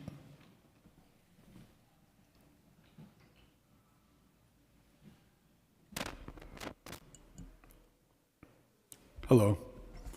I just want to start by thanking you for always, Chair Rivera, being really strong on the details and really questioning the administration throughout your entire time as chair for the last year and a half. It's been really great to see. I'm Sammy Abusha-Mason. I'm Deputy Director at Flushing Town Hall, one of the small SIGs, and also a steering committee member of the Latinx Consortium of New York and the Cultural Equity Coalition of New York. Flushing Town Hall serves Queens and all of New York City with extraordinarily diverse, culturally relevant programs, the exact sort of thing this administration wants to cut, including music, dance, visual arts and theater programs, arts education programs, and re-grants and professional development programs for artists in Queens. In the 2026 preliminary budget, our operating support allocation drops from $803,000 to $375,000, which is a cut of $428,000, or 53% of our operating support. That's 12% of our total budget of $3.7 million, and could necessitate us having to lay off up to 7 or 8 of our full-time employees, which is greater than 40% of our only 19 full-time employees. Like our other colleagues in the Cultural Institutions Group, we use city funds to pay the salaries of full-time employees. So all the cultural institutions are in difficult financial positions, CIG and the CDF especially. I don't need to tell you what you already have spoken about earlier today, but I'll just say that as a steering committee member of the Cultural Equity Coalition of New York, we see the need from the sector expressed in the CDF impact surveys conducted by Dance NYC and ART New York over the last 3 years. And we're advocating for baseline operating support for the CDF organizations. You don't have to make new SIGs to give baseline operating support to freeze everyone at the same level, which would also solve all of the delay processes that you were just talking about an hour ago. I'll just add one more thing about Flushing Town Hall, or 2 brief things. One is that our operating support seems to have grown from $350,000 in fiscal 11 to the current $800,000, but we were at $770,000 in fiscal 2007. So essentially we're stagnant for the last 18 years. We dipped and then we came back up. And the last thing I'll say about us specifically is that it's great that the city is considering adding new SIGs. $3 million for 5 institutions might be $600,000 each. Our baseline is still isn't $600,000. Our baseline is still $375,000, and we've been in the CIG for 30 years, serving one of the most diverse communities in New York City. So we hope that you add more CIGs, but we hope that you baseline all the existing organizations, CIGs and CDF organizations. $75 million. I got it. I appreciate you saying that. That's why I wanted to ask, like, how are you? I asked them about their metric and how they're trying to figure out how to add groups, because I feel like, obviously, there's so many people I want to add to be a SIG, because I just find they embody what it means, in my humble opinion, to be a cultural institution and group. Like, there are so many locally in my district and beyond, and I tried to mention just one that is on city-owned land that, you know, could use the operational and energy assistance in terms of what it would mean to become a SIG beyond those expenses, but I'm not sure exactly what the plan is going forward. That's why I try to pay attention to detail. It's not always easy, sometimes with the answers that we get from the administration. So I guess one question for the panel is just, do you feel like, whether you're a SIG or not, that the response from the administration has been adequate, especially with the CDF debacle? I would say, no, it's not adequate. Again, if we're going to actually, as this was said many times earlier today, if we're actually going to plan for what is to come, if we are actually going to thrive. We are all, I think, almost every organization here in this room is just surviving. So that's what you just heard from a SIG. That's what you heard from a community-based organization like mine. All across the board, we just survive. That is not how creativity thrives. So there could be a lot more creativity actually going on in New York if we had more resources. And that's a fact. So no, I don't think it's an adequate response. You can look at all the factors that go into the application process, through the disbursement of money, through who is getting the money, the amount, everything is not adequate in my viewpoint. As a professional in this industry, it's not adequate. I think we are in extraordinary times. I really do. I think that what you're hearing consistently is that it isn't even just like one source of erosion or undermining. It's on multiple fronts. And now there's sort of direct attack being aimed at the cultural sector. And I do think that that is because of where the cultural sector stands. I also think that it has to do with how many people who are donors towards arts and culture have lost some faith in what arts and culture does and the difference that it makes. And I think that we need as many allies and arguments as we can to move forward at this time, but I don't think this is a moment like other moments, and I don't think the administration's response has been significant in recognizing that. No, I appreciate your honesty. I go back to some of what we've seen that doesn't necessarily have anything to do with the commissioner or even DCLA itself, just how our mayor has sort of let this transpire. And it's heartbreaking, and it's very, very frustrating. And I appreciate what you said, because erasing the identities is something that we've heard from multiple groups, from multiple size groups. So how do we expect creativity to thrive when you're worried about making payroll? So, so thank you all for your work. I really do value each and every one of you, and I appreciate your testimony today. Eleni De Siervo, DJ McDonald. Oh, yeah, okay, sorry, Dance Parade's here. Hey. Lauren Comito, Angel Hernandez, and Mike Schnall. Everybody's still here.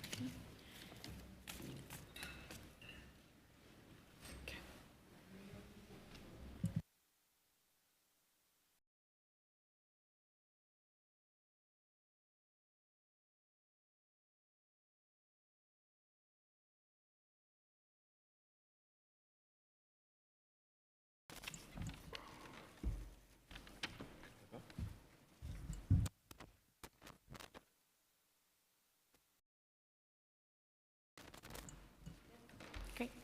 Good afternoon, Chair Rivera and members of the Cultural Affairs Committee and staff. I'm Eleni DeServo, Senior Director of Government and Community Relations at Lincoln Center for the Performing Arts. Thank you for the opportunity to testify today on the economic and social impacts of New York City's arts and cultural sector and the critical need for city investment. We are part of 11 arts and arts education nonprofits on the 16-acre campus and a member of the Cultural Institutions Group. We join our colleagues across the sector calling for a $75 million baseline increase to the Department of Cultural Affairs budget, investing in cultural institutions, programs, and artists across New York City. Culture is an economic powerhouse, bringing in $110 billion, or 13% of the city's economic activity. Collectively, we employ a workforce of 89,000 plus artists, union members, educators, and spend hundreds of millions of dollars investing in local vendors and contractors. This has ripple effects on our city's economy, keeping New Yorkers employed and our spaces open to continue welcoming our neighbors and global visitors alike.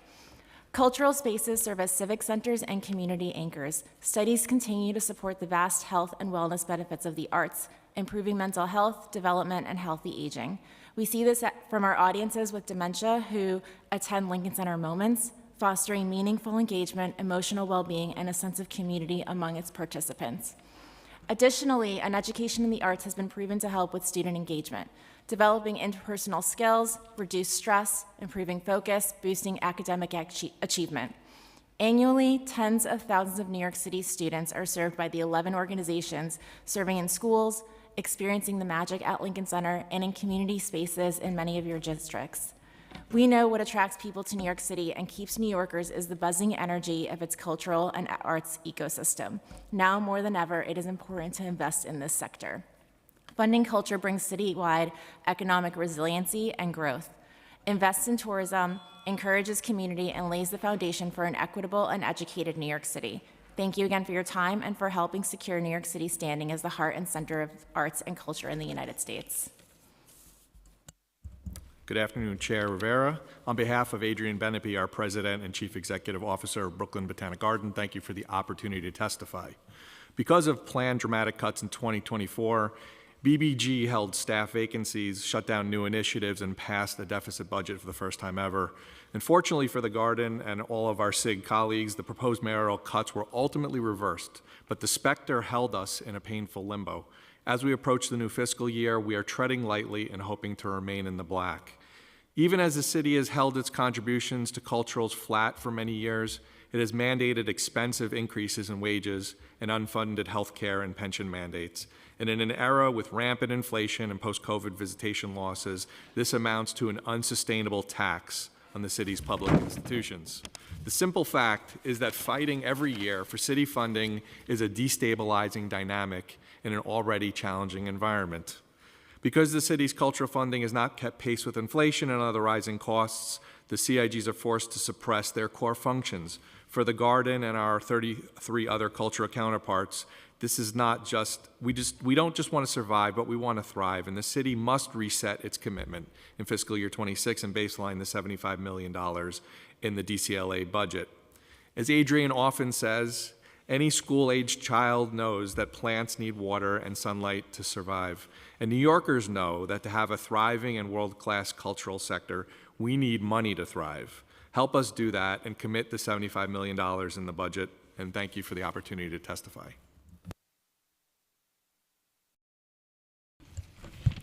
Good afternoon, Chair Rivera and committee. Thank you for giving me the time to present. My name is Angel Hernandez. I'm Director of Government Relations for the New York Botanical Garden. Today, I sit in solidarity with my colleagues here in the cultural world and echo what has become a mantra over the last several years to permanently baseline and increase DCLA's budget to $75 million in the upcoming fiscal year. In the face of today's uncertainties, a permanent baseline would put to end the countless hours and resources spent in advocacy for an idea that seems so normal: financial stability that allows us to focus on and serve communities. At NYBG, such investment would allow us to keep staffing Carroll's Community Urban Farm, a site located at Castle Hill NYCHA houses. Our community composting program can also continue without doubt and be spared the ongoing struggle to keep that initiative's budget fully restored. Our garden's educators can continue work with our students through the Edible Academy School Partnership, while progress through the Sign Network New York Coalition can continue, where NYBG, along with other 7 science-based institutions, offered valuable paid internships to 1,100 city high schoolers during last fiscal year. As for future endeavors, we partnered with 3 other city botanical gardens to create the Rooted in Accessibility initiative that enhances and expands accessibility programming at our sites, which is, by the way, the very first of its kind. While our capital project to reconfigure our Marshallu Gate entrance focuses on improving our grounds access by including a new welcome center, a cafe, and other retail spaces, all the potentials for job growth and economic development. Yet all this amazing work stands in jeopardy without stability in the cultural budget. This is why our advocacy for the next fiscal year must be heard and heeded. Let us keep for good what gets allocated to us at adoption and increase the baseline to historic levels so that we can uphold our end of the deal with the city and serve its citizens with crucial benefits and opportunities that they deserve the most. Thank you. Good afternoon, Chair Rivera. Always a pleasure to see you. Good afternoon, staff. Thank you for allowing me to testify today. I'm DJ McDonald. I represent the dance parade.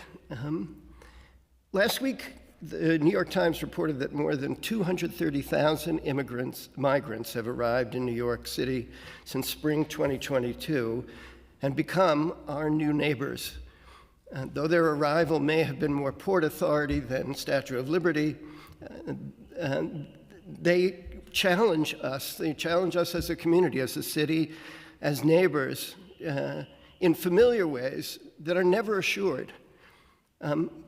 But they add just the latest verse in a song of cultural infusion that goes back at least 400 years here.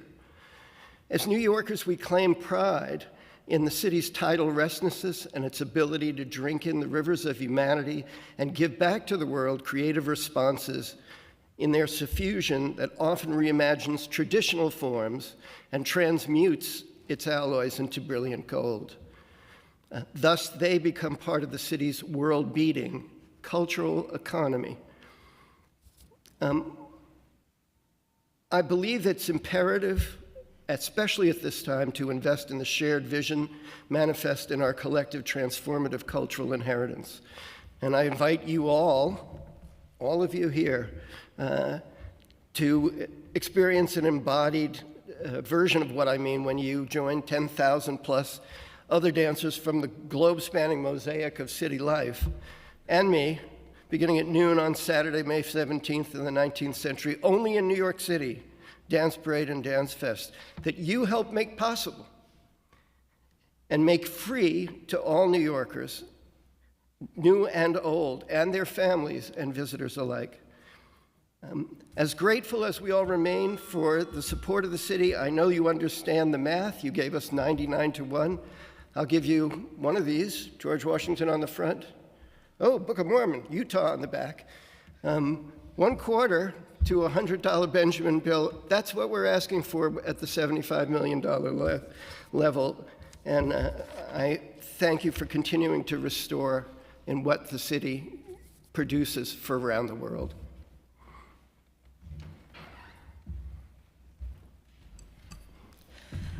Good afternoon. My name is Lauren Comito. I'm a librarian here in New York City and executive director of Urban Librarians Unite, an organization that focuses on supporting library workers in cities across the U.S. Thank you so much to Chair Rivera and the committee for allowing us to speak today. I have a whole written testimony, but I got a text about 15 minutes ago that just made me so mad that I rewrote the whole thing. So we talked a little bit earlier with the library presidents about how federal funding is about less than 1% of the city library budgets, and that is true. But federal policy decisions have the ability to change the culture around libraries, ideas, freedom of speech, and freedom of thought. The Department of Education has issued a statement on its official website saying that book banning is a hoax and isn't real. Across the globe, Department of Defense libraries are being forced to take down Black History and Women's History Month displays and to remove books like Freckle-Faced Strawberry from their collection, meaning that active duty service members don't have the same rights that they are allegedly fighting for. IMLS, as of last Friday, is being forced to wind down, and as of today, the listserv of the American Indian Library Association, which was hosted by the Smithsonian Museum, is now offline. They are no longer allowed to be hosted there.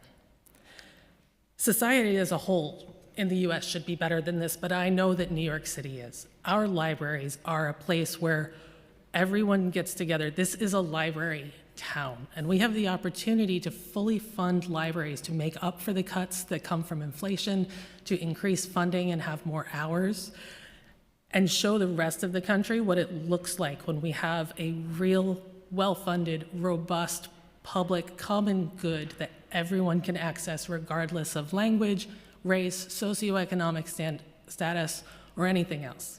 We can keep this going here, and we should. It's the moral high ground, and I hope we take it this year.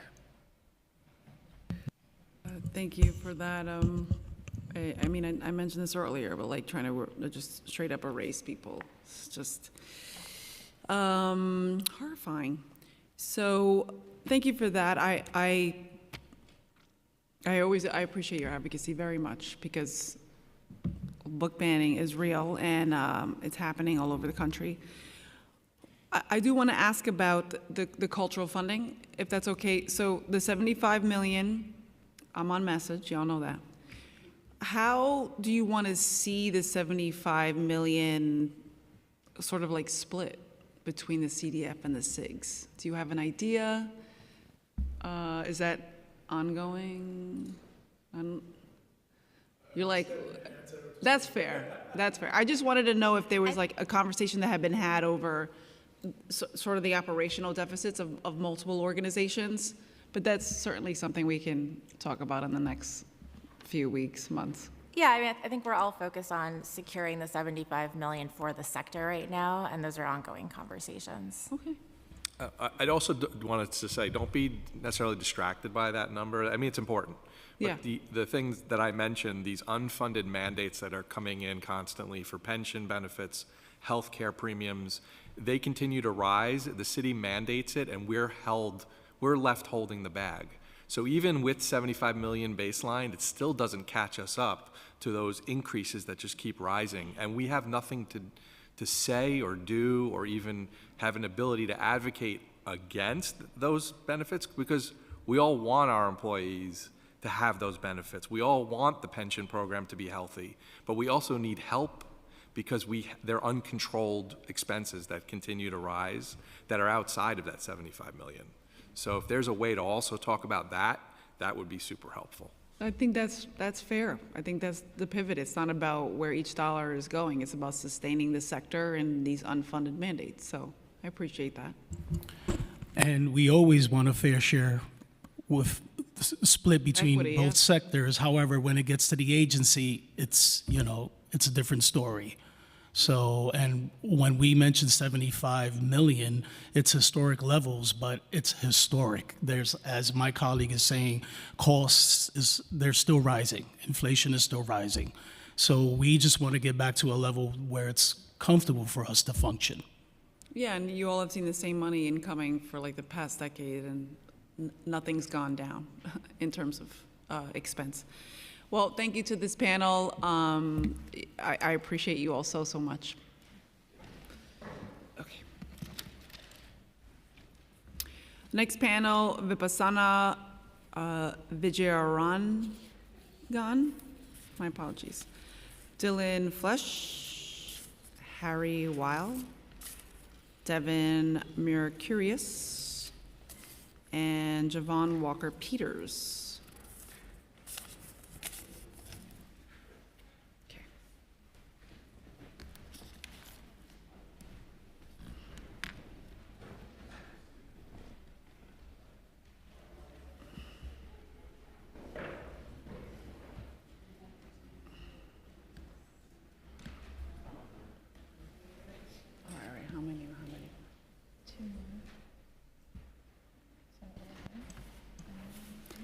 Thank you, Madam Chair, and esteemed members of the committee, for your support of public libraries.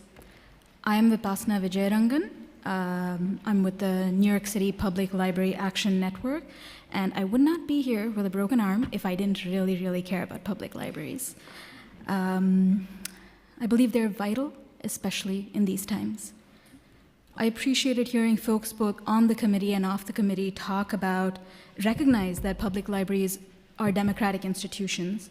I would go one step further to say at this point, they are the largest and most democratic government institution in this country. Over the last year, I, an immigrant South Asian New Yorker, used my local Brooklyn Public Library branch to print documents to apply for the extension of my permanent residence card, ate lunch from a cafe that trains and is run by refugees, used it as a workspace, attended a fair on addiction and recovery that helped me support my friends dealing with addiction and recovery. And when I was unemployed, I sought guidance from the Career Center, not to mention the innumerable number of books that I have put on hold and borrowed, including several books that are from my country of origin, but are so expensive that I would have to spend hundreds and hundreds of dollars if I was living there. Being able to rely on public libraries makes New York City affordable for me. Dennis Walcott from Queens Public Library spoke about new arrivals going to the public library for help. New York was very friendly to me, so I didn't need that. But when I had to move to DC for the first time, I didn't know anyone there. It was a pretty hostile federal government situation, and I was lonely. And my first friend was a librarian. He probably heard me crying in the stacks and was like, I'm gonna check what's up. And he was the last person I said goodbye to when I left. The repeated cycle of libraries fearing cuts, advocating for more funds to meet the needs of New Yorkers, then magically stretching those funds to do the best they can, is a prequel to the playbook of fear that we see in the federal government. As several folks have said, the libraries need a baseline. New York City Public Library Action Network is calling the administration to commit to 0.5% of the city's annual budget. I like to think about this as a commitment to democracy every year. Every year, you're committing at least 0.5% to democracy. Libraries are a medicine to the assault of democracy at the federal level. The Books Unbanned program provides books by queer and trans authors to queer and trans teens across the country. Funding healthcare benefits to library workers counters the harm of decimating Medicare and Medicaid. And libraries need way more than these asks. It shouldn't be up to librarians to soothe every teary patron who comes in. Thank you for your time.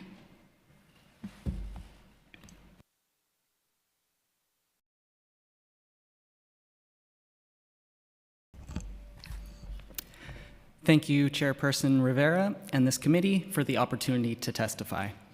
My name is Dylan Flesh, and I'm a patron of the Brooklyn Public Library, as well as a member of NYC Plan, the Public Library Action Network.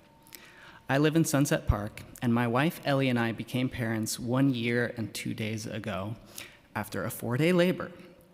The night before my son Griffin was born, on our 3rd night in the hospital, I submitted written testimony for last year's edition of this hearing. I say this not to illustrate that I love libraries, although I do, but I've loved them long enough to know that love doesn't pay their bills. I say this to point to the predictable and tired nature of this funding fight. Griffin got his library card when he was 2 months old, and we've been able to access hundreds of books that we wouldn't have been able to otherwise. We visit the Sunset Park branch of BPL frequently. Roxana, the wonderful branch manager, greets Griffin and other little ones by name and provides amazing programming with the resources they have. But they, like most branches across all 3 systems, are short-staffed and spread thin. We desperately need to hire more library workers and raise library worker pay. It's the first thing that needs to happen in order to safely expand service hours, and everything we love about the library is brought to us directly by library workers. I'm calling on you to seize this rare opening, a year without a cut on the table, and join NYC Plan in fighting for library funding to be increased to at least 0.5% of the total city budget. This would equal $92 million more for libraries than what is currently included in the preliminary expense budget. Yes, this is double what the library leaders are asking for. This 0.5% commitment should additionally become the minimum benchmark for all future library expense funding discussions. Join me and NYC Plan in fighting for at least 0.5%, 0.5% for public libraries.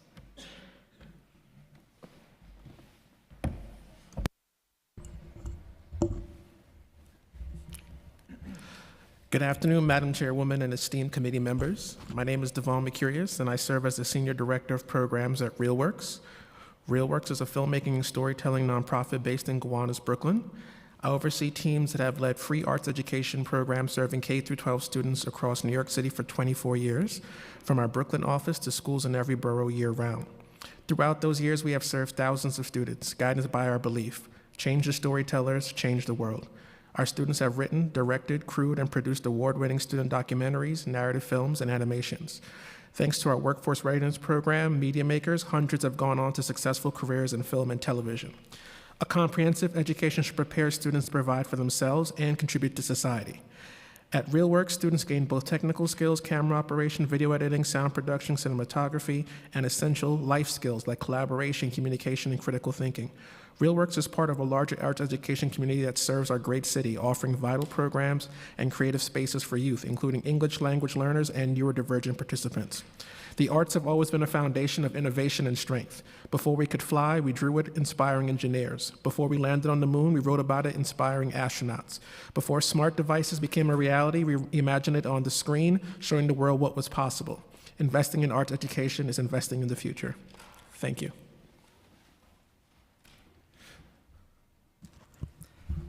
Good afternoon. My name is Javon Walker-Peters, and I am a proud 2014 RealWorks alumni.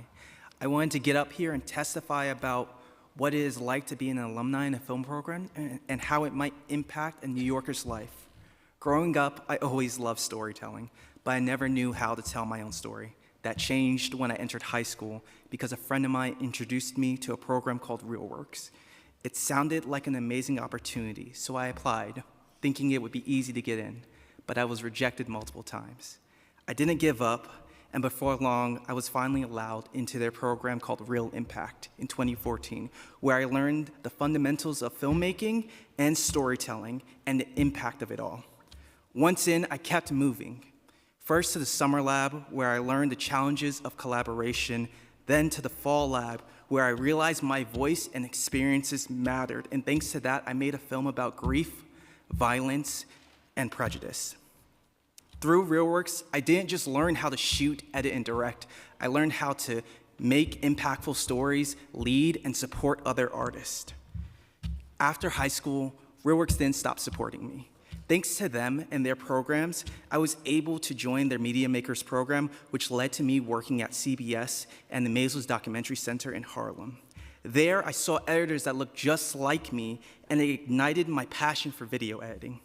But at home, I was told filmmaking wasn't sustainable, especially for someone who looked like me. However, on the other hand, I was pressured to go to college, but couldn't afford it. Feeling lost, I turned to RealWorks yet again, and they introduced me to their workforce readiness course. Thanks to this, I was able to work on 5 TV shows and movies that same year, after being taught everything I needed to know about handling not only a workplace, but also the industry. At 19, RealWorks reached out with another opportunity, asking if I would be interested in assistant teaching. And I finally thought, this is my way to give back to the community that helped me so much.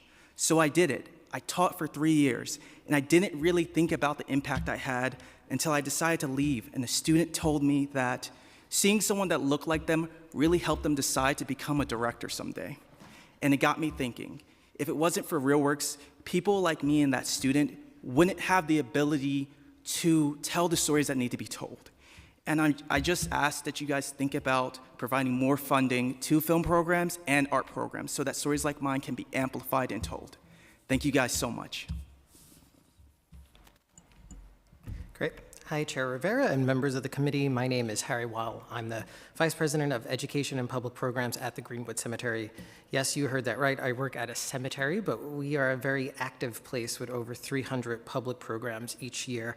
From tours to art installations to concerts in the catacombs, we ensure that our 478 acres in the heart of Brooklyn are welcoming and accessible to everyone, and that is due in no small part to city funding. I'm here, along with all the colleagues in this room, to advocate for increased funding for all New York City arts and cultural institutions.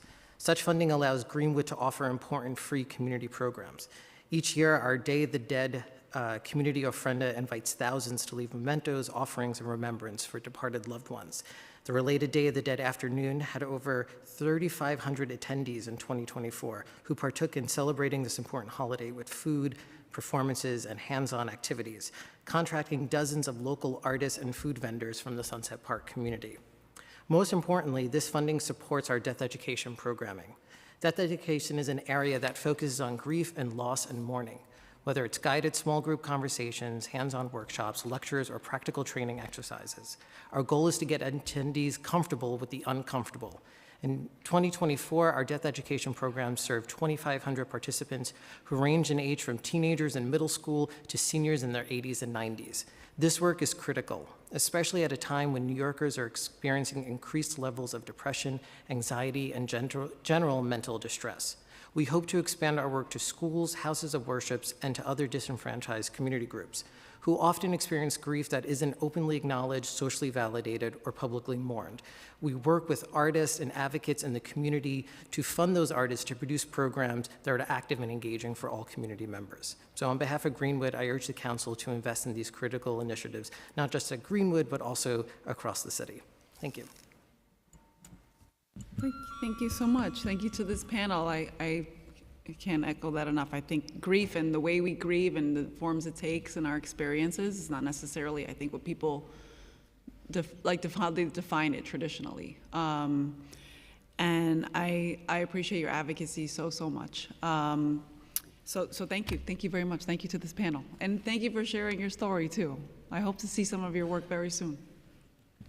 Representation is important. Okay, Cynthia Carrion, Melinda Wang, Jarena Ribbons, Lindsay Working Yip, and Valerie Lewis.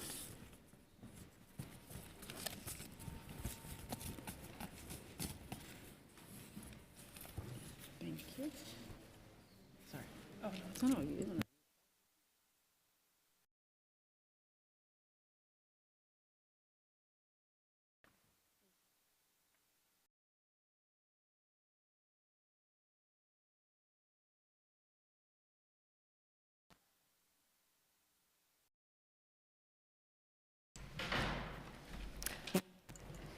Hi, good afternoon. Thank you, Councilwoman Rivera and members of the committee. I'm Cynthia Carrion. I am the Director of Government and Community Affairs at Museo del Barrio.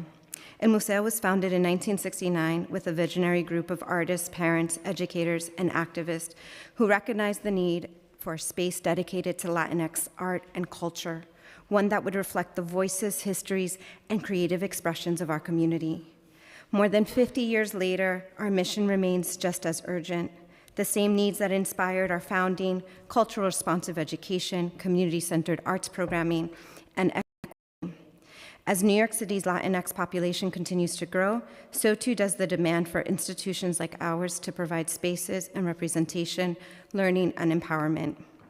We are unapologetic of who we are and who we serve.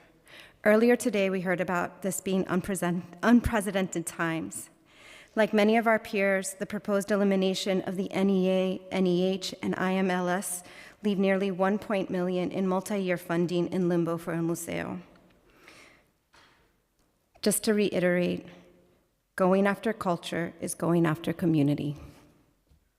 El Museo's work extends far beyond exhibitions. We are a hub for community, education, engagement, and economic activation. Our programming reaches thousands of New Yorkers each year through programming such as Three Kings Day Parade, Dia de los Muertos, Super Sábados, Uptown Bounce, which we do together with the Museum of the City of New York, but also our bilingual arts education. Now more than ever, in a time where things like El Museo del Barrio, just in its name, can be a target. However, despite strong demands for our programming, our current capacity limits our ability to meet the demands of New York City public schools. Although we host over 300 school groups yearly, 250 remain on our wait list due to limited operating days. Again, we stand with our colleagues in asking for the city to support our inclusion in the Coalition of Theaters of Color. Our state-of-the-art theater is underutilized gem in East Harlem, and this support would help us bring unrepresented artists to ensure East Harlem has access to dynamic theater and programming. Again, as a cultural institutional group, El Museo de Barrio is part of a network of 34 institutions. Again, we accept the $75 million baseline increase to the Department of DCLA, but also key city council initiatives such as CASA, Su Casa, Art as a Catalyst for Change, cultural immigrant initiatives, and the Coalition of Theater of Colors. Our schools, our community needs us more than ever. Thank you. Hello. Good afternoon, Council Member Rivera and representatives of our cultural sector and the staff here present. I thank you for letting me address this Cultural Affairs budget hearing. My name is Irina Ribbons, and I'm the Executive Director of Ice Theater of New York. We dance with knives on our feet. Since our founding in 1984, it has been our mission to create ice dance as a performing art. We every year present over 30 performances to about 12,000 viewers, and we serve 1,500 children annually and introduce them to skating.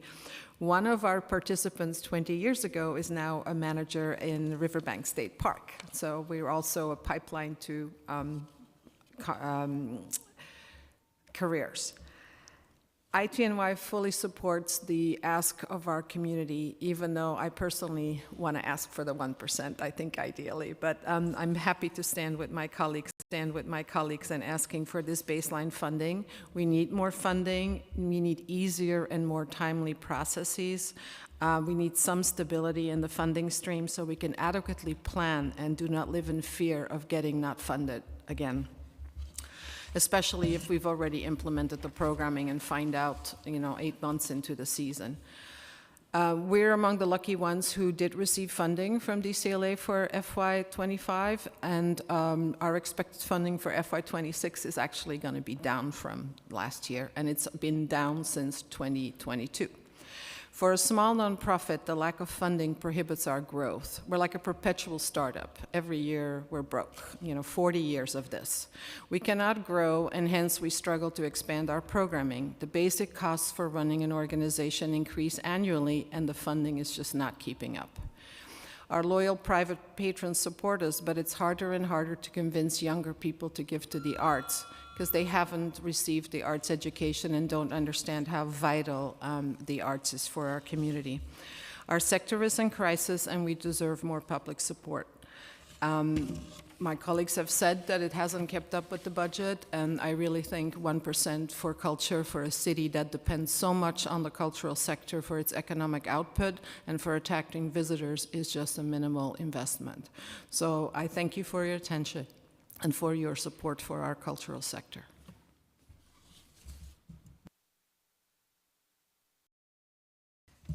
Good afternoon, and thank you to Chair Rivera and the committee for the opportunity to testify today. My name is Melinda Wong, and I am the Research and Advocacy Manager at Dance NYC. Our organization serves and represents the estimated 6,000 dance workers and 1,700 dance entities of our city. We are also a member of the Cultural Equity Coalition. Dance and the arts are an inextricable part of thriving community life.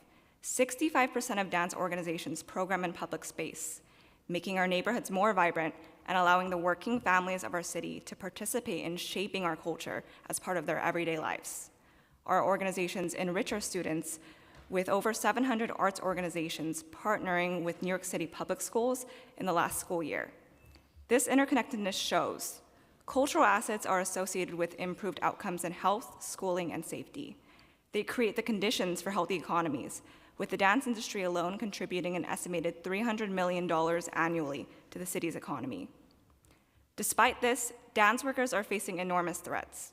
40% of dance organizations classify their financial health as weak or very weak, and over half don't hold a reserve, meaning even modest fluctuations in funding threaten to shut down organizations. I want to add that organizations are still recovering from cuts.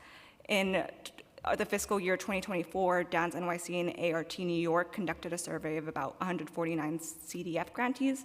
69% of those organizations experienced cuts. Dancers and choreographers earn an average of just $23,000 from dance, which means their total income from dance is 82% less of just the average rent for an apartment in New York City. Despite this, 64% of dance workers fund their work from their already worn down pockets, reflecting the scarcity of external income sources. Amidst this backdrop of precarity, our industry faces further threats with federal attacks that are gonna come down hardest on the BIPOC, immigrant, queer, and disabled dance workers who are already worse off. That's why Dance NYC is joining our colleagues in calling for a $75 million baseline increase for DCLA. We have the power to meet this moment with an important message. In the face of regressive political forces, New York City supports the varied culture of all New Yorkers and supports the culture that diversity. Increased, stable funding is key to making sure our workers can eat and pay rent and get back to the work they love, making New York City more prosperous, livable, and connected for all who call it home. Thank you. Good afternoon. My name is Lindsay Working-Yip. I am the Director of Development for the American Composers Orchestra. I'm very grateful to testify alongside these many wonderful cultural workers and for your time today. ACO is a grateful recipient of multi-year DCA funding, and I join my colleagues in encouraging the Council to support baseline funding for the arts programming in FY26 with a $75 million baseline increase for the Department of Cultural Affairs. At ACO, we see the impact of these dollars in so many ways. Starting in 2023, we partnered with the Manhattan Academy of Arts and Language to provide music education to students who were all new immigrants to New York City. Over the course of the semester, 25 students each received 18 hours of instruction in group percussion or voice classes. In all of ACO classes, students create original works rooted in their personal identity, lived experiences, and community history. At the end of the semester, one teacher noted, "This program provided therapy through music." Students were very happy to find out that the music from their countries of origin was validated through this program. On another day, the students were hurrying their academic teacher along through her lesson plan. "Hurry up," one of them said. "We don't want to miss music today." In our funding from the Department of Cultural Affairs, if it were to decrease or disappear, we risk losing these programs and supporting these children. We also risk losing a generation of arts workers who rely on sustainable, reliable employment to make their lives here in New York City.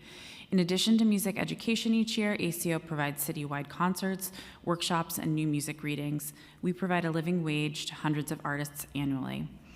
Our Earshot initiatives are the first ongoing systemic program for building relationships between composers and orchestras across the Americas. And since 2020, we have tripled our national footprint, increasing from 6 to 26 partners across 17 US states and Canada. All of these partners are providing jobs to our artists. I encourage the City Council to increase funding for the DCA and initiatives like CASA, SUCASA, and more.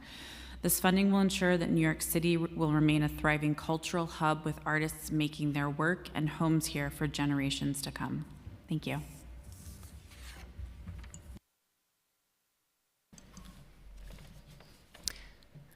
Greetings and thank you, Committee Chair Rivera and distinguished members of this committee. My name is Valerie Lewis. I'm the Executive Director of 3rd Street Music School Settlement, a 130-year-old nonprofit community music school based in City Council District 2 with partnerships in 11 additional city council districts throughout all 5 boroughs. Founded in 1894, 3rd Street's mission is to ensure access to essential arts education for those who seek its enrichment. Today, we serve over 6,000 students with music and dance instruction, and through the arts, we bring strength to individuals and we create vibrant communities. There's an abundance of evidence demonstrating that participation in arts education programs can positively impact the trajectory of a student's life. Students who engage in music instruction outperform non-music students in assessments of math, reading, and second languages. K-12 students who study the arts are more likely to earn a bachelor's degree and are prepared with the discipline, problem solving, and collaborative skills needed to succeed in adulthood. 3rd Street and our peer organizations here today contribute immensely to the vitality of New York City. However, funding shortfalls have threatened the sustainability of our programs and of New York City's unparalleled cultural sector. 3rd Street CDF funding has been cut over 50% over the last 3 years, introducing unprecedented challenges for the delivery of our mission. Further cuts will force us to cut programs, reduce financial aid, and eliminate faculty positions, thereby denying members of our community access to vital creative opportunities and endangering the livelihoods of dozens of teaching artists. We currently have 150 teaching artists at 3rd Street. I join my colleagues here in advocating for a baseline funding increase of $75 million for DCLA, as well as an increase to the CDF funding cap, which will provide stability for New York City cultural organizations. Additionally, may I continue? I implore the Council to increase support for music education through a new music education initiative aimed at supporting school arts partners and integrating music instruction into youth programs. I don't have to tell you, culture and art are critical to a vibrant New York City, and I urge the City Council to invest in arts and culture, thereby investing in the well-being of all New Yorkers. Thank you for this opportunity. Thank you. I would love to do that. We are also trying to do a cultural worker initiative, but, you know, we'll see in the next few months how negotiations go, but I appreciate the ideas because I really do believe that arts education leads to an appreciation, in addition to all the things that you mentioned that are so important for our well-being and our identity. So thank you to this panel. Thank you for your work. I appreciate it. Okay, Doheny Sampura, Jenny Dembo, Martha Bowers, Sarah Cecilia Bukowski, Anais Reyes, and Kimberly Rose.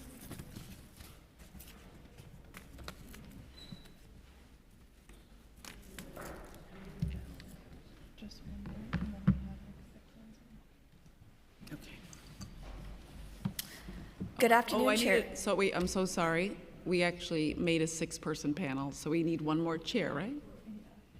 Did somebody not show up? Oh. Oh, no. If you want to put someone else on, you can. No, I'm not leave it like that. I'm so sorry to interrupt. Please begin. Good afternoon, Chair Rivera. My name is Doheny Sampora, and I'm the Director of Natural History. AMNH is one of 34 esteemed cultural institutions that make up the New York City's Cultural Institution Groups, or CIGs. At a time when cultural institutions face growing financial challenges, AMNH remains one of the few museums in New York City that continues to offer pay-as-you-wish admissions for New Yorkers. Institutions like AMNH serve an essential community of resources, and investing in cultural means investing in safe public spaces accessible to all. Furthermore, as public funding for the sciences face increasing uncertainty, CIG institutions reaffirm New York City's leadership as a global cultural hub, and institutions like AMNH that are science-focused, a science pioneer in education and STEM education. As you've heard many times today through a public testimony with my fellow SIG colleagues, AMNH is requesting $75 million in baseline funding to DCLA. The investment will help stabilize arts and cultural funding, secure essential operational support, and address longstanding shortfalls in DCLA's budget. For far too long, DCLA's baseline funding has remained stagnant, failing to keep pace with inflation and rising operational costs, including union wages and benefit escalation. It is time to protect the future of the city's cultural institutions, because when we invest in culture, we invest in the heart of New York City itself. With my remaining time, I would like to talk about a new initiative that AMNH is proposing around cultural workforce. AMNH would like to expand the scope of our workforce development programs and build connections between city agencies and youth by facilitating career exploration opportunities for future employment in New York City agencies. City jobs offer not only financial security through competitive wages and benefits, but also opportunities for long-term professional growth, skill development, and advancement within sectors. Our STEM to City proposal, which connects STEM talent to NYC careers, will span 1 year with a focus on cultivating strong partnerships with city agencies. The program will culminate in a career fair designed to connect youth with hiring managers. In addition, AMNH would like to expand our current museum education experience program, which is currently serving college-age students for high school students so they're exposed to museum careers at an earlier age, thus exposing them to the cultural workforce as an opportunity for employment in the future. Thank you, Chair Rivera. I'm Sarah Cecilia Bukowski, and I'm here today as a union arts worker. I'm a dancer with the Metropolitan Opera and a governor of the American Guild of Musical Artists. And I'd like to thank you, the committee, the council, for your ongoing support for the city's arts and culture sector. and to join my colleagues today in calling for your continued investment in the form of $75 million baseline for DCLA as we work toward 1% for culture. And my message to you today stems from my core belief that artists are workers and our industry really needs your support. The CDF and CIG programs provide support to 10 AGMA signatories and thus to thousands of union arts workers in this city. And of course, you've heard all of the case making from my colleagues here today about how an investment in the arts is an investment in our economy, our workforce, our communities, and our cultural identities. And I'm here to tell you that this funding is crucial to my livelihood and to the livelihoods of thousands of union and non-union arts workers. And of course, we all know how the pandemic exposed just how vulnerable arts workers are, particularly those who lack labor protections. And 5 years on, many of us are still recovering. And our wages, even my union wages at one of the largest arts institutions in this city, continue to be stagnant in the face of inflation, rising costs of living, and a climate of mounting uncertainty. So all of this tells me that a truly thriving arts sector is going to depend on stable baseline funding and long-term investments to support strong union jobs and union growth that can set standards so that all arts workers can build careers in the arts and can build lives in the arts beyond just gigs. That's really important to me as a worker as well. So I stand here today with thousands of other arts workers to call on you and to let you know that we're counting on you to support arts and culture by fully funding DCLA. Thank you.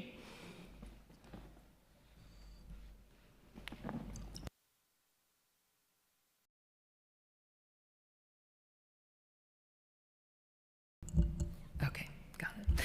Good afternoon, Chair Rivera and members of the committee. My name is Jenny Dembrow, and I'm the Executive Director of the Lower East Side Girls Club. I've been with the organization since its founding in 1996 when there were 3 boys' clubs. We operated out of community rooms, schools, and over 24 locations until we moved into our 35,000 square foot facility in 2013. In our nearly 30 years, thousands of young people and their families have benefited from our free programming and championing of the arts. The Girls Club connects young women and gender-expansive youth throughout New York City to healthy and successful futures. We nurture safe spaces where young people can dream big, find their passions, connect to peers and careers through free year-round programming. In 2022, we expanded by launching the Center for Wellbeing and Happiness, CWBH, which promotes intergenerational community care through accessible arts and wellness programs. Arts education is too often inaccessible.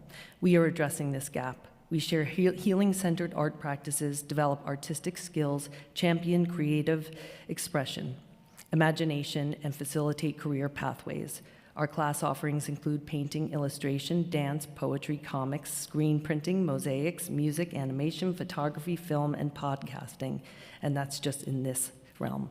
At CWBH, adult members access dance and music workshops and creative expression classes. Members' artwork has been showcased at MoMA, MoMA PS1, art fairs, the United Nations, among other locations. Our Art Plus Community Gallery and the CWBH Gallery provide a vital community space for public art exhibitions, workshops, artist talks, and community gatherings. In 2024, we hosted 30 art events. Thousands of New Yorkers benefit from our free public arts programming and events annually. Currently, we are navigating a challenging financial reality and stand at a critical inflection point between a $3 million mortgage for purchasing our CWBH space in 2019, rising costs due to inflation. Our revenue has fallen behind. These fiscal challenges pose an imminent risk to our ability to provide the vital services to so many people rely on when the need is greater than ever. We are requesting $2.5 million from the City Council to support the stabilization of our organization. Our mission is more urgent than ever. As we search for a way forward, we aim to secure our legacy as a transformative force in the Lower East Side and expand our impact for generations to come, and also echoing the $75 million investment. Thank you. Good afternoon, Chair Rivera and staff members. Thank you for your work on behalf of our cultural sector and for your patience for hanging in here for this long day. My name is Martha Bowers, and I am the founder of Hook Arts Media, which is a community-based cultural organization in Red Hook, Brooklyn.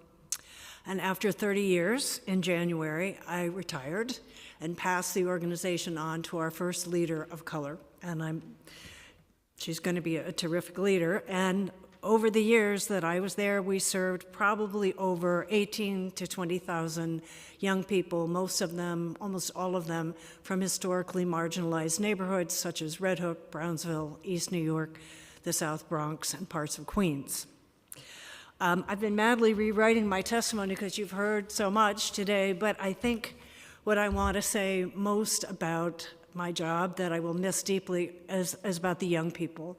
And the thread that ran through all of our programs, and I hope will continue to, is this idea of critical pedagogy, that artists are citizens and their talents as filmmakers, poets, dancers, theater makers that are engaged with their civic communities are a potent force for change. And I see the disinvestment in arts hitting our low-income communities particularly hard, and our young people are always hit the hardest. And if we do not invest in this next generation of change makers, what we have now in Washington may be, unfortunately, the future. So I think most of all, I want to say support this generation of young people who are going to be such an important force. The change makers have always come from the margins and often come from youth movements. And the arts is central to building that activism. And 75 go, more the better. Thank you very much. Greetings, Chair Rivera and staff members. Thank you for the opportunity to testify today. My name is Anais Reyes, and I'm the curator at the Climate Museum. We're the first museum in the US focused on climate change. We use cultural programs to educate visitors about climate and get them involved in civic action. We recently secured a permanent home near Hudson Yards that will open in 2029 and are currently in the process of finding and fundraising for a temporary home in the interim. I'm here with an urgent request for you today. That you uphold the cultural and civic fabric of New York City's climate and cultural leadership by expressing your support for the Climate Museum, both individually and through the Speakers Initiative. Research from Yale showed that in 2024, 75% of people across the 5 boroughs were worried about climate change. 3 out of 4 people feel anxious and overwhelmed, and most feel very isolated and feel that no one really cares. Through exhibitions and events, the Climate Museum uses the power of the arts to acknowledge people's worries and lived experiences, to connect people to tangible actions they can take, and build an empathetic, civically engaged, and empowered community in the process. Put simply, our work is transformative. A peer-reviewed study from George Mason University recently found that after seeing our exhibitions, visitors left more aware of just how much others are concerned about climate change, more hopeful that it can be solved, and more confident and determined to speak out about it. We are providing an essential service to New Yorkers, moving visitors from despair and isolation to communal engagement. This is how we fulfill our civic responsibility as a cultural organization and do our part for the betterment of the city. We all know our values and rights are currently under attack, as many of my previous speakers have talked about today. Now is the time to stand together for those values and for climate and cultural and civic leadership in New York City. Today, I'm asking for your support in helping us to continue doing this vital work. First, we have submitted several member item requests, including to members of the committee, and we appreciate your partnership, past, present, and future. Second, we have also submitted a request as part of the Speakers Initiative and asked for your support with Speaker Adams. Finally, we will reach out to your office separately about a resolution in support of the Climate Museum's mission and development that Chair Gennaro has introduced. Thank you again for your partnership and for your time today. Thank you to this panel. What I'll miss are these exact spaces that I get to be in with all of you. It's like, it's the best. And I think that commitment to practice that from you all and artists is something that we should really be supporting. And that goes across the board, funding for your organizations. I think housing preferences and like creating housing for artists is important too. So we're gonna try to work on this on multiple fronts. So I just wanna thank you all for being here and for your patience today. Thank you.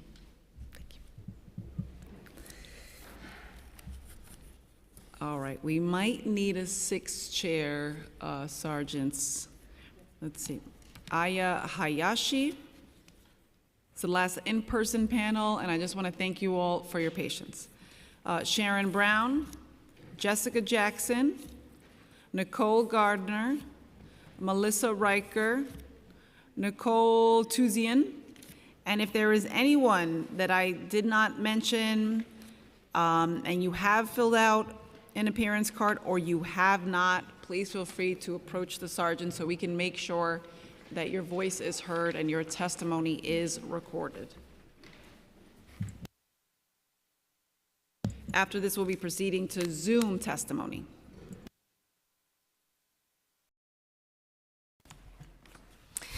Chair Rivera, thank you for your steadfast commitment to ensuring that arts and culture remain accessible to all communities.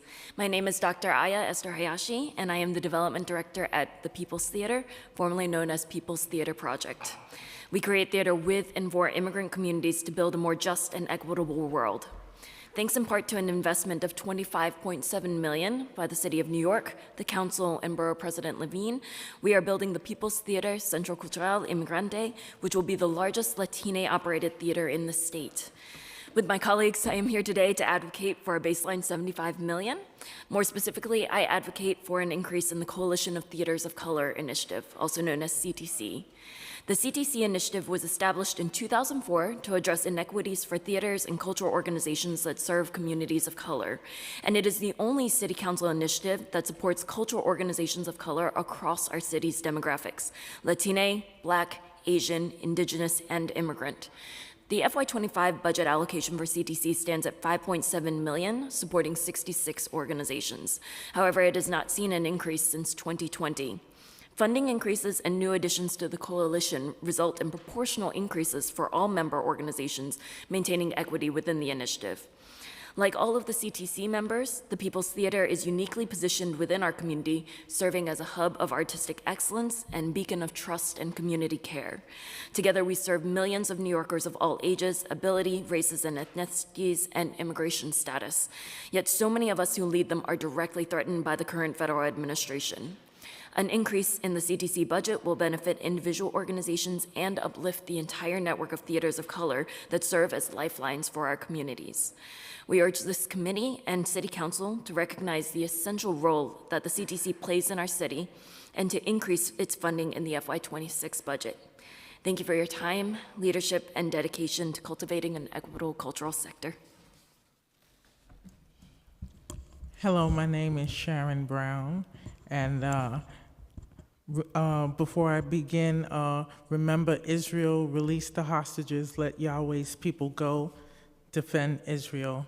Okay, we need to make sure that we fund libraries and build more libraries. And this is a 24-hour city. We have to do something about the 24-hour status. So we have to have arts and things like that that go around the clock, not 24 hours consecutively, but we have to have something going on to live up to our name in the arts department. We also need to add the Judaism and Christianity, Christian music and different things in the mix into that. So the Judaism and Christianity, we need to add the Psalms from the Bible. They can sing the Psalms and do all kind of plays for the holidays.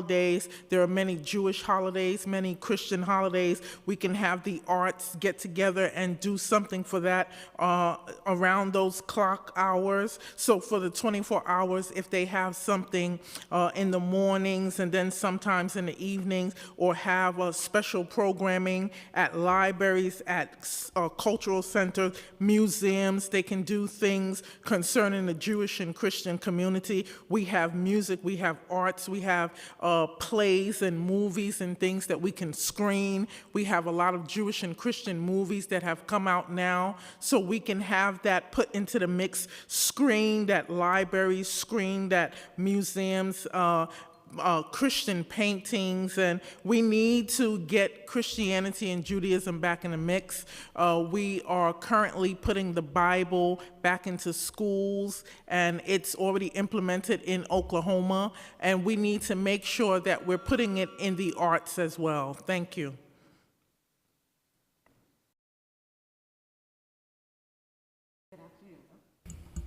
Good afternoon, Chair Rivera, and members of the council and staff members. My name is Melissa Riker. I'm a dance maker and advocate based in District 10, Inwood. I lead two small nonprofit organizations, Kinesis Project Dance Theater and Manhattan Theater Source, which produces the Estrogenius Festival. I founded and co-run two collectives, Women in Motion and the Pandemic Emergency Coalition, Dance Rising. It's my calling to bring attention to brave art and artists. In my own work as a choreographer, I make large-scale outdoor dance in New York City parks and public spaces. I appreciate the testimony of the commissioner, supportive statements by the council members, and bright spots in the discussion of collaboration. My interests are directly tied to the health of culture, the ability for me as a leader to support platforms for underserved voices, underheard voices, and pay the people who choose to join me in my own art, and to make art accessible and available for every New Yorker. I believe in the availability of art and artists to create dialogue in spaces where there is none, to offer trust, teach self-healing, empathy, and confidence in a way that the echo chamber of social media, our current federal government, and funding landscape cannot. Last year, in 2024, I was thrilled to receive a small award from LMCC, a program directly supported by the generosity of this council. I scheduled rehearsals and brought dancers into the studio in early spring. However, that grant was then incredibly late. And in the end, that sweet and generous grant created substantial damage as it reflected poorly to my team my ability to pay artists on time. Now in this year, we don't even know who the grantees are. New York City can be proud of its art and artists. We want you to be proud, but this pride must be paired with respect.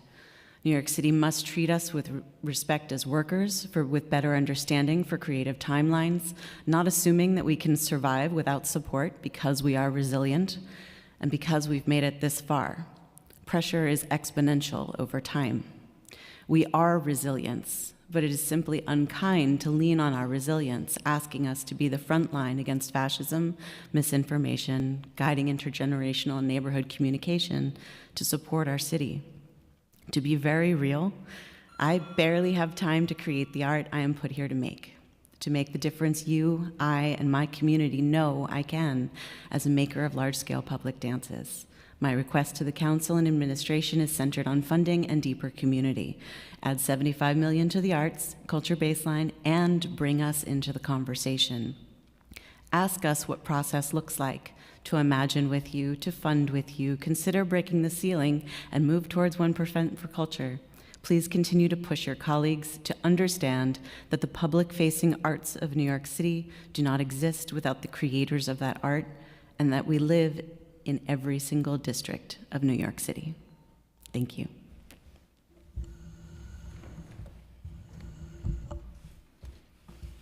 Hello, Chair Rivera. I'm Nicole Gardner, Director of Advancement at Building for the Arts, and I'm here to talk about Off-Broadway, the baseline, and capital funding. We were founded as the 42nd Street Development Corporation in 1976, and we helped revitalize Hell's Kitchen by founding Theater Row. And Theater Row is still going strong, supporting 3,000 artists and 300 theater companies every year with subsidized spaces to create and perform. Off and off-Broadway theater in NYC is still in crisis, and we see it in the large number of companies closing, cutting back production, or losing their spaces, so increasing the baseline is crucial. At Theater Row, we're struggling too, but we're still striving to put production back in reach for New York City's small theater companies and independent artists. However, our outdated lighting systems are breaking down, and artists in our spaces are starting to spend their limited production funds to bring in outside lighting to achieve their visions. So we need capital support to replace our obsolete systems with modern LED lighting. That way, artists won't have to spend their limited budgets on renting equipment from a third party. Using our equipment will save each group $1,300 or more per week. And that's how this project will have a radiant effect, putting over $2 million back into the production budgets of small New York City theater companies and independent artists over the first 10 years of the system's use. And the project will also make Theater Row more environmentally sustainable. The vibrant voices and the generative artists that come out of small nonprofit and indie theater are the lifeblood of New York City's theater ecosystem. But while Broadway has started to recover post-COVID, the off and off community is truly struggling. We urge you to help us maintain New York City's status as a destination for culture by adding $75 million to the baseline for DCLA. And additionally, we ask that the Manhattan delegation support our funding, support our capital request for Theater Row to keep off and off Broadway alive and creating for New York City. Thank you for your consideration and support. Good afternoon, committee members. My name is Jessica Jackson, and I'm the Director of School Programs and Education at the Bronx Children's Museum. Imagine a child walking into a museum for the first time, eyes wide, hands reaching out, discovering a world of possibility. That's what happens every day at the Bronx Children's Museum. For many children in the Bronx, we are their first museum, their first exposure to the arts, their first book in their hands, and their first time seeing themselves reflected in the stories we tell. Since opening our building 2 years ago, after more than a decade of outreach, the Bronx Children's Museum has become a lifeline for families. We serve one of the most culturally rich yet historically underfunded boroughs in New York City. In 2024 alone, we welcomed 50,000 children and families. We featured 79 artists and authors, many from the Bronx, giving the kids the chance to see themselves in creative spaces. We hosted field trips despite major barriers to arts access in New York schools. We distributed over 5,000 free books in a borough where there was only one book for every 259 children. We trained teachers, equipping them with tools to bring creativity into the classroom, because when arts programs are cut, it's children in the Bronx who suffer the most. We provided sensory days for neurodiverse children and their families, ensuring all kids have a space where they feel safe, welcome, and celebrated. But now our ability to serve children is in jeopardy. The Bronx has one of the lowest preschool enrollment rates in New York City. Research shows that children who don't attend preschool are 25% more likely to drop out of high school. Families rely on us as an early learning space, yet we don't have the funding to meet the overwhelming demand.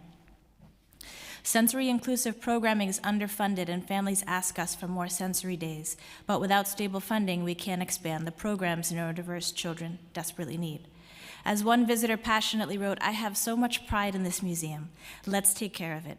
Let's make sure it continues to provide hours and hours of learning opportunity and safe fun for Bronx kids for years to come." But we can't do this alone, and that's why we urge the city to baseline $75 million to culture. The children of the Bronx deserve more, not less. On behalf of the museum and the children of the Bronx, we thank you.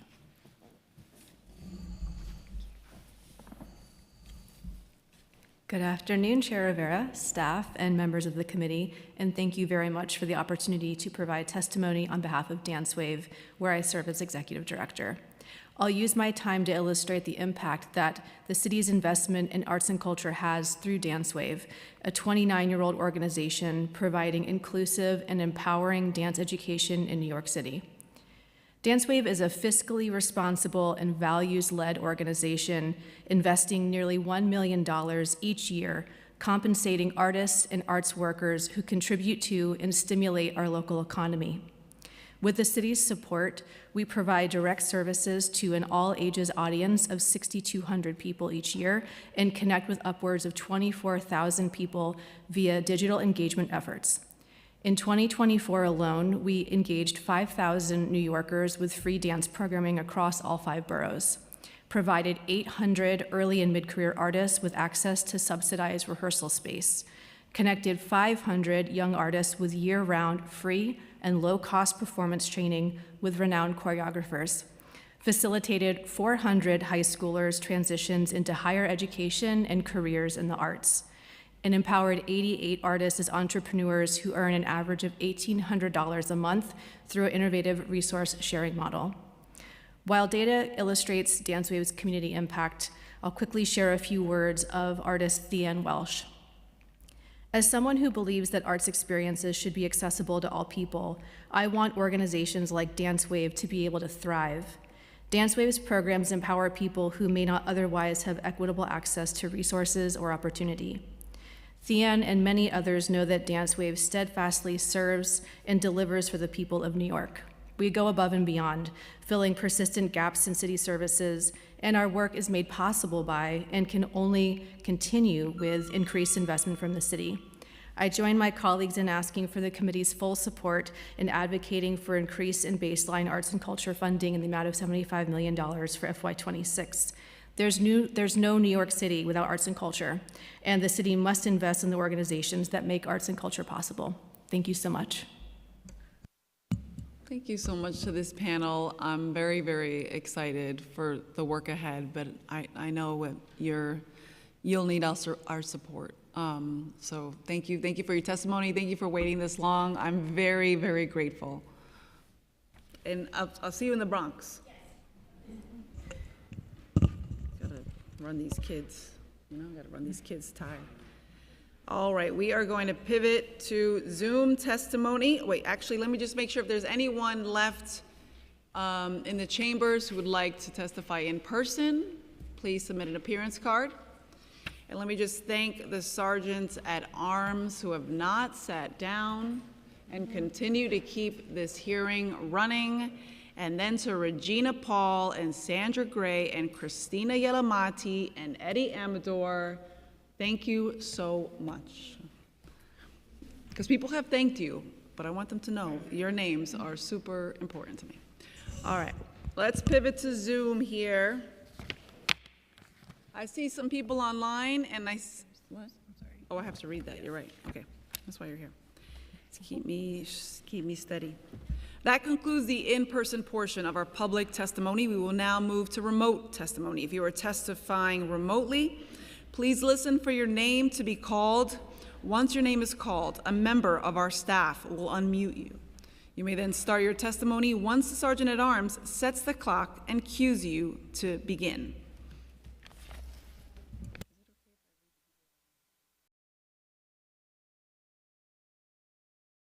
I see some people online and I see some names here of individuals that are not online, so I'm just going to read through a list. Benjamin Garcia, Kevin Lee, David Shane, Frank Wachtel, Vicky Madden, Michael Krantz, Faridan Badamosi, Melissa Soto, Tawny Tidwell, Nathaniel Morgan, Alex Stein.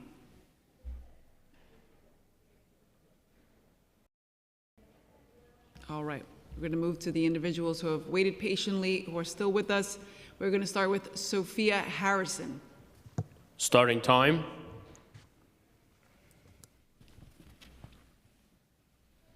Good afternoon, Chair Rivera, esteemed council. I am Sophia Harrison, the founder and executive director of Arts House Schools of Music, Dance, and Fine Arts. As the only cultural institution in Coney Island, Brooklyn, serving the artistic and cultural needs of children and senior citizens year-round, Arts House Schools believes it is our responsibility to engage both youth and seniors in meaningful activities. We immerse ourselves in community life, maintaining a presence at school and street fairs, community meeting, events, and participating in cultural and artistic celebrations. These activities effectively communicate beauty, foster an appreciation for diversity, and help create lives filled with meaning and purpose. Our approach inspires the belief that the entire community benefits when the arts are woven into the fabric of our society. For the past 19 years, Arts House Schools has worked hand in hand with our local council members to provide our community with exposure and experience in the arts. Our council members have supported the arts as a means of recovery after Superstorm Sandy and the COVID-19 pandemic, particularly for senior citizens, community centers, and public schools. They have also provided funding for scholarships and free programs during after-school and out-of-school times. They have remained committed to ensuring that every member of their district leads a well-rounded life, always including the arts. I join my colleagues in requesting an increase in the baseline budget for the Department of Cultural Affairs by $75 million. We can no longer afford to be starving artists. The cost of living is rising, from rent to eggs to healthcare. Increasing the budget will not only stabilize our sector, but also benefit the city, both this year and in the years to come.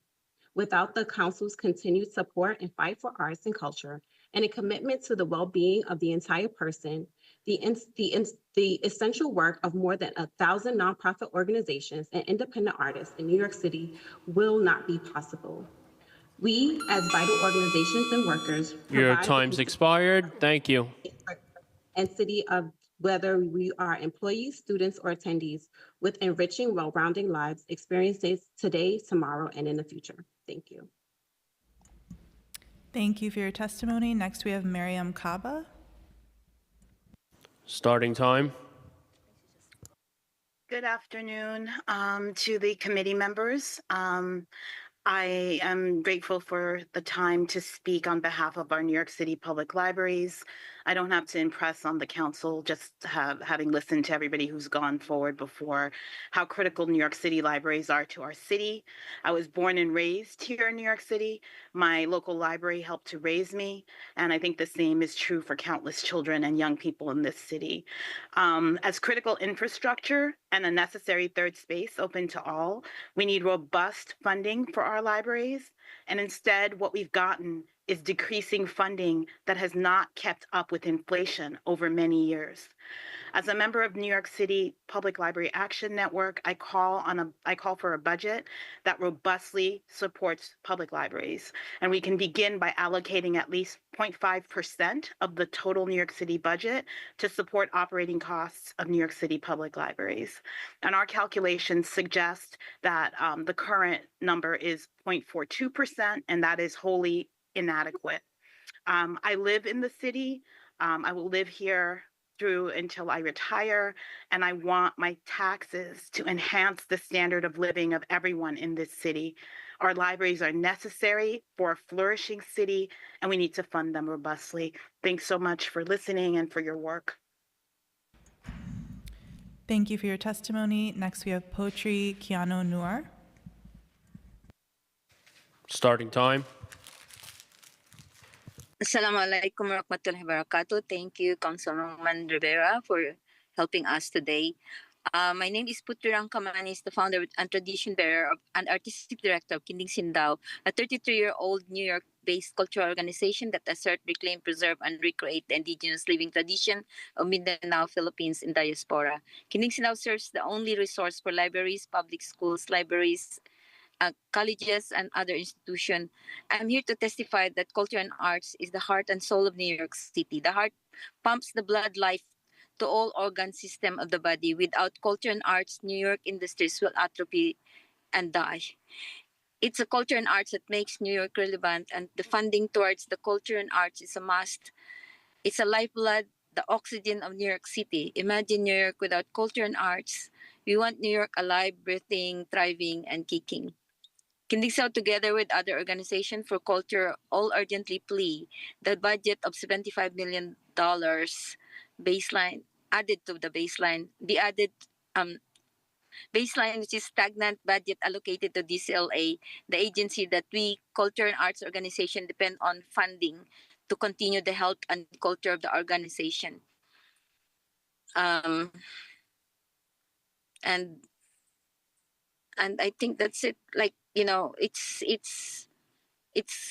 the funding of the city that keeps us alive and be able to continue what we're doing. And we have been existing as a small organization, but our services has gone all over the city. We reach a lot of public schools, especially during their assembly and libraries. And we became the source of information of the unwritten history and oral tradition of the Philippines. It's very much related to the indigenous people of the world that is Time's currently expired. here in Thank New you. York. Thank you so much. Thank you. Lauren Miller.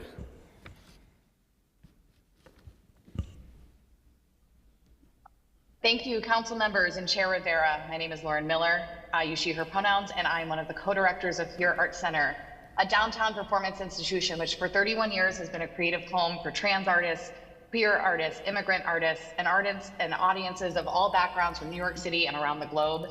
We're here today to join our colleagues from across the arts to ask the council to baseline $75 million in the FY26 DCLA budget and finally begin to secure the future of culture in our beloved city.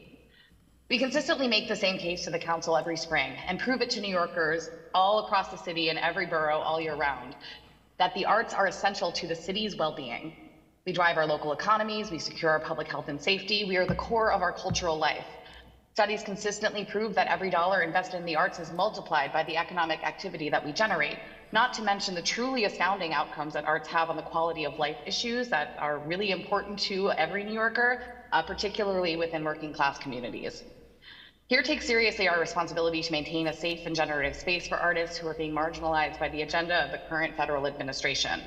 New York City likewise has a responsibility to meet their needs and bolster all of us against these threats that are not only to our funding, but to our very existence.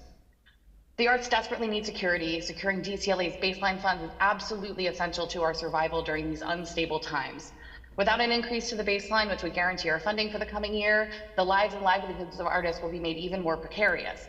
But with $75 million in baseline funds, arts organization will have just a little bit more of the stability that allows us to imagine the future. And with that vision, we can empower artists to articulate their own and imagine the just futures that we deserve. I also want to stress how vital it is to our survival that applications, contracts, and payments are made in a timely fashion. For 2 years running, CVF award notifications have come more than halfway through the fiscal year, which causes cash flow strains and reduces our ability to plan for the future and execute those plans effectively. So investment into fully staffing and funding DCLA as an agency. Your time's expired. And Thank you. Thank you, Council. Appreciate you. Thank you. Thank you for your testimony and for being so patient. I'm going to now call on Sarah Calderon. Starting time. For more dollars. Oh, yes, go. Sarah Calderon. Hi. We can see you. We can Sorry, hear you. I wasn't called before. Thank you, Chair Rivera and City Council. CRNY is a $125 million statewide initiative that provided guaranteed income for 2,400 artists and worked with 100 community-based organizations to provide artist employment and benefits. There was a huge demand for this work. 22,000 artists applied for guaranteed income and 2,700 artists applied to employ artists to help support their mission-based work. I am here to help make the case to our leaders at City Hall that New York needs to dedicate concerted budgetary resources to supporting creatives and artists in the city, and urge you to allocate resources for an intergovernmental effort to advance this work. As we've already heard, right, New York's creative economy is a critical contributor to our overall economy, but we face enormous challenges, as you've heard from all of my wonderful colleagues earlier today. Despite the outsized impact on the economy, artists often live on the edge of hardship and economic uncertainty. 60% of artists in New York are making less than $25,000, and more than half of artists have no financial safety net and carry unmanageable debt. Right? We also found that 63% reported that if there was an unexpected $400 emergency that came up, they would be unable to pay for it. We are asking, therefore, that we both have a baseline of $75 million for the budget for 2025, which is, again, only 25 cents for every $100 that the New York City spends on culture, or spends in general. But we are also asking that we think about feasible, creative, and sustainable policies and programs for creative workers to access high-quality healthcare benefits and to think across sectors in ways that could help support artists better. One solution is portable benefits, which enables non-traditional workers to accumulate employer contributions and maintains benefits that stay with the worker across their different jobs and gigs, and possibly to support a pilot portable benefits program. Your time's expired. Thank you. Thank you. And now we go to, thank you so much for your testimony, Ms. Calderon. Christopher Leon Johnson. Starting time. Yeah. Hello, Chair Rivera. My name is Christopher Leon Johnson, So thank you for having this hearing. Thanks for sticking out here for all of us. Yeah, it starts with the arts. The funding of the libraries need to be funded. I think the libraries need to be open from 7 o'clock in the morning until midnight every day. The city has money for that every day, 7 a.m. to 12 o'clock in the nighttime, because everybody works all day. And if I get off work at 10 o'clock, I'm at the rental library. All libraries, all 5 boroughs need to be open from 7 a.m. to 12 p.m.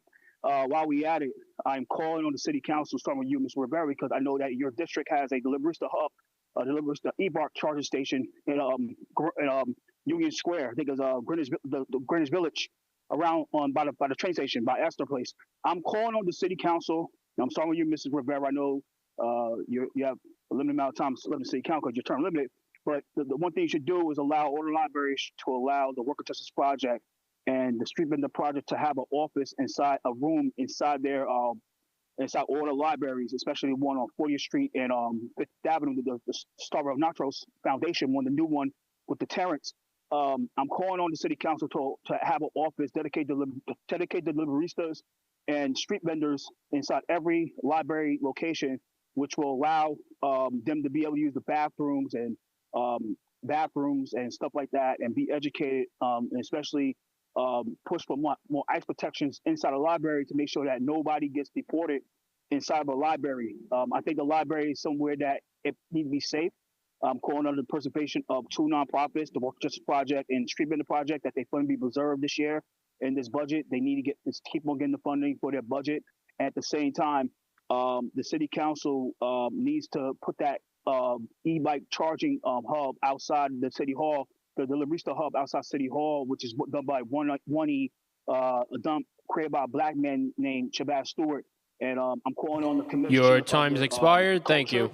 Culture commissioner to make that happen. So thank you. And one more thing, can I get a few more seconds, please? Can I get a few more seconds? Like I said, they need this. The Workers Project needs this to be inside the city, inside all the libraries. We need to protect our libraristas. We need to protect our street vendors, and the city council should allow street vendors to sell this stuff inside the libraries. They need to be protected inside the libraries. That's one place that no matter what, you'll be safe inside a library. And we need more funding we need to bring back the public safety officers inside all the libraries instead of contracting security to Securitize and Ally Universal. Bring back we need to increase the funding for the peace officers inside of all the libraries. We need more peace officers in the library. They keep us safe. Peace officers in the library make me feel safe. And I know that we start with the arts, keep all libraries open. Shout out to the city council. Shout out to you, Carly Rivera. I love you because you do a great job as a chair of the culture committee. I'm gonna miss you. And like I said, we need to make this happen. Fund our security officers, fund our public safety officers, the one that look like cops. Fund them. We need to make sure they're funded. I love them all. So thank you. Shout out to you, Carly Rivera. Make it happen. And thank you. Take care. I know you gotta go, but shout out to all the libraries. Shout out to Brooklyn Public Library. Shout out to Queen Public Library. Shout out to New York Public Library. Shout out to everybody. Shout out to Laura Kumbo. Shout out to everybody, man. So thank you. Appreciate you. Fund the libraries. Fund the libraristas. Fund the street vendors. I love the migrants. Thank you. And, Thank you. Your time is way expired. I'm OD. Okay, thank you. you. Thank you. I'm OD. Thank you. Thank you. Give me 1 second. If anyone is present in the room or on Zoom who has not had the opportunity to testify, but wishes to do so, please raise your hand or use the raise hand function. Okay. Well, let me just thank this team once again. Amongst the financial challenges and the political chaos, it's clear we need to increase our investment in human services and our workforce for this very important generational investment. So thank you all, and seeing no one else who wishes to testify, this hearing is adjourned.